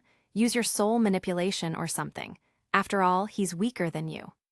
Even though he is indeed weaker than me, he possesses one of the skills of the 7 virtues. I can't just use soul manipulation with someone who possesses such a dangerous skill. Why don't you just use your divine sword? Rory responded to Kuroniko's words by turning in her direction and then glanced at the divine sword in her hand. No, no, no, no. Kuroniko waved her hand. Then her index finger pointed downwards repeatedly. You still remember this place? Underground, underground. How could I use something that could destroy this place? It turns out that you really believe your sword is capable of destroying this place. Since they didn't stop talking to each other, Ariel stopped them and said, I'll take care of him and those robots by myself. You girls just need to find a way to save her. Crash. Bang. As soon as Ariel finished speaking, a loud crash occurred as something crashed into the wall from the passage leading underground. Chapter 261, Snatching the Baby Elf.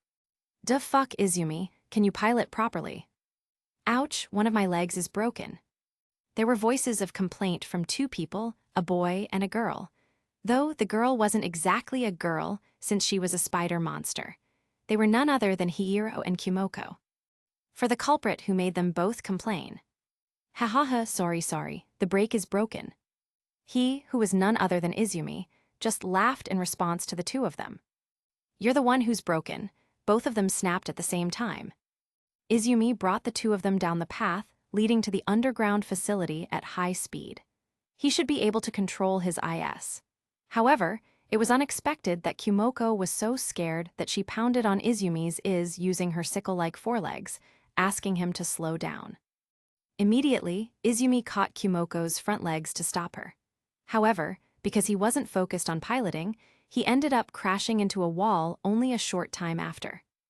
Izumi walked toward Rory's direction after he took back his IS that already changed into the shape of a ring.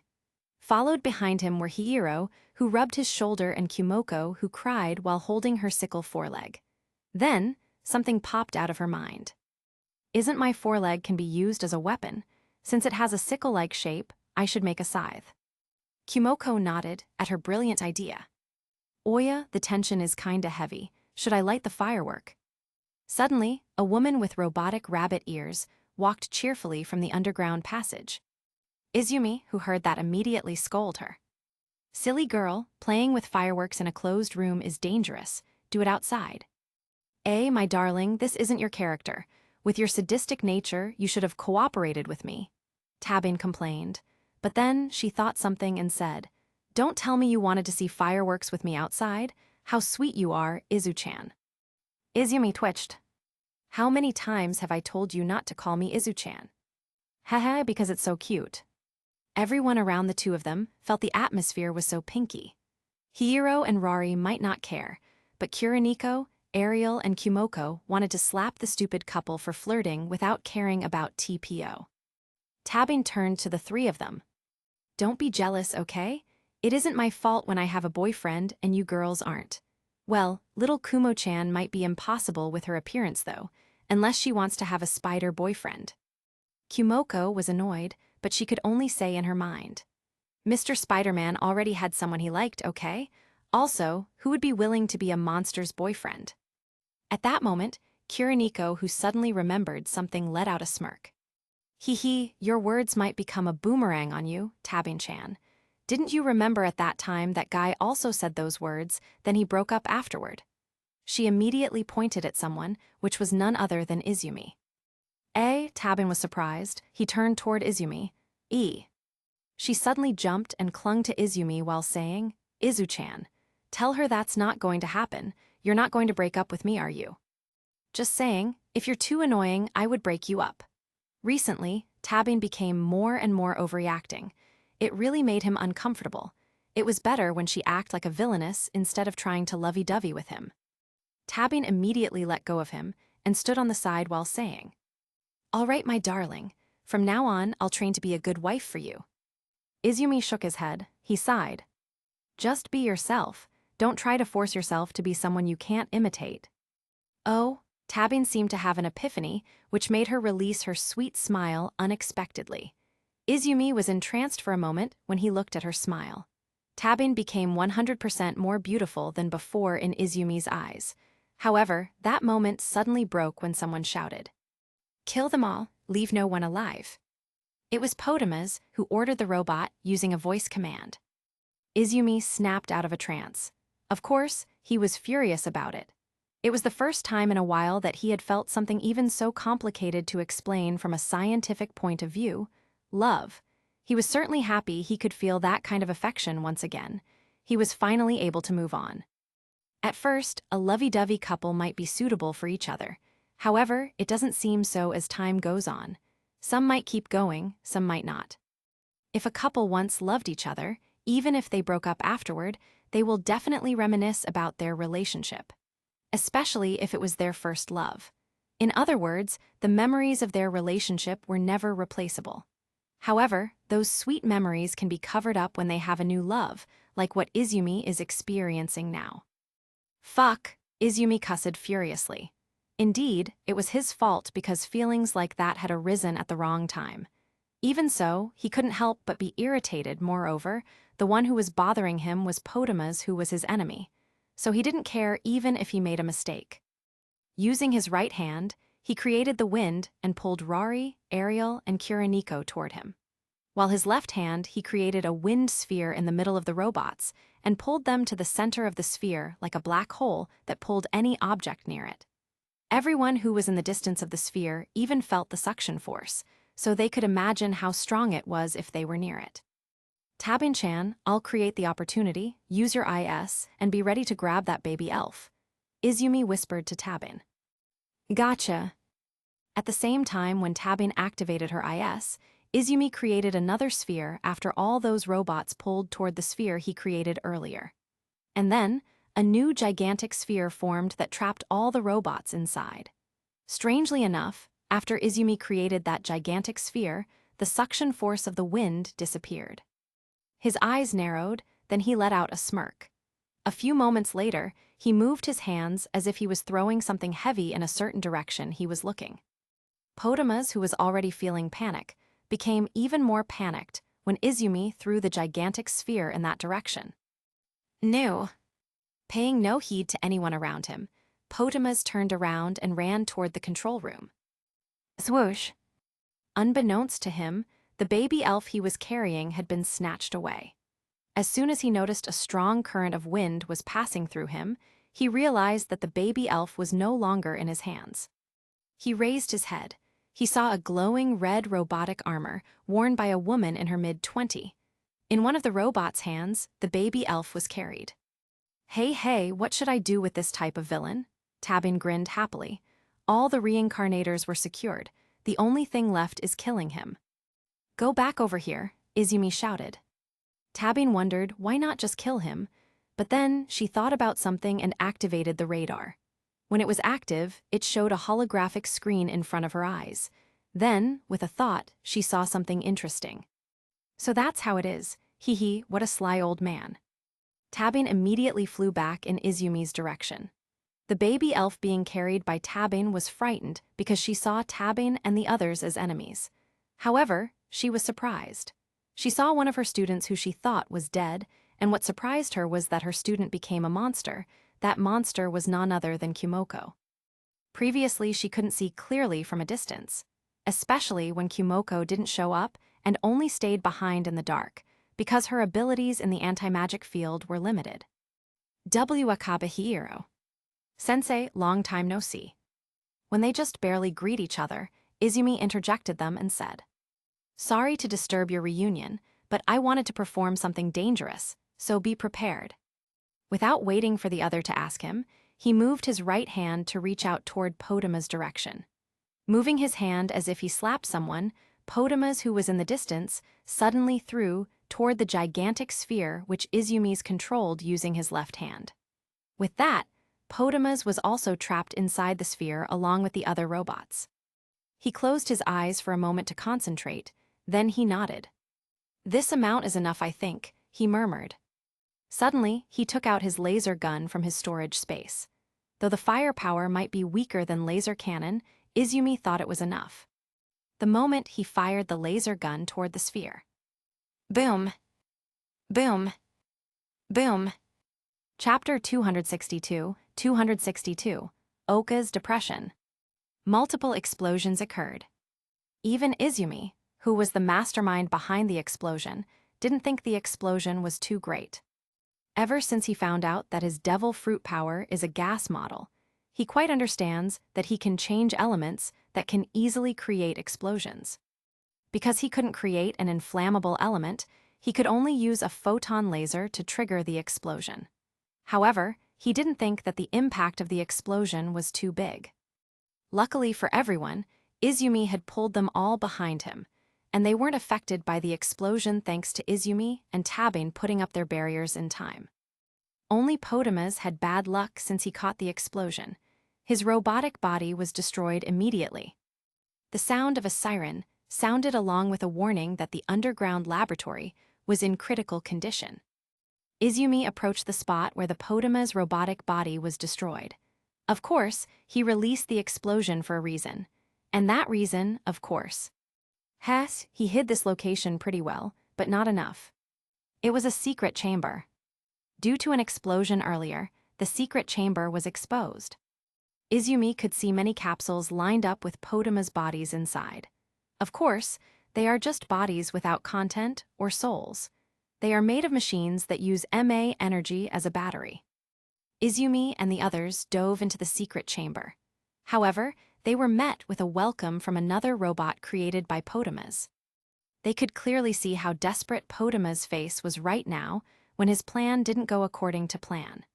Even the robots that were believed to be able to wipe out an empire easily were warless before Izumi and the others. But the current robot was so different. Its speed was too fast. If Izumi didn't teleport right away, he would be blown away by the robot.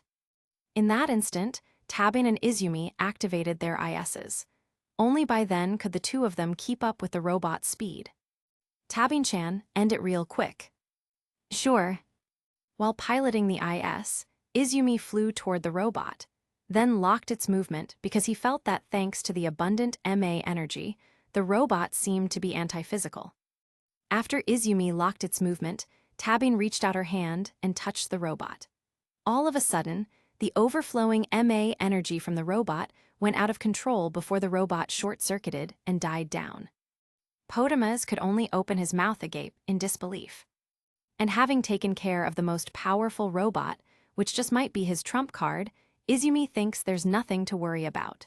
He just let Rory take care of Potamas since the soul manipulation was her mastery. With Potamas so skilled at soul control, Izumi purposely let Rory handle him in order to neutralize his ability. On the other hand, Tabin didn't care about them at all.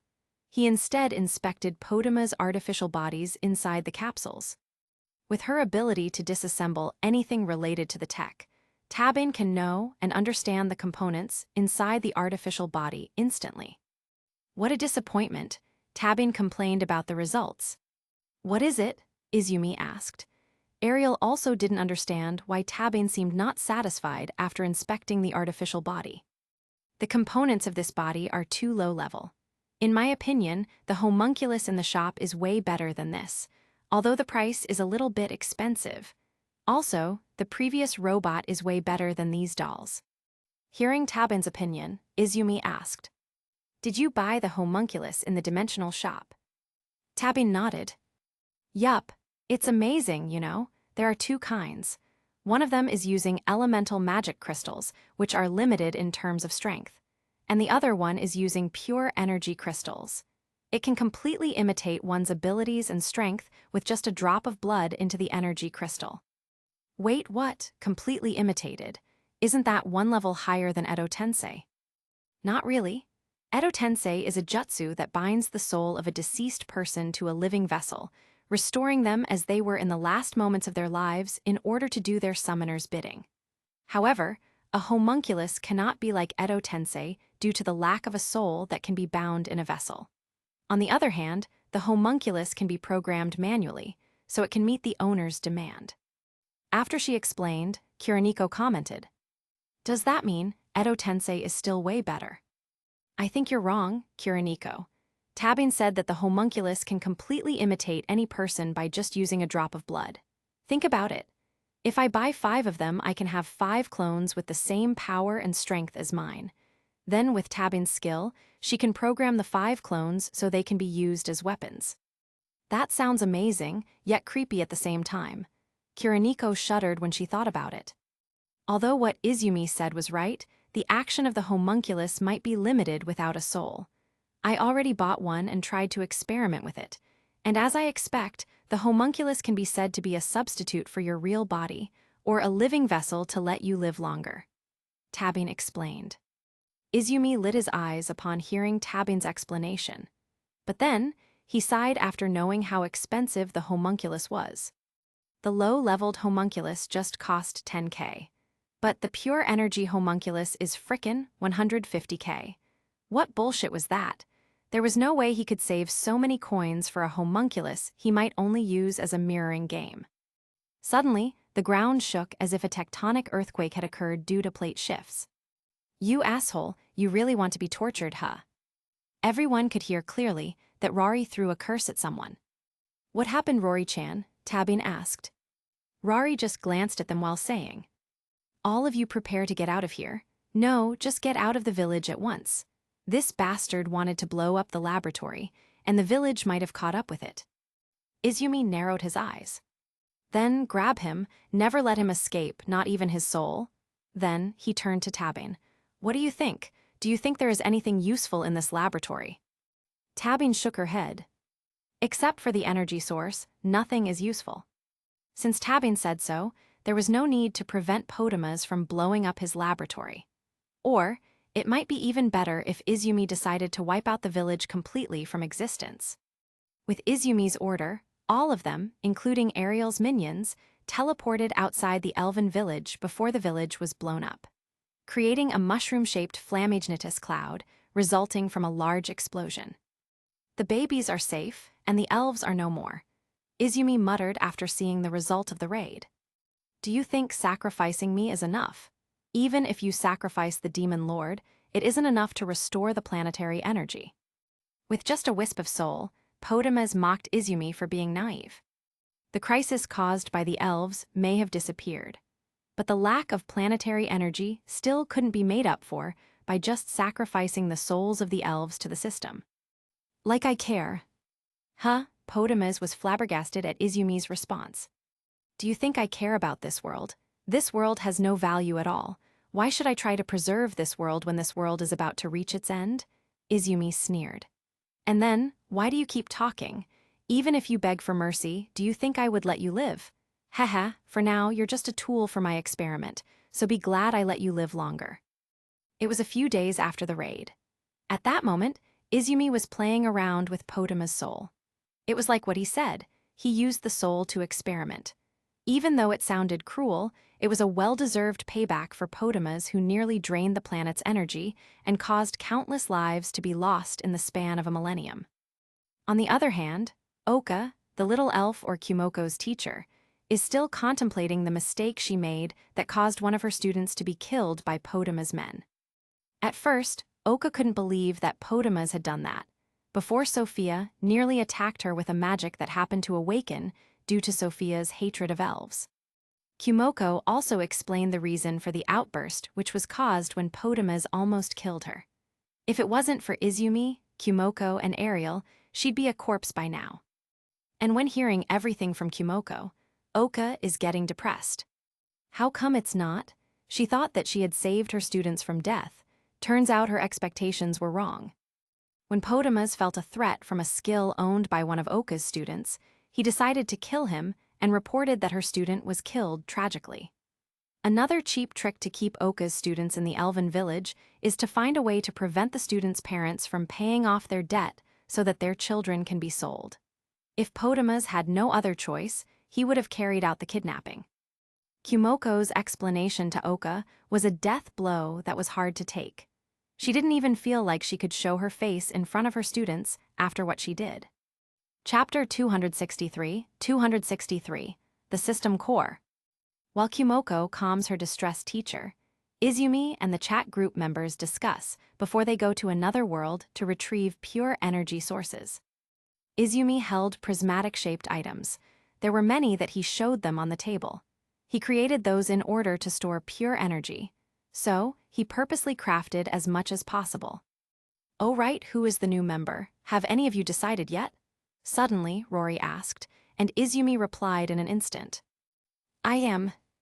Everyone turned to Izumi. Some are curious, and some can already guess who the new member is. Without telling who it was, Izumi threw the phone in Tabin's direction that should have been given to the new member.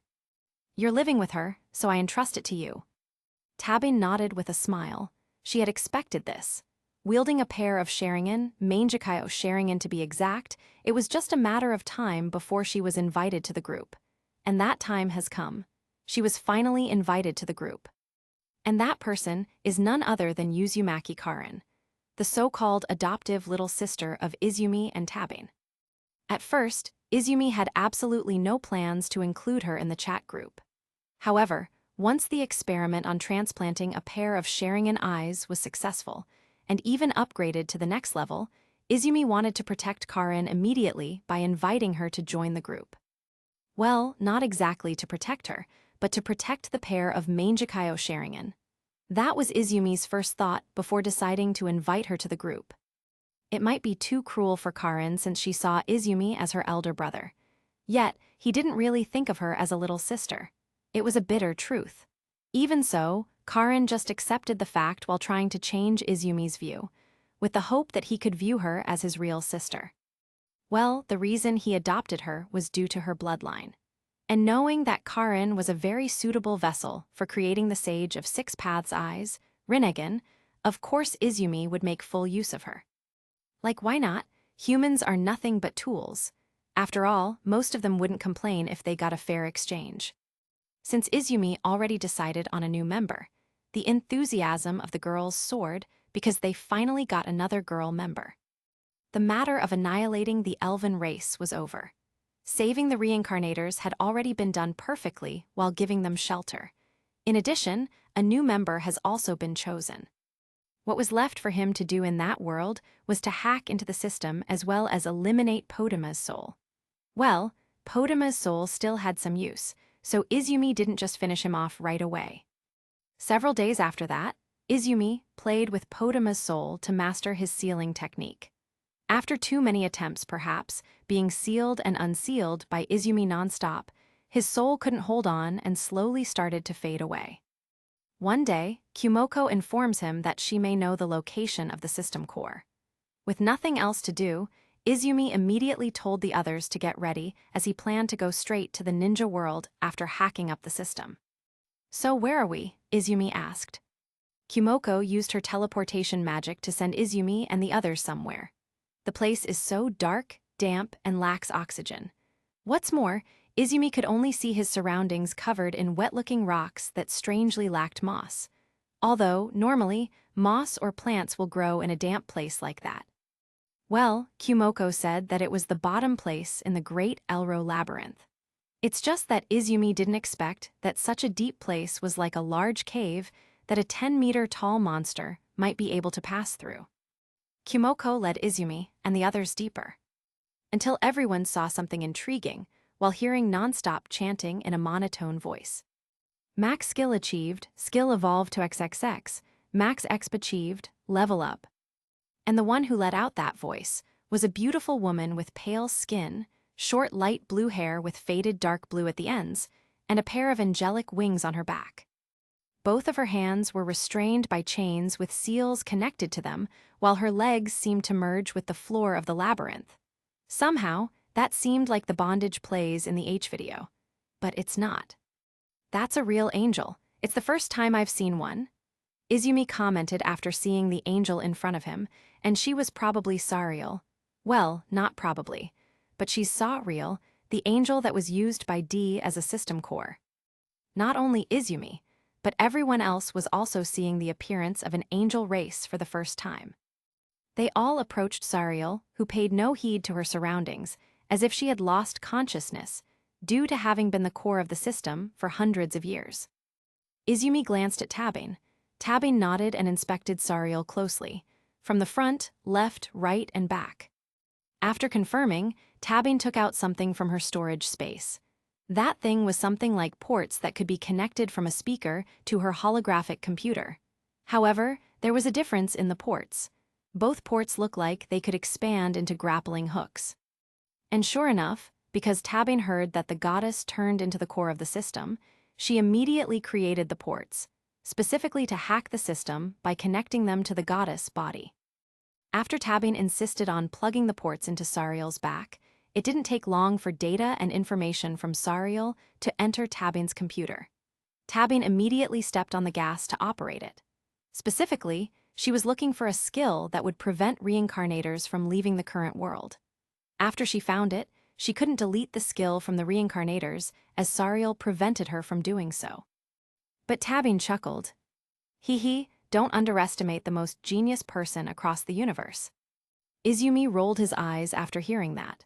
But then, he saw her fingers tapping the holographic keyboard at a quick pace and stopped after she tapped enter. It showed the loading screen, which piqued his interest. Tabin-chan, what are you doing exactly? Izumi asked. It's something like a virus to disturb the operating system. Tabin replied without turning back, and naturally, her reply shocked the others. Tabin, if you do that. I know what you're worried about. Don't worry, I have complete control over this virus, and I can take it back once I'm done erasing those kids' skills. After a few hours, Tabin managed to remove the N% equals W skill from the kids. Unfortunately, he couldn't erase Kumoko's, because if Tabin did that, Kumoko would be shattered into pieces including her soul, since Kumoko already had many skills. Done. As expected of you, Izumi praised her. Then Tabin turned to Izumi. But it's not over yet. I just removed the skill that restricted them from leaving this world. Then, Izumi was a little bit confused. However, Tabin just waved. Kumo-chan, come here. Tabin called out to Kumoko, who made the latter tremble. Well, it can't be helped. It was the first time Kumoko saw someone who could hack the system created by a god. She didn't know why Tabin called her, but if she refuses, she will be fucked up. When Kumoko was in front of her, Tabin took out a port that was stabbed into Sariel's back and thrust it into Kumoko's back. Once connected, Tabin operated her computer again. Thanks to Tabin's intelligence, she was able to completely copy Sariel's operating system. And this time, she installed the operating system onto Kumoko's body even though it was still in a beta version. And that operating system links all the reincarnators while separating them from the old operating system. The reason why Tabin didn't want to let the reincarnators still be connected to Sariel's body was, if this world was destroyed, the system was destroyed as well. And if the system was destroyed, everyone who had a lot of skills would be destroyed as well because the skills they had would return to the system, and their bodies couldn't handle the void left by the skills, so they would die immediately. Chapter 264, the place where she could reach a godhood. After successfully integrating the new operating system into Kumoko's body, Tabin removed both ports from their bodies. Meanwhile, Ariel can't stand the appearance of her benefactor, who once saved her from the hands of Potamas, who has now become a system. After seeing how Tabin created a new operating system, Ariel approached Tabin. If you can create such a thing, can you transfer the system to me? Tabin rolled her eyes. Did she think it was so easy to transfer the system? Even the beta system she created for Kumoko was limited to reincarnators only. Since she had heard from Izumi that Kumoko would become a god or the new administrator, that would serve as insurance for the reincarnators. Tabin created the system with the note that Kumoko had to become the administrator to be free to operate the system. Giving skills and others can also be done if Kumoko becomes an administrator. And if the system core, or Sariel, was no longer able to survive due to the destruction of the planet, the reincarnators wouldn't be affected since they had different operating systems, unless they still lived on that planet. Absolutely no. Therefore, after hearing Ariel's request, Tabin couldn't grant it. It wasn't a matter of her being able to or not. It was because if Tabin did that, it might, or might not, be the planet they were now on would explode. She gave the system to Kumoko because she was 100% sure that Kumoko could handle it since it was a system that accommodated around 20 people. And the system doesn't give any more skills to the reincarnators as long as KUMO isn't the administrator yet. Instead, it's like a shelter, not a system. Why? It's clear that you have the ability. Why did you refuse? Let me clarify some things. The system I created for KUMO-chan is a low-leveled one. It's a simple and crude system that accommodates only 20 people. The purpose is to separate them from this world system, which is too dangerous if they are still bound by this world system upon returning to my world. Moreover, KUMO-chan doesn't have full control over the system. And now, this goddess clearly has a whole new level above you. If I transfer the system to you, she will die, you will die, and the system will crumble as well. You're not strong enough to carry the whole operating system of this world. Tabin slapped Ariel with the truth that she couldn't save Sariel anymore. She felt down and wanted to cry, but she forgot how to cry already. At that moment, Izumi stepped forward. Don't you still have the original plan to save her? If you don't and want to die, I can help you. I'm the agent of hell after all. Smack! Izumi was kicked by Rory as he was thrown to the side. Can you have a little bit of delicacy? She purely wanted to save the person she once considered a mother. And she's an elder. Have a little respect for a bit. Cough. Hey, I want to lighten the atmosphere for a bit, okay? Izumi laid his back on the wall after being kicked. Then he said, I understand you want to save her. But would she want to be saved by you if you're the one who's going to be sacrificed? This will turn into an endless loop. You want to save Sariel, but Sariel wants to save all living things on the planet, especially humans. Even if you make a sacrifice and she comes back to life, she will do the same thing to save you. After Izumi said that, he got up. Well, it doesn't concern me at all. After all, we have successfully separated the reincarnators from the system of this world. If you want to be sacrificed, feel free to do so. But, as Tabin said previously, this world will immediately crumble after that, which I don't want at the moment. You know pretty well how the planet's condition is. Are you sure you want to do it? And after hearing Izumi's words, Ariel felt doubtful about her decision. She knew very well what Sariel's personality was, and what Izumi said was true. Sariel could have sacrificed her life again for Ariel's sake. It's just that she wondered how Izumi could know that. She wanted to ask but doubted if Izumi would be willing to answer. So she decided to lower her head. Well, let's go back for now. KUMO-chan, you will have a chance to transform into a human form after this. So, let's send Ariel back to the castle. After that, we go to a place where you can transform. Yes, yes, master. Hearing Izumi's words, of course KUMO immediately got excited as Izumi wanted to take KUMO to a place where she could transform. After sending Ariel back to the castle, Izumi then went somewhere with KUMO using Huraishin no Jutsu because Izumi had marked the location with the technique formula. When they got there, KUMO was dumbfounded when she looked around because what she saw didn't reflect a fantasy world at all. What KUMO saw was the metallic building underground. Izumi, are you taking me to another world? What are you talking about? We are in a place untouched by humans. No one has found this yet because this area is far away from continents inhabited by humans. Izumi said, there is an anti-magic area here. There is also MA energy that operates to control all the robots here. Once finished destroying the robots, you can absorb MA energy because MA energy here is separate from the planet, which has nothing to do with destroying the planet, and this can make you an administrator. In other words, a god. Follow me. Izumi led KUMO inside. Can I transform into a human form after I become an administrator? KUMO asked. That depends on you. You could transform into a human and you could become a spider. Or perhaps you can stay like that as an arachne. Does that mean it's just a possibility? You fool. As I said, it depends on you whether you want to transform into a human or not. Then, Izumi walked faster toward the building before the alarms switched on throughout the building. At the same time, the anti-magic field started to activate and patrolling robots began to arrive in front of them. Izumi activated his IS and started to rampage while destroying those robots using his energy sword. Some drones that appeared from the IS's back also supported him from behind by shooting lasers. In less than 10 minutes, all the robots had been destroyed by him alone. Upon entering the building, he saw something similar to machines in a factory that could manufacture modules of a product. As all the machines had stopped operating, Izumi ignored that and walked toward the corridor at the center. It seemed like a corridor that was heading downward. Izumi and Kumoko followed along the path and saw some sliding doors along the way. And at the end of the corridor, there is a door that seems to have to be opened using a password. But Izumi paid no heed. Instead, he brandished his sword and imbued his sword with his spiritual energy before cutting the door into pieces. But then, Kumoko froze on the spot. That was because there were countless inorganic eyes waiting on the other side of the door.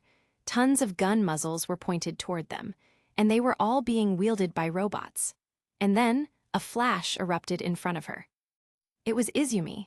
In an instant, he destroyed the robots and showed a frightening appearance while standing on the pile of scrap. He couldn't use the IS inside buildings because the firepower was too great. He was afraid that he might accidentally destroy something he was looking for, so it forced him to activate the Dragon Force. Buildings like these were scattered across the planet, but thanks to Izumi, Rory, and Tabane, all of them had been destroyed as some of them were Potamaz's secret base. And finally, Izumi purposely left a building that has a lot of MA energy but has not been touched.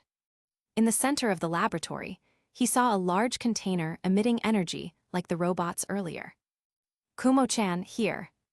Kumoko approached Izumi and wondered if the large container held MA energy that could make her the administrator. But she didn't doubt that because what Izumi said was always true, even though it was sometimes misleading. Oh right, we'll meet again when you're done with your apotheosis. In the process of apotheosis, you will gradually be removed from the system and become the administrator. But it takes quite a long time, about 4 years. My friends and I can't stay long in this world, so I'll say goodbye first. If you have mastered the laws of space, you might be able to return to Earth again. They chatted for a while before Izumi decided to leave and left Kumoko alone. Chapter 265, Ruins of Rorin. The next day, Izumi gathered with the other members, and there was one person who wasn't a member among them. That person is none other than Ariel. Ariel accompanied them since Izumi and the others were leaving soon. In addition, Izumi also asked Ariel to take care of the kids before Kumoko completed her apotheosis. Since Ariel got his help, it would be rude to refuse, so Ariel promised him. Besides, Izumi already had a plan for them, so it would be better if the babies grow before being brought back to Earth. The normal time in this world was 10 times slower than on Earth. Izumi planned to build his own company, and he needed someone like them who knew the existence of another world. Putting that matter aside, after talking to Ariel for a while, they disappeared. As Izumi, Tabane, Kisame, Hiro, Rory, Ruri, Warad, and Kakashi arrived at the Kayagakure village in the Naruto world, they were shocked to find the once serene village now reduced to a desolate and scorched landscape. The destruction was extensive, and powerful jutsu had clearly been used to devastate the area. The trees were charred, and the ground was scarred with the remnants of battles long past. Upon seeing this devastation, the group exchanged worried glances. It was evident that something terrible had happened here. The signs of destruction were not something that could have been caused by natural disasters or rogue ninjas. The group quickly surmised that the Akatsuki organization, with their nefarious goals and immense power, was the likely culprit behind this destruction. Izumi, known for his sharp observation skills, examined the area closely, noting the remnants of various elemental jutsu that had been used. Tabane, with her tech expertise, tried to gather any data that might reveal more about the attack. Kisame, ever vigilant, readied his samehata and glanced around, expecting any potential threats. Hiro, with his word magic, cast a protective barrier to ensure their safety. Rory and Ruri discussed potential strategies to deal with the Akatsuki, while Warad and Kakashi assessed the level of damage and how to begin the reconstruction process. Rory's grin widened at the mention of the Akatsuki, embracing the challenge that lay ahead. Akatsuki are already eyeing us. Well, that's a good thing, she said with confidence. Warad, always the contemplative one, observed the surroundings and raised the question, do we need to rebuild this place? He was genuinely concerned about the fate of their former village. Izumi, however, shook his head, expressing a different perspective. "No need," he responded with conviction. "I think we won't use this place anymore." His decision was clear, and he had a good reason behind it. Izumi then turned to Tabin with a smile, his focus shifting to a more positive topic. "First and foremost, Tabin-chan, let's welcome our new member." Tabin nodded enthusiastically. "Leave it to me," she exclaimed, ready to handle the task of welcoming the new member to their group. Tabin's use of the phone to bring in new members was nothing short of impressive. She reappeared after a brief absence, accompanied by Uzumaki Karin, who possessed the Sharingan. Some of the members already recognized Karin, having worked with her in the past, while others were introduced to her for the first time. In a formal manner, Karin introduced herself to the group. "I'm Uzumaki Karin, and I'm here to assist you all. It's a pleasure to meet those of you I haven't worked with before." Izumi's question brought a moment of contemplation among the group. The prospect of Karin joining the mission midway had raised an important concern. Would she be eligible for the same rewards that the rest of them had come for? The nature of these rewards, determined by the chat group system, was still a mystery to them. As the group exchanged glances, they were caught in a dilemma. They had all committed to this mission with the hope of gaining rewards, but the circumstances had now changed with Karin's arrival. To address this question, they would need to consider the rules and parameters set by the chat group system, and more importantly, come to a consensus as a team on how to handle this situation. Rory broke the silence by saying, "Well, let's try it first. If she gets the reward, that would be wonderful. If not," she glanced at Karin. Rory's suggestion to give it a try first received nods of agreement from the group. They decided to proceed with the mission, keeping in mind the potential reward for Karin. "Reward or not, it doesn't matter. I just want to help Big Bro Izumi," Karin declared. Her heartfelt declaration of wanting to help Izumi, regardless of any rewards, touched everyone.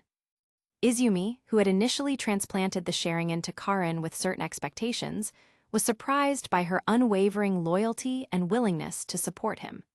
Her selflessness had a profound impact on him, warming his heart.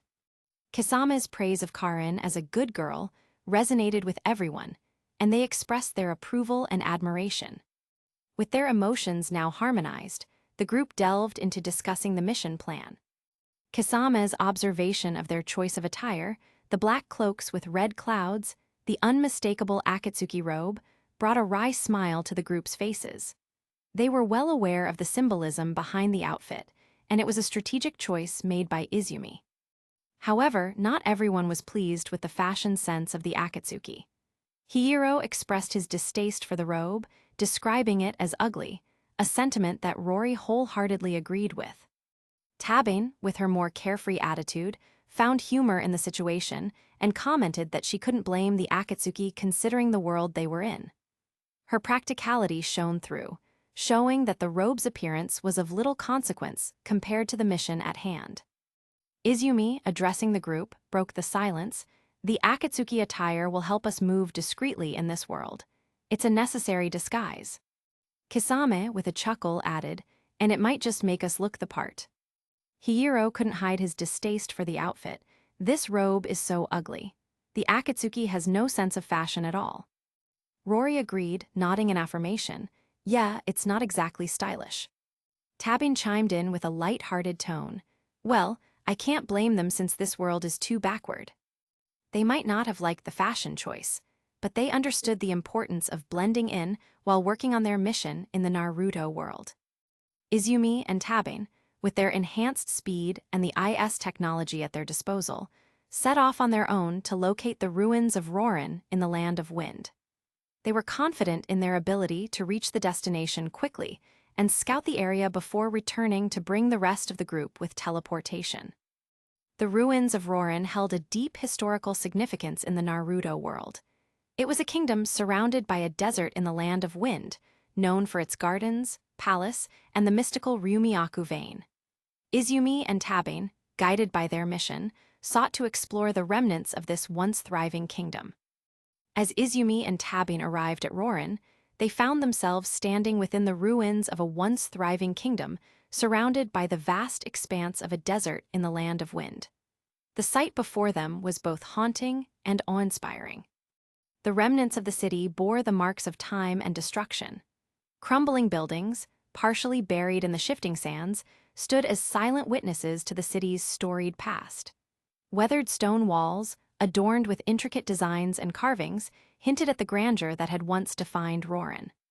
The Garden of Ryumiyaku, a place once vibrant and lush, now lay in disarray, with overgrown plants and vegetation struggling to survive amidst the arid environment.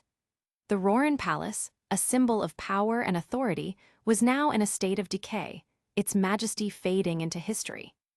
The source of the Ryumiyaku, the epicenter of the city's power, held an air of mystique as it lay dormant and sealed, no longer pulsating with chakra. The vast desert surrounded Rorin, stretching as far as the eye could see, giving the impression that the city was an oasis lost in time. The winds carried the whispers of the city's past, and the stillness of the surroundings was punctuated only by the occasional gusts of sand. As Izumi and Tabane stood amidst the ruins of Rorin, they exchanged glances, the shared history between them intensifying their connection. Izumi, with a thoughtful expression, remarked, "This place has seen its share of triumph and tragedy. The power of the Ryumiyaku, once a source of hope, became a destructive force." Tabane, appreciating the gravity of the situation, responded, "It's a testament to the consequences of wielding such immense power." Chapter 266, Absorbing the Source of Ryumiyaku. Izumi and Tabane's purpose in Rorin was clear.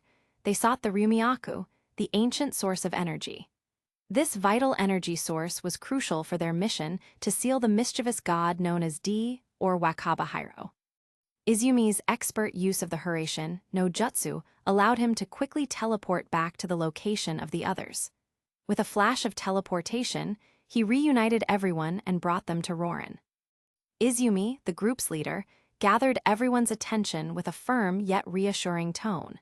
He understood the importance of their mission, and his words reflected that understanding.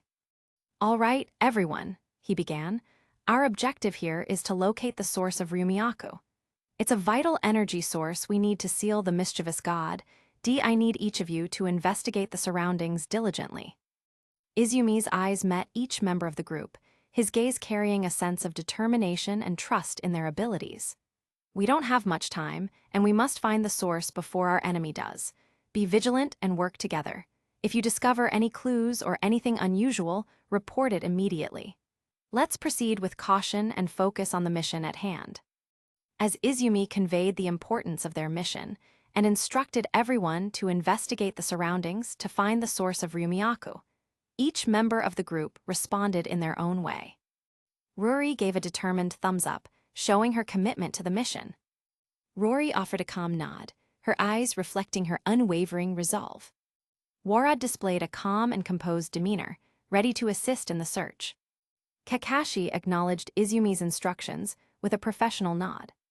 Kisame clenched his samehara and gave a silent affirmation. Tabby nodded with confidence. Hihiro nodded resolutely, indicating his readiness to search for clues. Karin, the Sharingan wielder, looked intently at Izumi and gave a confident nod. A few minutes later, Izumi was somewhat surprised when his phone received a video call from Karin. He knew that the system usually disabled their phone and internet communications during missions, given the temporal differences between their worlds. This change, where time was flowing at a normal rate, allowed them to use their phones normally, and Karin's call was evidence of this shift. Recognizing the urgency of the situation due to the normal flow of time, Izumi knew that he needed to be quick in collecting the Ryumiyaku. He realized that time was of the essence, and their mission required efficiency and speed. He quickly answered the call, eager to hear what Karin had to say. Karin's voice came through the video call, and there was a sense of excitement in her tone as she addressed Izumi. "Big bro Izumi, I've found it. I've found the source of Ryumiyaku." Her words carried a mix of enthusiasm and accomplishment, and she was clearly eager to share this significant discovery with the team. Izumi swiftly connected the video call to the rest of the team, allowing them all to see and hear Karin's important discovery regarding the source of Ryumiyaku. The team rushed to the location that Karin had discovered, their anticipation growing as they closed in on the source of Ryumyaku. As they arrived, they were greeted by a remarkable sight. The source of Ryumyaku was nestled in the heart of a hidden chamber within the ancient ruins of Rorin. It was a cavernous, dimly lit space with towering stone pillars adorned with ornate carvings. The atmosphere felt charged with energy, and the air was thick with chakra. At the center of this mystical chamber, they found the source itself, a radiant, luminous pool of chakra. It pulsed with a soft, ethereal glow, casting a gentle light that illuminated the surroundings. What caught their attention immediately was a kunai, expertly embedded into the ground right beside the source of Ryumyaku. The kunai served as a seal, keeping the potent chakra energy in check. Its placement indicated that someone had sealed the source to prevent its misuse, but they needed to verify its current condition. The team gathered around the source of Ryumyaku, their eyes filled with awe and reverence for the ancient power it held. As the team gathered around the source of Ryumyaku, their voices hushed in reverence for the ancient power that pulsed before them. Izumi, assessing the situation, spoke first. "This is it, the source of Ryumyaku. Karin, well done on finding it." Karin, with a sense of accomplishment, replied, "Thank you, big bro Izumi. It was a team effort." Ruri, examining the kunai used as a seal, commented, "This kunai appears to be sealing the Ryumyaku. We need to check its condition and ensure it's secure." Rory, her eyes gleaming with anticipation, added, "This energy is incredible. No wonder you want this." Warad, his green magic attuned to the environment, suggested, "We should be cautious and consider the consequences of our actions. The source's power is immense." Kakashi, ever the vigilant strategist, stated, "We need to have a plan in place. Our mission's success hinges on what we do here." Kisame, with a keen eye on the same hata, observed, "The seal must be checked thoroughly. Its stability is vital." Tabane, intrigued by the technology, noted, "The combination of ancient chakra and advanced seals is fascinating." Hiro, ready to apply his word magic, affirmed, "Is this thing really useful?" Izumi, ignoring the responses for the moment, took action. He carefully retrieved several gems that he had created in the previous world. The gems were undoubtedly part of his plan to interact with the source of Ryumyaku, and the rest of the team watched with intrigue, curious about his next moves. Izumi, now with the gems in his possession, directed Hiro to employ his word magic to create a protective barrier around the source of Ryumyaku. The barrier would serve the crucial purpose of containing the potent chakra energy and preventing it from leaking out of the ruins of Rorin.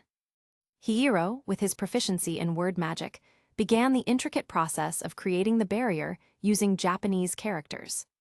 The intricate dance of kanji, hiragana, and katakana characters formed a mesmerizing and enchanting pattern in the air, glowing with a soft, azure light.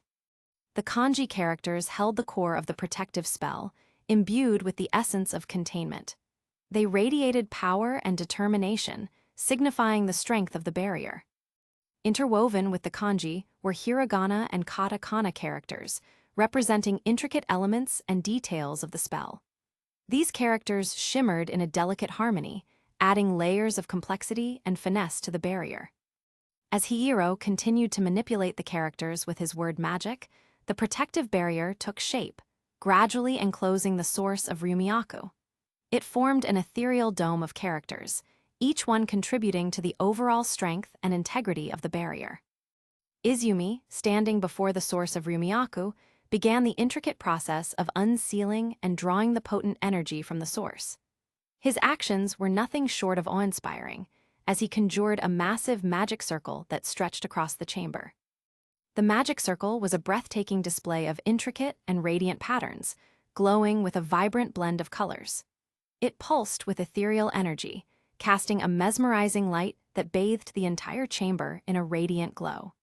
The patterns within the circle were a complex fusion of arcane symbols and geometric designs, each carefully chosen to facilitate the energy transfer. Surrounding the magic circle, the gems he had created in a previous world were arranged in a circular formation, hovering in the air. These gems acted as conduits to receive and store the energy from the source. They sparkled with a kaleidoscope of colors, matching the brilliance of the magic circle. As Izumi continued to work, the gems began to rotate gracefully around the magic circle, their motions synchronized with the patterns within the circle. They acted as a bridge between the source of Ryumiaku and the magic circle, facilitating the smooth transfer of energy.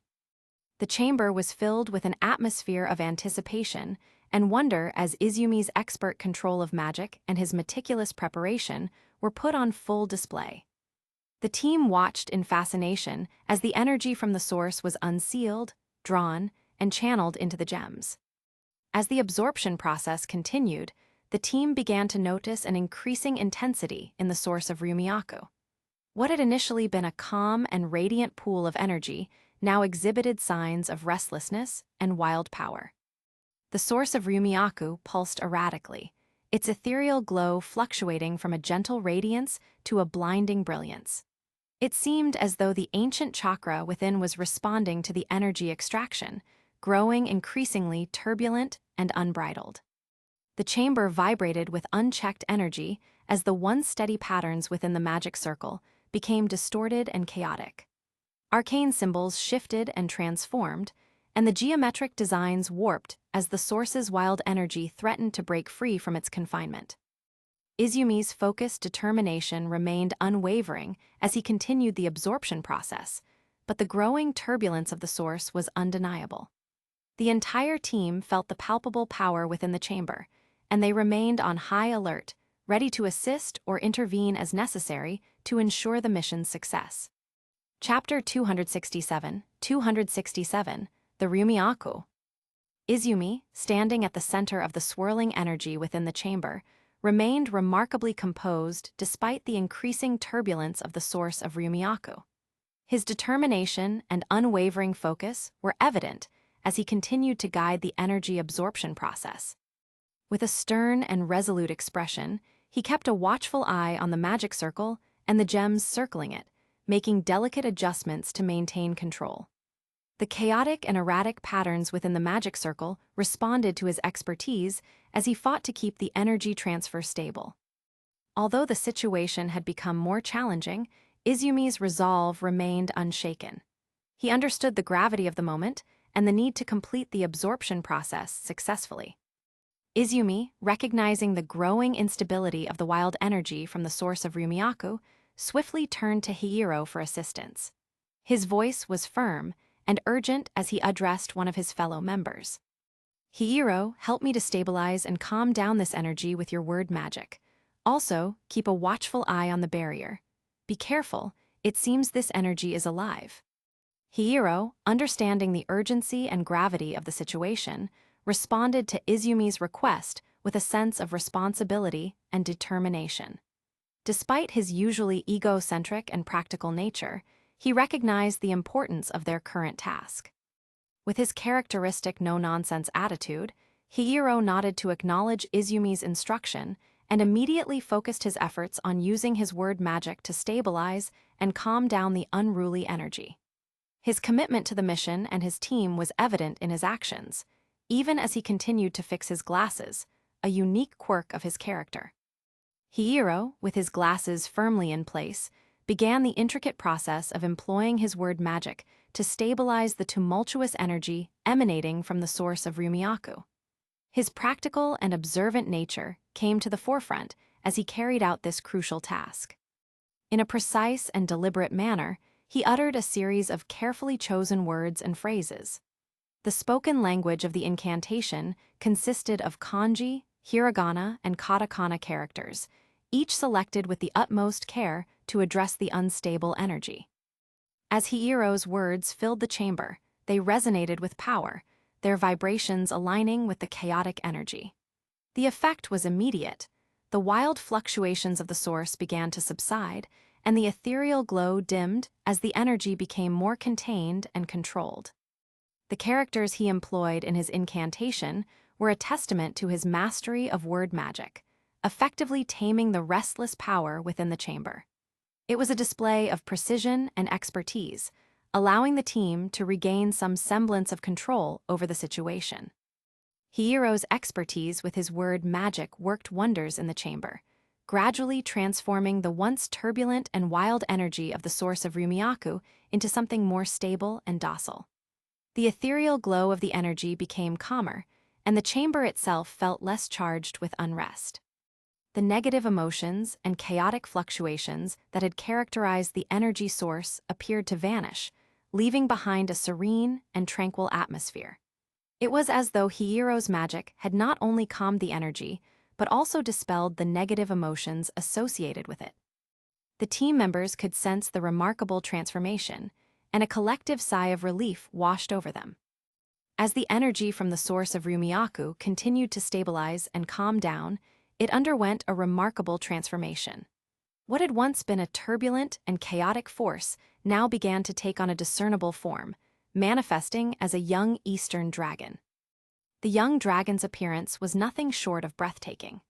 Its slender, serpentine body was adorned with shimmering scales that glistened with a myriad of colors, reflecting the ethereal light within the chamber.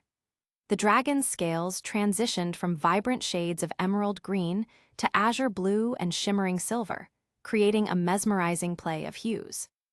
The dragon's eyes, dark and enigmatic, held an ancient wisdom and a sense of profound understanding. Its horned head bore a regal air, and its long, sinuous body coiled gracefully in the air, hovering above the source of Ryumiyaku. With each movement, the dragon's body rippled like liquid light, casting a mesmerizing glow throughout the chamber. The energy that had taken this form exuded a sense of serenity and tranquility, as if it had been transformed by Hieiro's word magic into a symbol of calmness and wisdom. The team watched in awe as the young Eastern dragon hovered gracefully in the chamber, its presence evoking a sense of reverence and wonder. Izumi couldn't believe what he saw. Izumi's voice wavered as he struggled to believe his own eyes. The rest of the team joined in with similar exclamations of astonishment. "What is this?" Kakashi asked, his one visible eye widening in surprise. Tabin's usually composed expression showed signs of disbelief as she uttered, "It's unbelievable."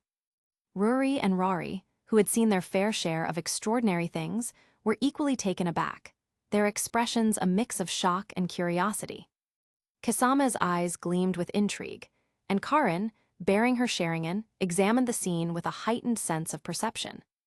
Warad, accustomed to magical wonders, appeared as amazed as the rest, and Hieiro, whose cautious nature seldom allowed for surprise, couldn't help but be captivated by what lay before them. The young Eastern dragon, displaying remarkable intelligence and a sense of happiness, moved with grace and agility through the chamber. Its slender, serpentine body coiled and uncoiled as it circled around the team members, each movement deliberate and elegant. With a sense of gratitude, the dragon first circled around Izumi, who had unsealed it. It approached him with a gentle grace, as if to express its appreciation, and then continued its path around the chamber. Next, it made its way to Hieiro, who had played a vital role in calming the once wild energy. The dragon's movements conveyed a sense of acknowledgement and trust as it circled around him, recognizing his contribution. Afterward, the young dragon returned to Izumi, its azure and emerald scales glinting in the ethereal light of the chamber. It circled around him once more, its presence evoking a sense of camaraderie and connection with the team. The team members watched in awe as the dragon's movements conveyed a silent message, one of gratitude and understanding. Its intelligent and purposeful actions left them with a sense of wonder and a newfound bond with this enigmatic creature. Seeing this, Izumi couldn't help but ask, "Do you want to come with me, to see the world outside?" The young dragon, though unable to speak a human language, exhibited a profound understanding of Izumi's question. Its intelligent eyes, shimmering with ancient wisdom, gazed directly at Izumi as if it could perceive the meaning behind his words. In response to Izumi's question, the dragon extended its long, sinuous body, coiling it gently around Izumi's outstretched hand. It pressed its cool, scaly head against Izumi's palm, a gesture that seemed to convey agreement and willingness to accompany him. The team watched in amazement as the dragon's response left no room for doubt. It had chosen to join Izumi on his journey to explore the world beyond, and their newfound connection signaled the beginning of an extraordinary adventure together. But then, Izumi made a bold proposal. Izumi's proposal to establish a contract and make the Ryumiaku his summoned beast, effectively turning himself into a Jinchuriki, was an unexpected and bold move. The Ryumiaku, akin to a newborn tailed beast, seemed to consider this offer carefully, aware of the significance of such a bond. The young Eastern dragon, with its intelligent eyes, appeared to deliberate on the proposal. It circled around Izumi thoughtfully, as if to assess his intentions and the potential benefits of forming such a connection. After a few moments of consideration, the dragon made its decision. With a graceful and affirmative movement, it once again dipped its head in a nod. This time, the gesture conveyed consent to the contract, as if accepting the role of being sealed within Izumi as his summoned beast. The Ryumiaku, a sentient and ancient entity, expressed its agreement with a graceful movement of its serpentine body. Its intelligent eyes conveyed a deep understanding of the contract Izumi was proposing. It was a moment of unspoken connection, where both parties recognized the potential of their newfound partnership. To establish the contract, Izumi, drawing from his extensive knowledge of ninjutsu, began to perform a series of intricate hand seals. Each seal was executed with precision and expertise, and the ambient chakra in the chamber responded to his commands. The Ryumiaku, in turn, emitted a radiant, ethereal energy that intertwined with Izumi's chakra, forming a harmonious blend of power. The ancient and the modern converged as they melded their energies in a symbol of unity. Izumi's final hand seal triggered a brilliant burst of energy, and at that moment the contract was sealed. The Ryumiaku, with its newfound role as a summoned beast, had become intricately linked to Izumi as if their souls had intertwined. The team members watched in silent awe as the contract was established through this profound display of ninjutsu and the Ryumiaku's acceptance. Chapter 268, A New Jinchuriki. The contract established between Izumi and the Ryumiaku was indeed distinct from the sealing techniques used on traditional Jinchurikis. This contract allowed for a unique bond between them, granting the Ryumiaku the ability to interact with Izumi in a way that was not typical for Jinchurikis. With this contract, the Ryumiaku possessed the capability to come out of Izumi's body, manifesting itself as a separate entity when necessary. Conversely, it could also enter Izumi's consciousness, establishing a profound connection that allowed them to communicate and share their thoughts and abilities. This exceptional contract opened up new possibilities and dynamics in their partnership, as the ancient energy of the Ryumiaku and Izumi's abilities combined to form a powerful alliance. The decision for Izumi to become a Jinchuriki by forming a contract with the Ryumiaku was indeed a significant one. However, it also brought to the forefront the potential vulnerabilities associated with such a position. Traditional Jinchurikis did possess a fatal weakness, as they could be relatively easily sealed away by techniques like the adamantine sealing chains, the demonic statue chains, or other similar methods. This weakness was a point of concern, and the team members were undoubtedly aware of the risks that came with this role. The team would need to take measures to protect Izumi from these vulnerabilities, ensuring that he could harness the power of the Ryumiaku without falling victim to sealing techniques. Tabane, Kisame, and Kakashi exchanged concerned glances as they contemplated the implications of Izumi's decision to become a Jinchuriki. Tabane expressed her reservations, saying, "Izumi-chan, this is a significant commitment. We need to consider ways to protect you from being sealed. I might be able to develop some countermeasures." Kisame nodded in agreement, his shark-like grin softened by genuine concern. "Tabane's right. We've got your back, but we need to plan for your safety, especially against sealing techniques." Kakashi chimed in, "We'll find a way to mitigate this vulnerability." Izumi's frustration bubbled to the surface, and he grumbled with determination, "Why do you think I need to be protected? I'm not a kid." His words carried a resolute tone, emphasizing his confidence and independence. Izumi was well aware of the responsibilities and challenges he was undertaking as a Jinchuriki, and he was determined to face them head-on, determined not to be underestimated or coddled. If you say so. With the decision settled and the initial concerns addressed, the team members could only resign themselves to Izumi's determination. Izumi, confident in his choice to become a Jinchuriki for the Ryumiyaku, remained resolute in his decision. Once everything was in order, Izumi began to retrieve the gems filled with pure energy that he had collected earlier. These gems held a significant amount of power and would prove valuable in their mission beside obtaining the source of energy. With the gems in hand, Izumi introduced the group to the Ryumiyaku. The young dragon, a symbol of their newfound partnership, hovered gracefully before them. Its presence was both awe-inspiring and serene, and the team members gazed at the creature with a sense of wonder and anticipation. Becoming a Jinchuriki came with its share of vulnerabilities and challenges, but the benefits were undeniable. Izumi now possessed an abundance of energy, and this newfound power only served to increase his strength further. The energy from the Ryumiyaku flowed within him, enhancing his abilities and unlocking new potential. The team members witnessed the transformation in Izumi's strength, acknowledging the advantages that came with this unique partnership. While they remained vigilant about the risks and vulnerabilities, they also recognized the immense potential for Izumi to excel in their mission with this newfound wellspring of energy at his disposal. As the group made their way out of the ancient ruins of Rorin, they stepped into the open air, leaving behind the chamber that held the source of Ryumiyaku. The sense of history and mystique that had enveloped the ruins was left behind as they emerged into the world outside. The moment was marked by the lifting of Hiiro's word magic barrier, which had kept the energy of the Ryumiyaku contained within the chamber. With a sweeping motion of his hand, the barrier dissipated, releasing the magical energy back into the atmosphere. The transition from the ancient and sacred chamber to the outside world was a stark contrast, and the team members were once again bathed in the warm sunlight of the land of wind. They could feel the vastness of the world around them and the potential for the adventures that lay ahead, their mission far from over.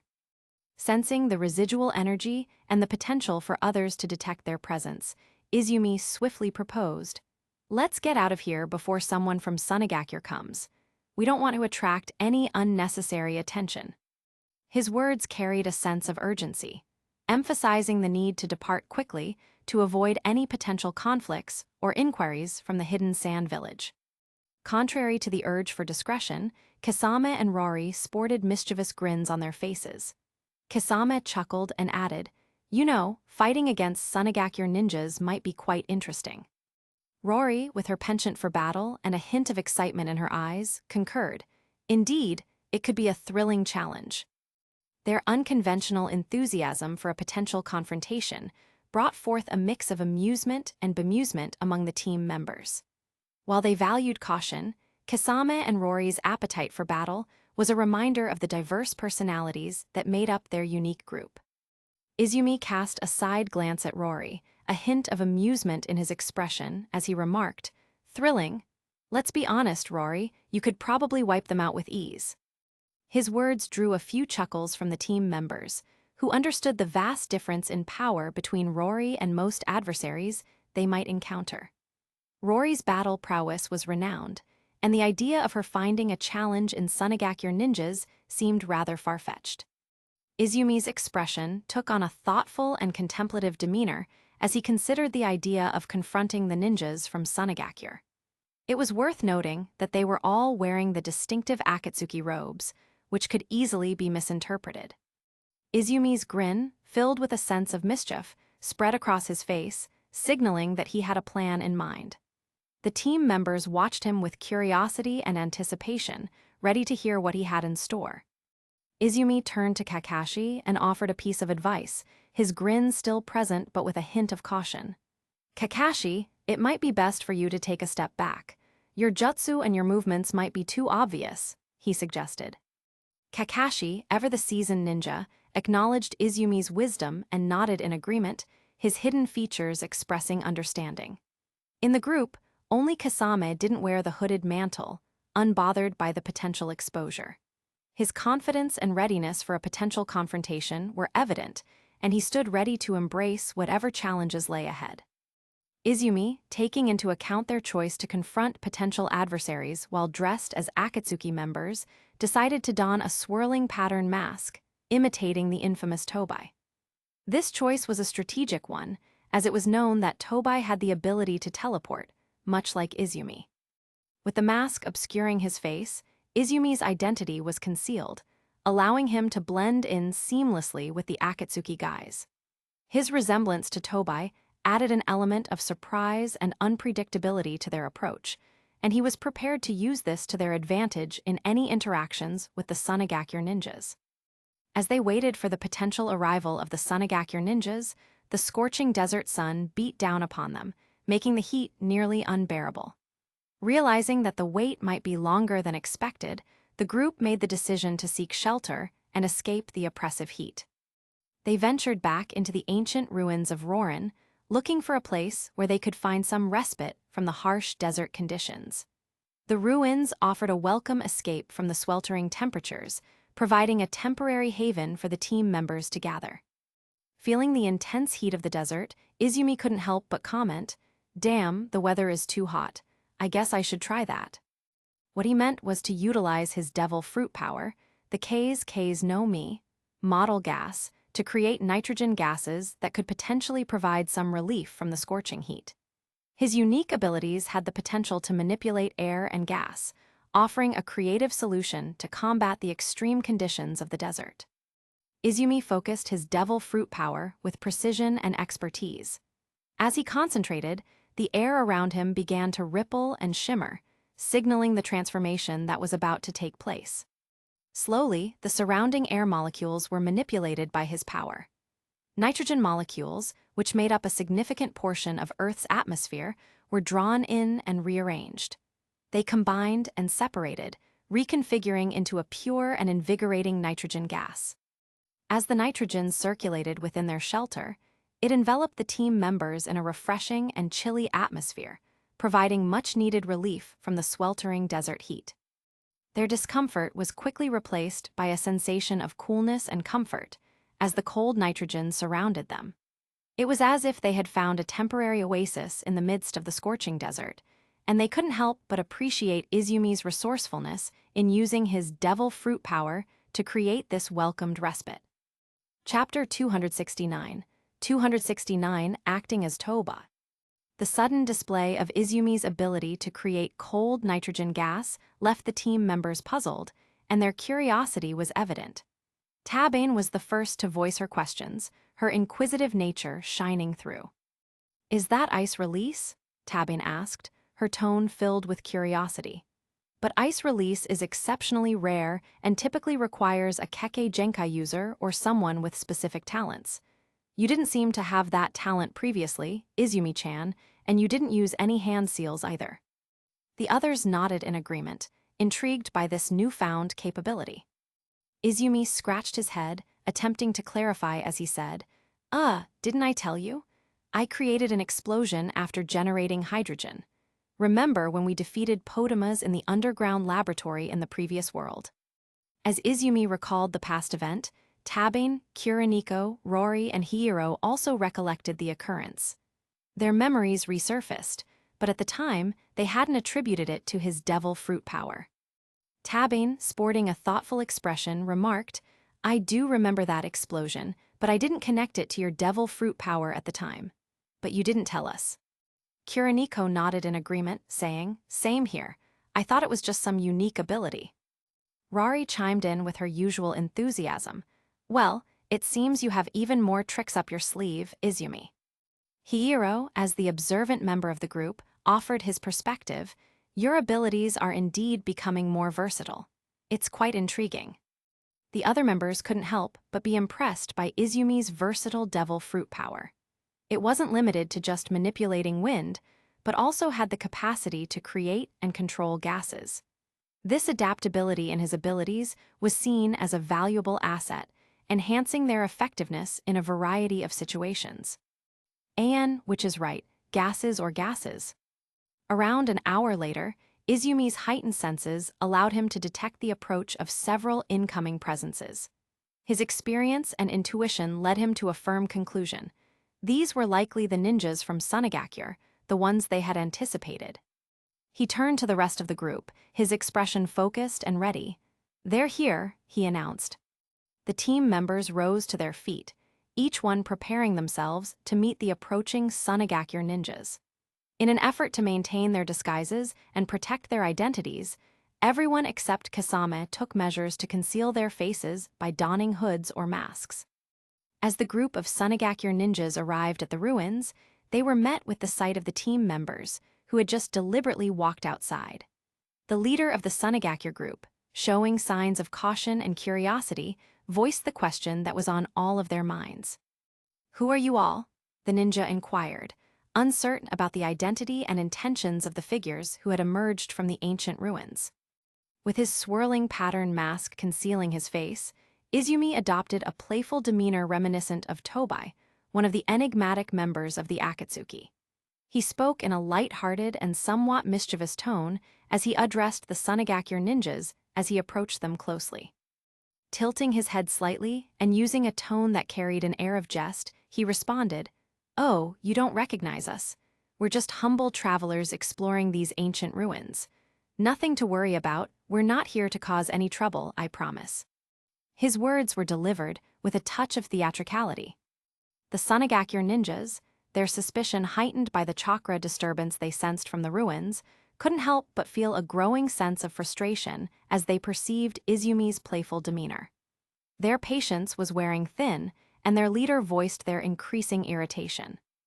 The ninja leader's tone was firm and direct as they responded. "This is no time for games.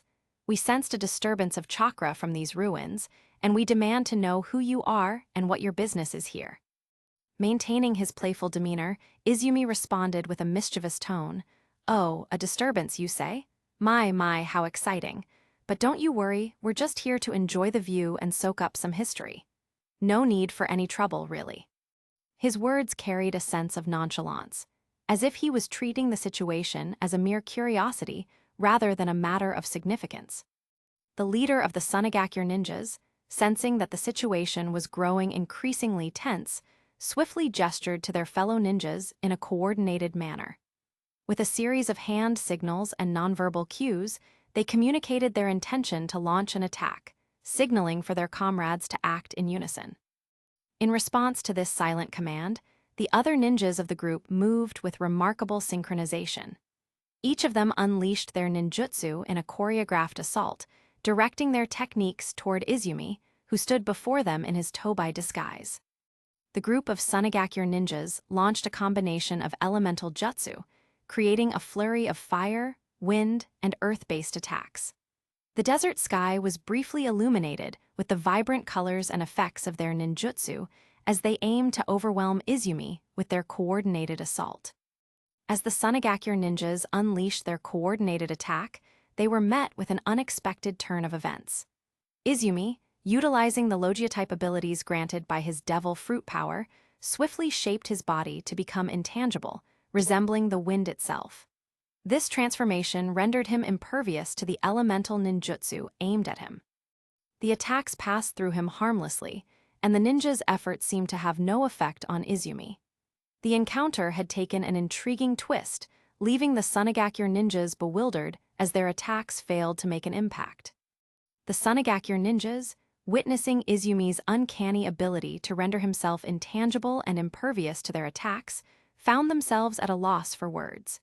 They exchanged bewildered glances, struggling to comprehend what had just transpired before their eyes. One of them finally managed to mutter, "It can't be real, can it?"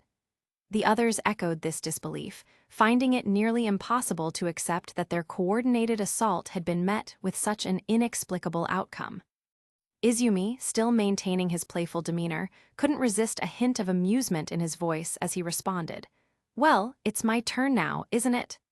With a lighthearted tone, he emphasized the role he was playing, keeping the atmosphere playful and enigmatic. With his devil fruit power granting him the upper hand in evading elemental attacks, Izumi took advantage of the situation.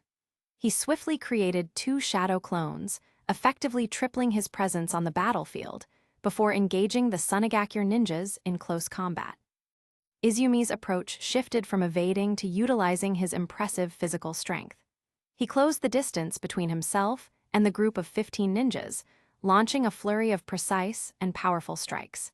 His speed and combat prowess made it difficult for the ninjas to keep up, leaving them in a challenging and chaotic confrontation.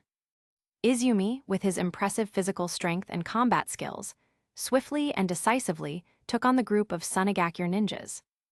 In a flurry of precise strikes and acrobatic movements, Izumi incapacitated the ninjas one by one. His movements were fluid and seemingly effortless, and his Logia-type intangibility allowed him to effortlessly evade their counterattacks. The battle was short-lived as Izumi and his shadow clones overpowered their opponents.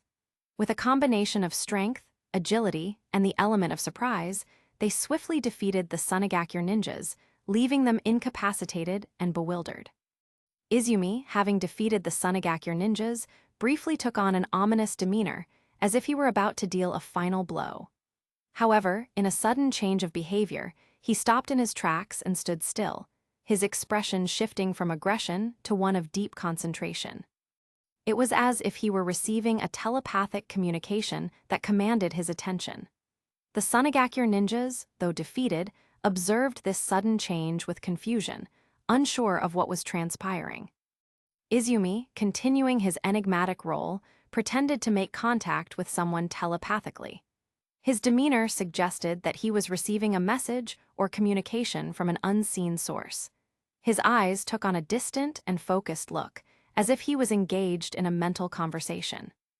The dialogue Izumi conveyed in this telepathic act included a series of cryptic statements. "Yes, I understand. We'll handle it accordingly. Don't worry, we'll keep our cover intact. The plan is in motion. Of course, we won't attract unwanted attention. We'll continue our journey, over and out." Izumi, after completing his cryptic telepathic act, regrouped with the rest of them and abruptly disappeared from the location. The Sunagakure ninjas, already bewildered by the strange turn of events and their encounter with these mysterious individuals, were left even more confounded by Izumi's sudden vanishing act. Chapter 270, Want a Rob Again? Izumi and the rest of the group teleported to the island where the Kayagakure village had once stood. Izumi couldn't help but laugh heartily, realizing the similarities between his powers and those of Tobai, also known as Uchiha Abaido. Their ability to manipulate space and time, and their personas, were indeed strikingly similar. The other members of the group couldn't help but comment on the intriguing resemblance between Izumi's actions and those of Uchiha Abaido. They playfully considered the possibility of Abaido being accused due to Izumi's uncanny impersonation, finding the idea rather amusing and entertaining. "Kisame, haha, this is getting more interesting by the minute. Let's see if anyone tries to track down Abaido because of Izumi. Kuroniko, it's like we're part of a ninja drama or something. Who knew our mission would turn into a hidden identity game? Kakashi, I've seen my fair share of mysteries in my time, but this is certainly a unique twist. It's all in good fun. Rory, well, if we're going to play pretend, we might as well go all in. Tabin, Izumi-chan, you've certainly added an unexpected layer of wonder to our mission. Let's keep this Akatsuki-style adventure going." No, we're not playing Akatsuki style after this, but the opposite. Izumi's unexpected declaration caught the group off guard. They were all ears as he explained his idea. The others exchanged surprised glances, wondering what he had in mind. Izumi continued, "Since they're Akatsuki, then we're Tasagare. I guess I'll mess with them a little bit." His plan to adopt the name Tasagare, meaning twilight or dusk, instead of Akatsuki, meaning dawn, added a playful twist to their mission. With their new plan to assume the identity of Tasagare and to mess with the Akatsuki, the group decided that they no longer needed to wear the Akatsuki robes. Kisame, being a part of the group's new identity as Tasagare, also discarded the Akatsuki robes. However, he found himself without any spare clothing to replace them. In this situation, Izumi generously offered to lend him Goku's martial arts uniform, providing Kisame with an alternative attire for their mission. Kisame, finding himself without any other option, graciously accepted the offer of Goku's martial arts uniform from Izumi. Much to his surprise, the uniform suited him remarkably well, fitting his appearance comfortably. Izumi gathered the group to share his plans for their mission in the ninja world. His first goal was to locate Orochimaru. The reason behind this was that Orochimaru possessed the adamantine sealing chain scroll, a technique exclusive to those with the Uzumaki bloodline. Izumi's plan to obtain the adamantine sealing chain scroll held a special significance for Karin, as she had a direct connection to the Uzumaki bloodline. This endeavor not only furthered their mission, but also presented an opportunity for Karin to harness her Uzumaki heritage, making it a promising and advantageous prospect for her. The group's search for Orochimaru's location in the ninja world proved to be a challenging and arduous task. Despite Izumi's previous knowledge of the place he had visited the last time, Orochimaru remained elusive and difficult to track down.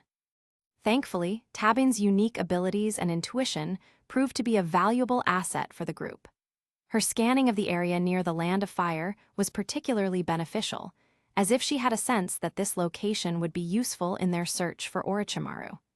Thanks to Tabin's assistance, the group quickly located Orochimaru's new hideout. In her playful chuunibyou demeanor, Kiriniko couldn't resist adding a touch of dramatic flair to the situation. She chuckled and said, "It's time for Tassigare to strike the first victim. Let the shadows of destiny weave our tale." While Kiriniko's chuunibyou declaration added a touch of drama and excitement, the other members responded with somewhat hollow expressions. The group approached Orochimaru's hideout with a sense of purpose, their footsteps echoing through the underground cave-like structure. The environment had an intricate and labyrinthine layout, making their progress feel like a maze. As they delved deeper into the underground passages, the atmosphere grew more ominous, and the dim lighting only added to the eerie ambience. With unwavering confidence, Izumi declared, "I feel his presence. Let's get straight into it." Without a trace of fear, he led the way, breaking down walls and obstacles in his path as he advanced toward Orochimaru's direction. On Orochimaru's side, Yakushi Kabuto, ever vigilant, detected the presence of intruders in their hideout. Kabuto's voice carried a note of surprise as he addressed his subordinates. "Intruders have found our hideout. It's unusual for anyone to locate this place." Recognizing the potential threat, he swiftly organized and dispatched a group of skilled ninjas under Orochimaru's command to deal with the trespassers. Orochimaru, still in pain from his paralyzed arms, was unable to take immediate action, leaving Kabuto to manage the situation. The sounds of battle that erupted within the labyrinthine hideout were brief but intense. The echoes of clashing abilities and fierce combat quickly subsided, leaving only the ominous noise of walls being shattered and the relentless approach of the intruders drawing closer and closer to Orochimaru's location.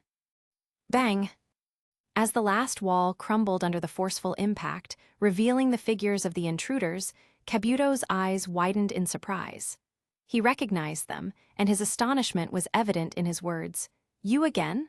What do you want?"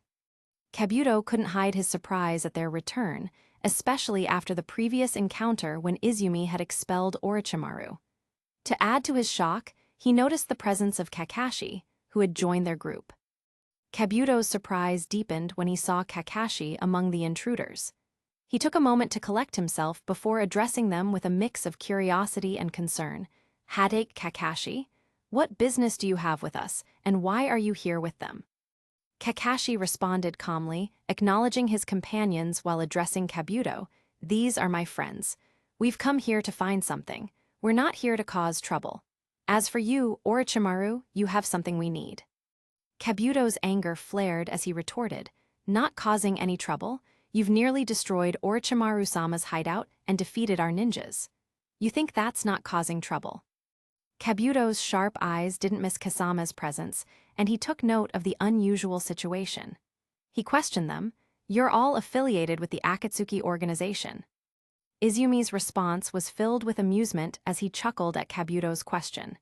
He downplayed any connection to the Akatsuki, using a humorous term to describe them. "Akatsuki? That stew-bird organization? Well, if you think so, so be it." Izumi's nonchalant response conveyed that he wasn't bothered by the misunderstanding about their affiliation with the Akatsuki. His primary focus was on the reason they had come there, and he expressed his intent. More importantly, I want something from Orochimaru. Kakashi also seemed to let the matter of their appearance slide. Kabuto's suspicion and frustration were clear in his tone as he said, "Do you think I don't know that you're here to rob us again?"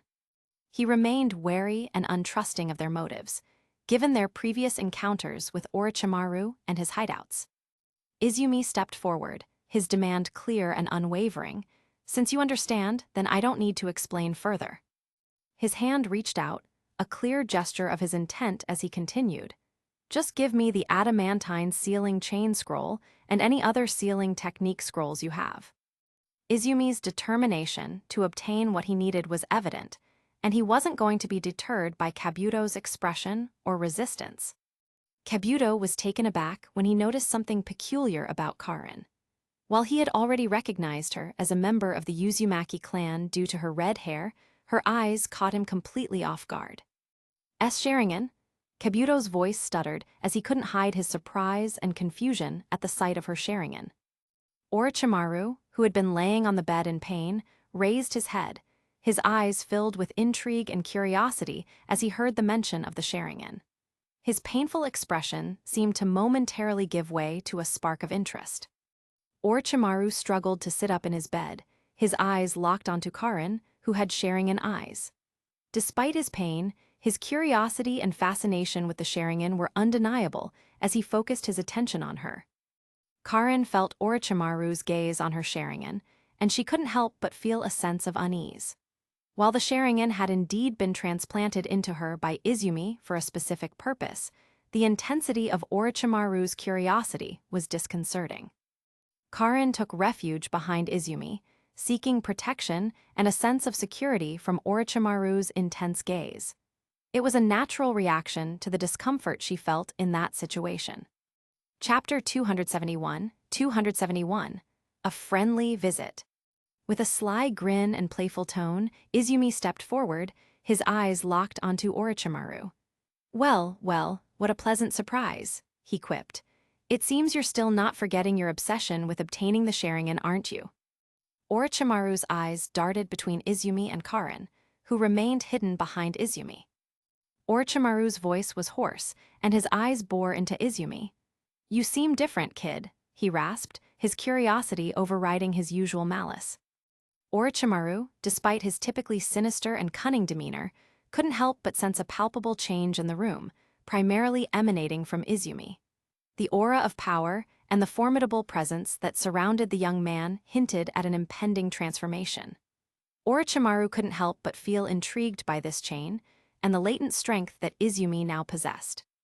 Izumi, still maintaining his playful demeanor, offered a casual explanation. "Well, Orochimaru, I've undergone some changes since our last meeting. You could say I've leveled up, and you know what they say, with great power comes great curiosity." Izumi's grin widened, a hint of mischief dancing in his eyes. In a calm yet firm tone, Izumi spoke to Orochimaru, making his intentions and warnings clear. "But let's put that matter aside. Give me the scrolls. My adoptive little sister needs those. Don't I the Sharingan she possesses, or the consequences will be unimaginable." Orochimaru's frustration was evident, but his physical condition left him no room to resist.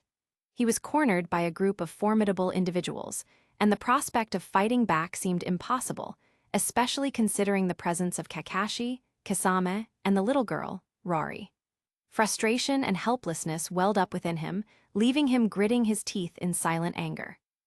Recognizing that he had no alternative, Orochimaru reluctantly ordered Kabuto to hand over the scrolls to Izumi and his group. Izumi acquired the scrolls he sought, achieving his objective. With their purpose accomplished, they turned to leave Orochimaru's hideout. Seeing them disappear from their sight, Kabuto asked Orochimaru, "Orochimaru-sama, they're going too far. Why didn't we fight back?" Orochimaru, still in pain and visibly vexed, replied to Kabuto with a hoarse voice, "They are not to be trifled with, Kabuto. There was something different about that boy. It's best for us to avoid conflict with such formidable opponents for now. We'll find another way." Orochimaru's cunning grin revealed his devious plans as he continued. You see, Kabuto, I have planted a little something in those scrolls. We can use it to track their movements or even spy on them from afar. Let's be patient and bide our time. Kabuto nodded, understanding that Orochimaru always had an ace up his sleeve, even in the face of difficulty. Izumi chuckled as he relayed Orochimaru's intentions to the group. Seems like Orochimaru wants to play a waiting game and find the right moment to strike back. Well, we'll be ready for anything. The others couldn't help but be amused by the idea of Orochimaru plotting in the background while they continued their own journey. Tabin joined in the conversation, laughing lightly. By the time he decides to make a move, he'll probably regret ever crossing paths with us. After all, we've got quite the formidable group here. Izumi's suggestion to take some time to relax and prepare mentally was met with agreement from the group. They all recognized the importance of being mentally prepared before facing their formidable enemy, D. I'll go to a certain place first. Kakashi's words were heard, and it might be that he had a mission to fulfill as well. But actually, he was going to find Jiraiya and have a conversation with him. Kakashi's intention to report to the 5th Hokage and find Jiraiya was noted by Izumi. He nodded in acknowledgement and replied, Sure, Kakashi-san, do what you need to do, we'll be in touch. Kakashi then turned to leave. Tabin leaned in, curiosity shining in her eyes as she asked, Do you think the Akatsuki will move earlier than we expected? Izumi contemplated for a moment and replied, I don't think so. Nagato probably can't control the demonic statue yet, so they'll need some time. 2 years at most.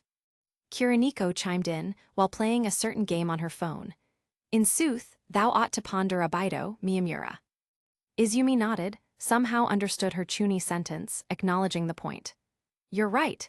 Even so, we still have a lot of time, even if Abido executes Plan B or Plan C. The group listened intently as Izumi spoke with a determined glint in his eyes. Anyway, I want revenge on those bastards for destroying our village, he said. Did they think building a village in a single night doesn't need effort? Kasame, Tabin, and Rory grinned enthusiastically at Izumi's words, their excitement evident in their expressions. They were ready for some action. However, Warad, Hiro, and Kiriniko didn't seem as interested. Warad chuckled and said, I'm a bit too old to be running around in battles, my boy. My days of adventure are mostly behind me. Hiro, engrossed in his novel, didn't even look up as he commented, I need to finish this chapter, maybe the whole book. Kiriniko, with her eyes affixed to her phone, quoth, I hath just summoned a rare character in mine gacha game. I cannot cease at this moment. Izumi sighed, but understood their reasons. Revenge wasn't everyone's cup of tea. Aimgakure, the hidden village in the Land of Rain, stood as a unique and industrially advanced settlement in the ninja world. As Izumi, Tabin, Rory, and Kasame approached the outskirts of the village, except Kidame, they found themselves immersed in a landscape that was both impressive and somewhat ominous. The village was situated in a region known for its frequent rainfall, and the sky was often clouded with dark, heavy rain clouds. The air was damp and filled with a sense of mystery, making the environment feel eerie and secretive. A persistent drizzle fell upon them, veiling the village in a constant shroud of mist and adding to its enigmatic ambience. Aimgakure's architecture was a stark contrast to traditional ninja villages. The buildings were constructed with an industrial and utilitarian design, featuring tall structures made of metal and concrete, and were often adorned with pipes, vents, and various mechanical elements. The blend of slightly modern technology with the architecture created a distinct, imposing look, highlighting the village's dedication to advancement. The streets of Aimgakure bustled with activity as villagers moved hurriedly, weaving between the tall structures. As they made their way deeper into the village, they couldn't help but notice the constant hum of machinery and the flickering lights from various electronic displays. In the highest tower of the village, a man named Pain stood as the leader of the Akatsuki. He had spiky orange hair, and his piercing blue-gray eyes gave off a sense of power and authority. Pain's face was adorned with multiple piercings, including 6 studs on each ear, 3 on the side of his upper nose, and 1 spike stud on each end of his bottom lip. There were also piercings on his wrists and just under his neck. his Akatsuki robe draped around him, bearing the signature red cloud pattern, and the room was illuminated by dimly lit screens and various communication devices. Pain was known for his imposing presence and commanding aura, and he held the respect and fear of his fellow Akatsuki members. Addressing the situation at hand, Pain spoke softly to his assembled comrades. "There are intruders." Pain's voice echoed through the dimly lit chamber as the Akatsuki members gathered. Each member, dressed in the iconic black Akatsuki robe, stood in silent attention. Beside him stood a woman, her locks of azure short and straight, adorned with a bun. Her eyes, amber and embellished with lavender eyeshadow, caught the gaze. Clad in the Akatsuki cloak, she bore the Akatsuki ring upon her right middle finger, its kanji signifying white. That woman was Conan, Pain's childhood friend. Conan inquired, "Do you have any more information on these intruders, Pain?" Conan was privy to Pain's true identity, yet she refrained from uttering his real name in the presence of others. Pain replied, "Not yet. I sense their presence, but their identities and intentions remain unknown." Kakuzu, the money-loving member of the group, grumbled, "If they're after bounties, we'll make quick work of them." Tobai, who often played the role of the bumbling fool in the Akatsuki, responded in his characteristic playful yet mysterious manner. "Intruders, you say? Shall I go and greet them?" Sasori, a master of puppetry and a member of the Akatsuki with a hardened, stoic demeanor, simply closed his eyes silently as if he didn't care about the intruder. Black Zetsu and White Zetsu, who had a more reserved presence, observed quietly, their roles often being more behind the scenes in the group's operations. Chapter 272, Blasting Them. Pain, the leader of the Akatsuki, nodded in agreement with Tobai's suggestion. His piercing eyes scanned the room as he spoke, his tone calm and authoritative. "Indeed, we cannot rely on the village's ordinary ninjas to stop these intruders. Let's go and greet them ourselves. It seems that we have guests who dare to enter our territory. We will make sure they understand the pain caused by their ignorance." Shortly after, the Akatsuki members stood prepared to confront the intruders, but they were taken aback when they saw Izumi, Rory, Tabin, and Kasame in their unusual outfits. Izumi was decked out in Kyujo Jitaro's iconic attire, complete with the hat and jacket. Rory appeared in her gothic dress, exuding an air of dark elegance.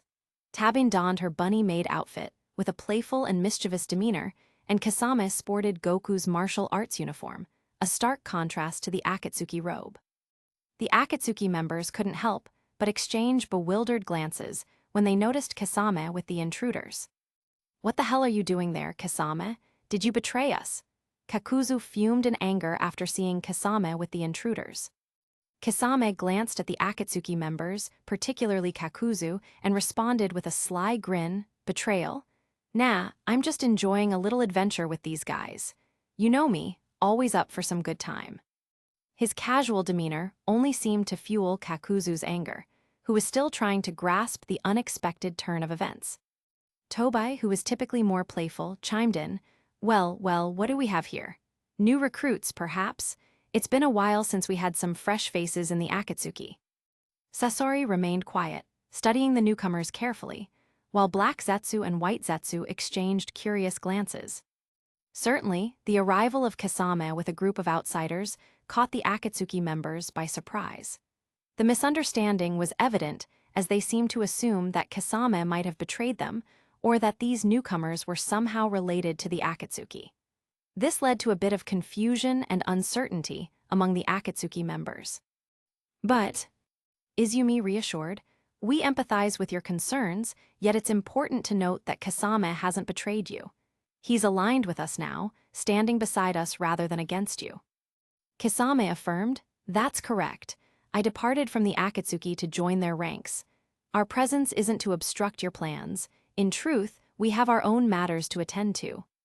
Rory chimed in, "We're merely wanderers who coincidentally crossed paths with Kasame. We genuinely seek no conflict." Tabin added, "Precisely.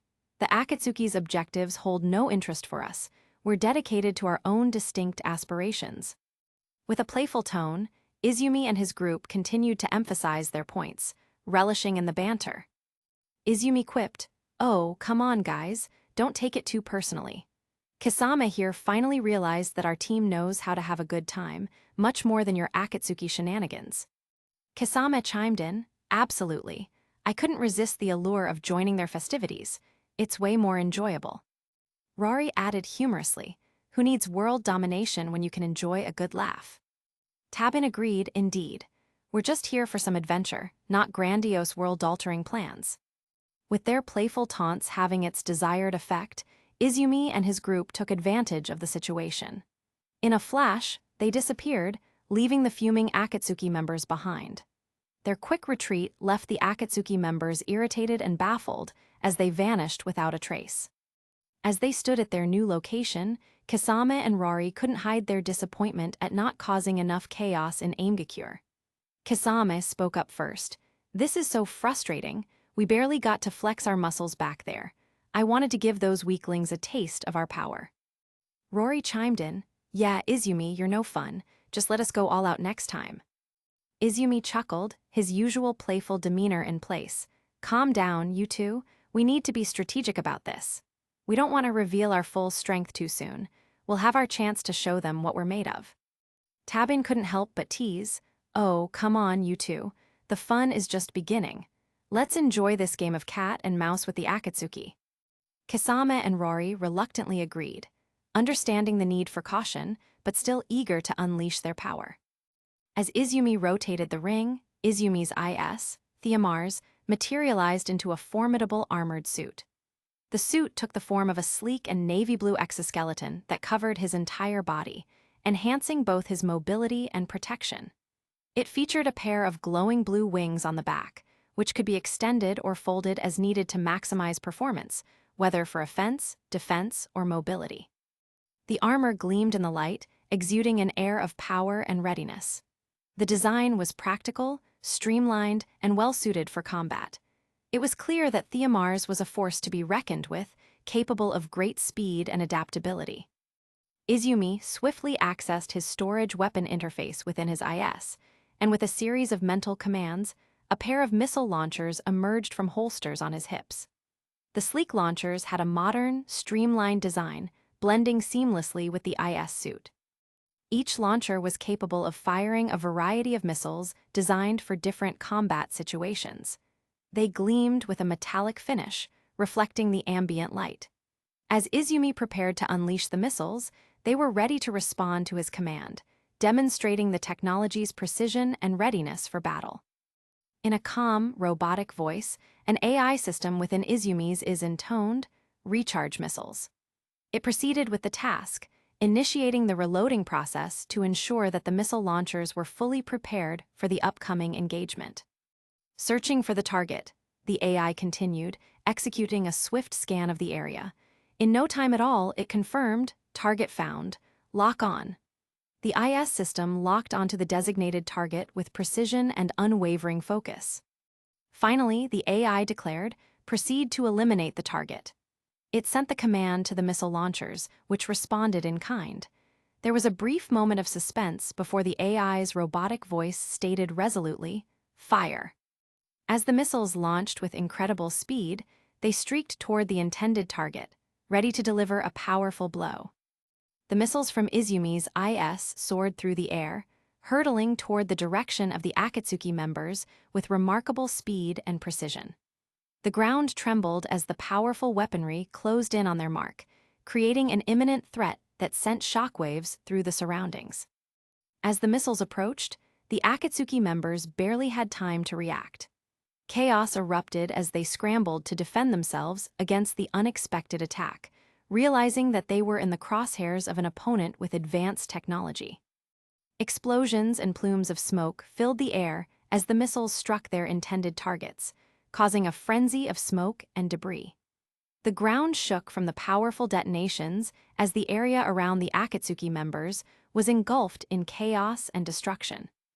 Izumi's group, utilizing their advanced technology and strategy, had taken the Akatsuki by surprise, setting the stage for a fierce and unpredictable confrontation. Despite the devastating missile strike, it seemed that the Akatsuki members had managed to survive the initial attack, albeit with some injuries. Their durable abilities and ninjutsu had allowed them to weather the storm, leaving them battered but not defeated. Tusk, why didn't they just die? Izumi clicked his tongue. Izumi's frustration was evident as he realized that the Akatsuki members were resilient foes, capable of withstanding even a barrage of advanced weaponry.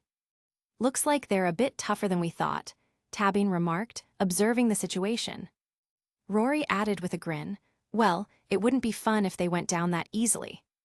With their initial strike against the Akatsuki members yielding less than expected results, Izumi decided it was time to regroup and retreat for the moment. He understood that this battle was far from over, and the Akatsuki organization remained a formidable enemy. That's enough for now. We will meet more often in the future anyway. His words signaled a tactical withdrawal, intending to save their energy and plan their next move.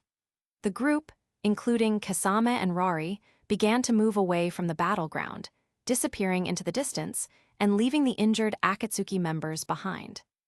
On the Akatsuki side, the aftermath of the missile attack left them battered and bruised.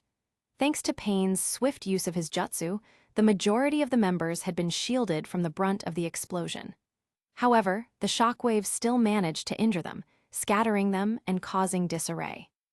Tobai, who had used his space-time ability granted by his Sharingan, emerged unscathed. His figure remained intact amidst the chaos, although his mask hid his true emotions. Chapter 273, 273. Kuroniko is the Queen of Gacha. It was a clever strategy to gather the Akatsuki members in one location and then unleash a missile barrage, catching them off guard. This tactic allowed Izumi and his team to inflict damage on their opponents while minimizing the risk of direct confrontation.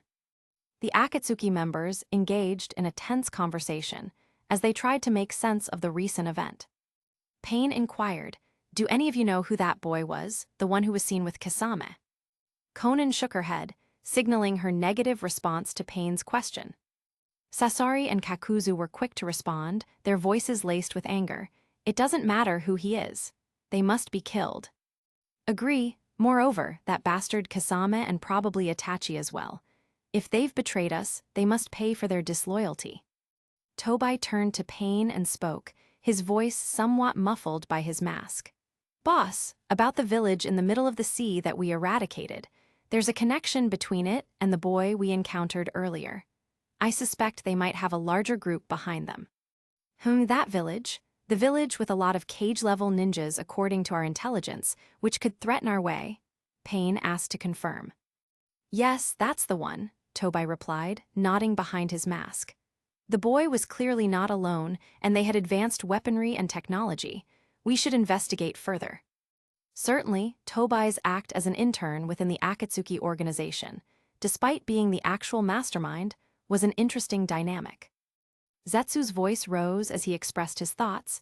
"Their group is shrouded in mystery. It's likely that they knew about our plan due to Kasame, but were still in the dark about their true purpose.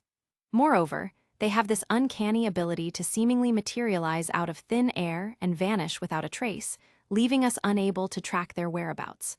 All we found was their abandoned village." Pain contemplated the situation, aware that not long ago, Izumi and his group had seemingly allied with Konohagakure.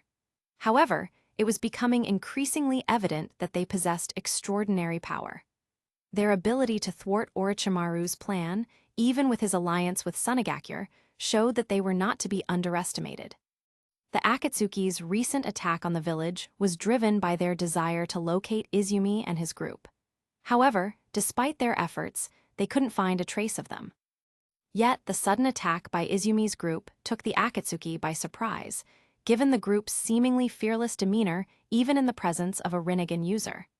The fact that Kasame joined their side further fueled the mystery surrounding this group, clearly telling that Izumi's group was far from ordinary. Pain recognized the extreme danger posed by Izumi's group and decided to keep a close watch on them. He assigned Zetsu, a master of espionage, to track and gather information about the mysterious group, regardless of the effort required. A day later, Izumi stood in the abandoned shrine, his surroundings engulfed in a serene yet eerie atmosphere.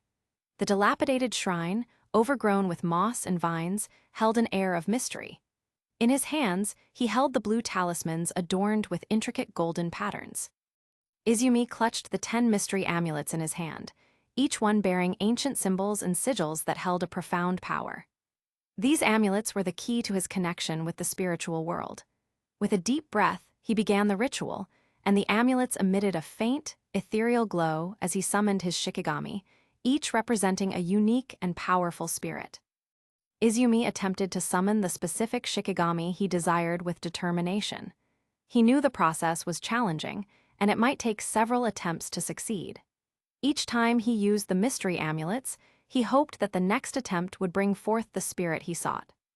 Despite his best efforts, Izumi's repeated attempts to summon the desired shikigami with the mystery amulets proved to be futile.